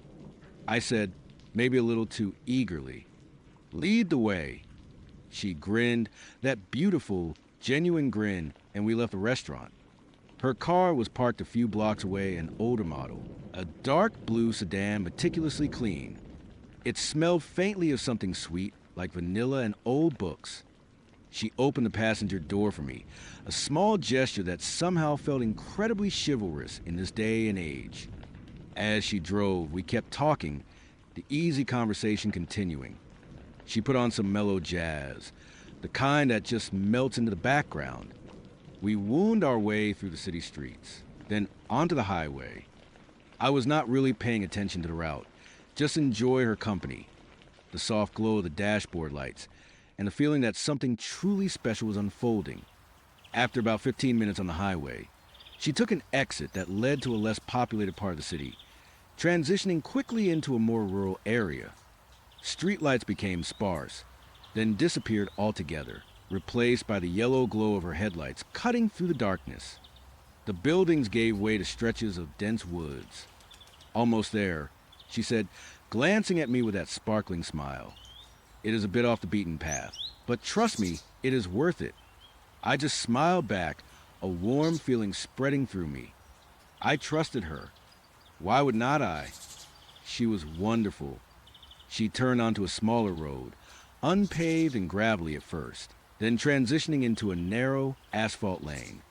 The trees pressing close on either side, their branches forming a dark canopy overhead, almost completely obscuring the moon and stars. It was quiet out here, the kind of quiet that feels profound, broken only by the hum of the engine and the soft jazz from the speakers. A part of me, the more cautious part, started to stir. This was getting pretty remote. I mean, I would told my roommate I was on a date, but I had not given him Chloe's name or anything. Just, a general heads up. Relax. Alex, I told myself. She is just taking you to her secret spot. It is romantic. Still, I pulled out my phone more out of habit than anything else. I wanted to see how far we were. Maybe check the name of this road. I opened GutGoo Maps. The blue, representing our car, was moving, but the road beneath it was just a blank, dark space. No road name, no gray line, nothing. I frowned, zooming in. Nothing. I zoomed out. Still nothing. The blue was just floating over what appeared to be an unmapped forest. Huh. I mumbled, mostly to myself. My phone must be acting up. No signal out here. Chloe glanced over. Oh, yeah, cell service can be spotty out here. It is pretty remote. That is part of the charm. She laughed, a light, airy sound. I tried to force a laugh too, but it felt thin. I switched to AP Bow Maps. Same thing, just a blue moving over an empty green expanse. This was weird. I would have been in truly remote areas before, and usually, even if the signal was bad, the roads were still marked.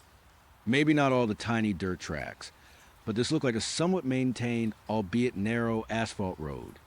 This is really strange. I said, try and keep my tone light. My GPS is not picking up this road at all. Are we on some private access road or something? Chloe chuckled. Something like that. It is an old logging road, mostly. Does not always get updated on the maps. Trust me, I know the way. I have been coming here for years. Her words were reassuring, but a small knot of unease had started to form in my stomach. An old logging road. It looked too well maintained for an abandoned logging road, even if it was narrow. And the way she said trust me felt a little insistent. I tried to shake it off. Maybe she was right. Maybe it was just a very obscure road. But the more we drove, the more my unease grew. The trees outside felt different. Taller, darker, their branches more gnarled and interwoven, almost forming a solid wall. The silence beyond the car was absolute, a heavy, suffocating silence that pressed in from all sides. There were no sound of crickets, no rustle of leaves in a breeze that did not seem to exist out here. Just the hum of the engine and the jazz. I kept checking my phone compulsively. The blue continued its lonely journey over the blank map. It was not a signal issue. The phone was clearly registering my location. It just was not registering the road. It was like the road we were on simply did not exist in the digital world. My heart started to pound a little faster. This was not just spotty service. This was impossible. Every road, no matter how small, eventually showed up on some map, even satellite view. This was a continuous stretch of pavement, and it was utterly invisible to my phone. I looked at Chloe. She was humming softly along to the music, her hands relaxed on the steering wheel, her profile illuminated by the dashboard. She looked perfectly calm, perfectly normal. Too normal, perhaps given the circumstances. So, how much further is this secret spot? I asked, trying to keep my voice even, try to sound casual. She smiled without looking at me. Not much longer. Just a few more minutes. It is worth the wait. Alex, the way she said my name felt different. Not menacing, not exactly. But there was a subtle shift in her tone, a slight emphasis that prickled the hairs on my arms. I glanced out the window again. The trees were so dense now that it felt like we were driving through a tunnel of black. No, moonlight. No stars, just a tunnel of her headlights. The road itself seemed unnaturally smooth now, almost too perfect for an old logging road. And it was perfectly straight for what felt like miles, despite the winding nature of most forest roads. A new, horrifying thought began to form in my mind, pushing aside all the rationalizations. What if this was not just an unmapped road? What if it was a road that could not be mapped? A road that simply was not supposed to be here? Chloe, I said, my voice a little tighter than I intended. I am serious. This road is not on any map. I have tried 3 different apps. It is just blank. Where exactly are we? She sighed, a soft, almost imperceptible sound. Alex, I told you, it is a very old road. Not everything is on the internet. You know, some things are still private. Her voice was calm, too calm, and she still had not looked at me. Her eyes were fixed on the road ahead, those green eyes glowing faintly in the dark. But what kind of road just does not exist? I pressed, the panic starting to bubble up in my chest. There are no signs, no turnoffs, no other cars. We have not passed anything for what feels like half an hour. She finally turned her head, briefly, and those green eyes met mine. Her smile was still there, but it felt fixed, like a mask. And for a split second, I thought I saw something else in their depths. Something ancient and cold, like the deep, still waters of a forgotten lake. It is a special road. Alex, she said, her voice now a low melodic hum that seemed to vibrate through the car. It leads to a special place. For special people. My blood ran cold. Special people. What did that mean? This was not the charming, witty Chloe from the restaurant. This was something else entirely. The air in the car suddenly felt heavy, suffocating.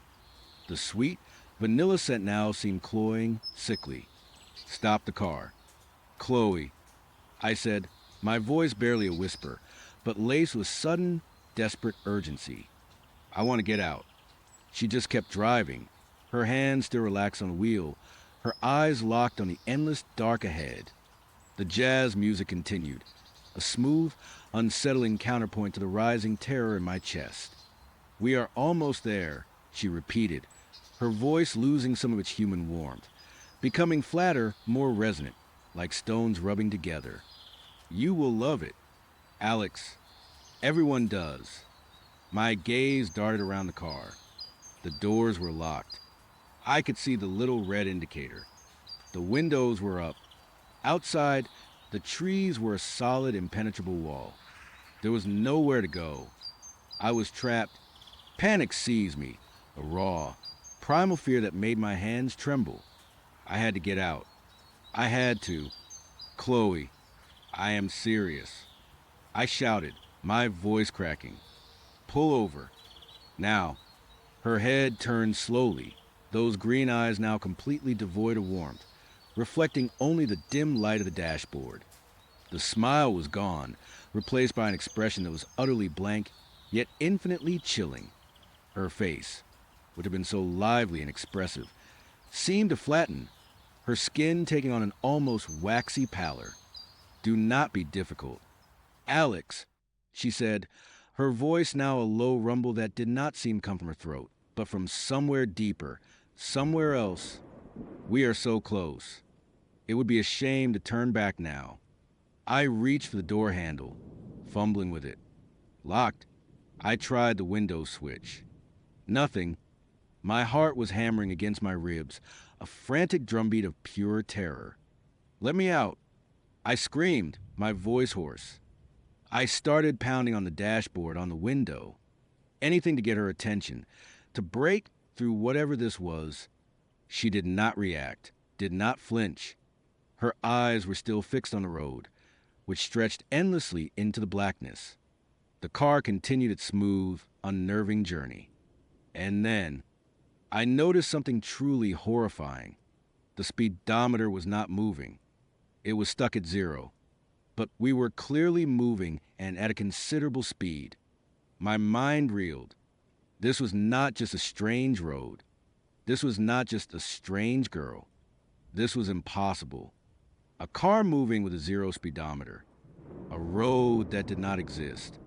A girl whose face had gone blank, whose voice had changed. I tried to rationalize, to find some logical explanation, but there was none. My brain screamed for an escape, any escape. I looked at her, truly looked at her. Her skin seemed to shimmer faintly in the dim light, almost translucent. Her hair, which had been so vibrant, now seemed dull, lifeless. And those eyes, they were like polished emeralds, but they held no life, no human emotion, only a profound, ancient emptiness. I lunged, not for the door, not for the window, but for the steering wheel. If I could just yank it, force her to stop, maybe I could get out. But she was faster. Her left hand, which had been resting casually on the wheel, shot out and grabbed my wrist with surprising strength. Her grip was like iron, cold and unyielding. I struggled, but I could not break free. "Alex," she said, her voice now a guttural whisper that seemed to echo inside my skull. "Do not make this harder than it has to be. You are here now. You are part of it." Her grip tightened, and I felt a searing pain. I looked down, and her fingers were digging into my flesh, leaving deep indentations. Her fingernails, which had been perfectly manicured, now seemed longer, sharper, almost like claws. I yelled a raw, desperate sound. I pulled with all my might, twisted my body, my other hand flailing. I connected with something on the dashboard, a button, and suddenly the car lurched violently. A loud, piercing alarm blared through confined space, an ear-splitting shriek that momentarily disoriented both of us. It must have been a hazard lights or something, but it startled her. Her grip on my wrist loosened for a fraction of a second. It was all I needed. I yanked my arm free, scrambled over the center console, and lunged for the passenger door. My fingers found the lock button, slammed it up, then I grabbed the handle and pulled. The door flew open with a whoosh of stale, cold air. The wind outside roared past, a terrifying shriek that seemed to come from the very trees themselves. We were still moving fast. Jumping out would be incredibly dangerous, maybe even fatal. But staying in was a certainty of something far, far worse. Without a second thought, I pushed myself out. I hit the ground hard, rolling violently on the impossibly smooth asphalt. The world spun, a blur of black trees and a fleeting glimpse of Chloe's car, the alarm still blaring. Speeding away into the darkness. Pain shot through every inch of my body, but a wave of adrenaline coursed through me, eclipsing it all. I scrambled to my feet, gasping, my lungs burning. My clothes were torn, my hands and knees scraped raw. But I was out. I was free. Or was I? I looked around. The road stretched in both directions, an endless, straight line of dark pavement disappearing into the oppressive darkness. The trees on either side were monstrous, impossibly tall and thick, their branches interwoven so tightly that no light penetrated. There was no sky, no stars, no moon, just a black canopy above and the black road below. And the silence, it had returned, even heavier than before, now that the car and its blaring alarm were gone. It was a silence that felt like a presence, a living, breathing thing that pressed on me from all sides. I stood there for a moment, trembling, trying to catch my breath, trying to orient myself. Which way was back? Which way was forward? Both directions looked exactly the same, an endless, dark tunnel. Then I heard it. A faint sound coming from the direction Chloe's car had gone. A low, rhythmic thumping. It was getting closer. Panic, fresh and sharp, sliced through my mind. She was coming back. Or something was. I started to run. I did not know which way. I just ran. My legs burned, my lungs ached, but I pushed myself, fueled by pure terror. The trees seemed to lean in, their shadows twisting into grotesque shapes in the utter blackness. Every rustle of a leaf, every creak of a branch, sounded like footsteps behind me. The thumping grew louder, more distinct. It was not a car engine. It was something heavier, something organic. A slow, ponderous thud, thud, thud. I risked a glance over my shoulder. Far down the road, in the direction I had come from, I saw a light. Not headlights. A single, pulsing, sickly yellow light, bobbing rhythmically. And behind it, a vast, indistinct shadow that seemed to swallow the darkness itself. The thumping was coming from that. My blood turned to ice. It was not Chloe's car. It was something else. Something that moved with a terrifying, deliberate pace. I ran harder, my breath coming in ragged gasps. My mind screamed at me to find a way off this road, to disappear into the trees. But the forest was a solid, impenetrable wall. There were no paths, no gaps, just an endless, terrifying density of bark and branches. The pulsing light grew brighter, the thumping louder. It was gaining on me. I could hear other sounds now, faint, slithering noises, a low, guttural breathing that seemed to vibrate to the very ground. I was going to die here, on a road that did not exist, in a forest that was not real, pursued by something I could not even comprehend.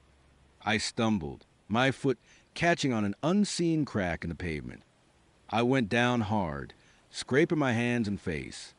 For a moment, I just lay there whimpering, utterly defeated. Then, through the ringing in my ears, I heard it clearly, a low, wet chuckle right behind me. I scrambled up, my eyes wide with terror. The pulsing yellow light was almost upon me. It illuminated a monstrous form, vaguely humanoid but impossibly tall. Its limbs too long, too thin. Its head was a featureless orb, save for the single, glowing yellow eye that pulsed with a malevolent light. And from its mouth, a wide, lipless slit, came that sickening chuckle. Behind it, in the deeper shadows, I thought I saw other shapes, smaller, scuttling things, their eyes glinting in the faint light. And then, I saw her, Chloe. She was standing next to the towering creature, her waxy face now twisted into a wide, predatory grin. Her green eyes glowed with an unholy light, reflecting the pulsing yellow eye of the monster. "Found you? Alex," she hissed, her voice a chorus of whispers that seemed to come from all around me. "I told you it was a special place. And you are so very special." The creature reached out a long, spindly arm towards me. I could feel the cold radiating from it, a chilling aura that made my teeth chatter. This was it. This was the end. But then, a flicker, a faint, almost imperceptible shift in the oppressive darkness. To my left, where the impenetrable wall of trees had been, there was a faint, almost shimmering distortion in the air, like heat haze, but in the deepest cold. It was a desperate, suicidal gamble, but I had no other choice. With a final, desperate surge of adrenaline, I launched myself toward the distortion, screaming. I plunged through it, and for a terrifying moment, I felt like I was falling, tumbling through a void of absolute blackness and deafening silence. My ears popped, my stomach lurched.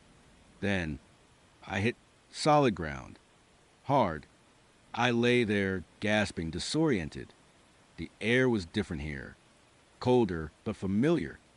I could smell pine needles and damp earth. And, faintly, the distant sound of traffic. I pushed myself up, my body screaming in protest. I was lying in a ditch beside a narrow, unpaved road. Overhead, through a canopy of much smaller, normal-looking trees. I could see stars and a sliver of the moon. I scrambled out of the ditch, my legs wobbly. I looked back, but there was nothing there, just a dense, normal forest. No shimmering distortion, no impossible road, no towering monster, no Chloe.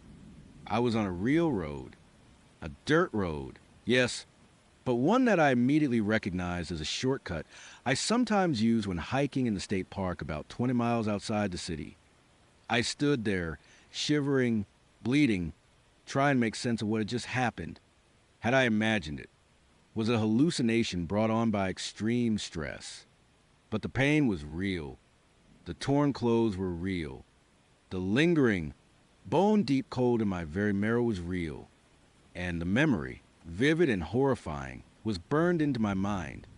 I started walking, stumbling, my mind a jumble of terror and disbelief.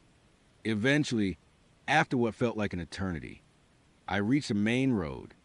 A car passed, and I flagged it down, looking like a deranged lunatic. The driver, a kind old lady, was clearly terrified but pulled over. I mumbled something about being mugged and left in the woods, not daring to speak the truth. She took me to the nearest gas station, where I called a cab and then my roommate. The police were, predictably, skeptical. I gave them a vague story about being lured into the woods by a stranger from a dating app. But I could not bring myself to tell them about the road that did not exist, or the monster, or Chloe's transforming face. They took my statement, but I could see the pity and disbelief in their eyes. They probably thought I was on drugs, or just a bad liar. They searched the area I described, of course, but found nothing. No impossible road, no strange car, no sign of Chloe. I deleted all my dating apps that night, and I have not been on one since. The physical injuries healed, but the scars on my mind never will. I still see her face in my nightmares, those green eyes glowing with an ancient, predatory hunger. I still hear that low, wet chuckle and the rhythmic thud of that thing pursuing me. I have tried to find that road again in the daylight, armed with maps and GPS. I have driven every back road and forest path in that general area, but I have never found it. Of course, I have not. It is not on any map. It is not supposed to be there. Sometimes, when I am driving at night and the streetlights fade and the trees start to press in, a cold dread washes over me. I will check my GPS compulsively just to make sure the road I am on is actually there. And if my phone ever glitches, if the blue ever floats over a blank space again, I swear to God, I will pull over and run into the nearest gas station, no matter how far away it is. Because I know now, there are places that exist just outside our perception, roads that lead to them, and things that wait on those roads. And sometimes, those things wear beautiful faces, with sparkling green eyes and charming smiles, just waiting for a lonely heart to agree to a late-night drive to a secret spot. So, be careful out there, everyone, especially when someone suggests taking a shortcut or showing you their secret place. Because some secrets are better left undiscovered. And some roads are best left untraveled. Forever,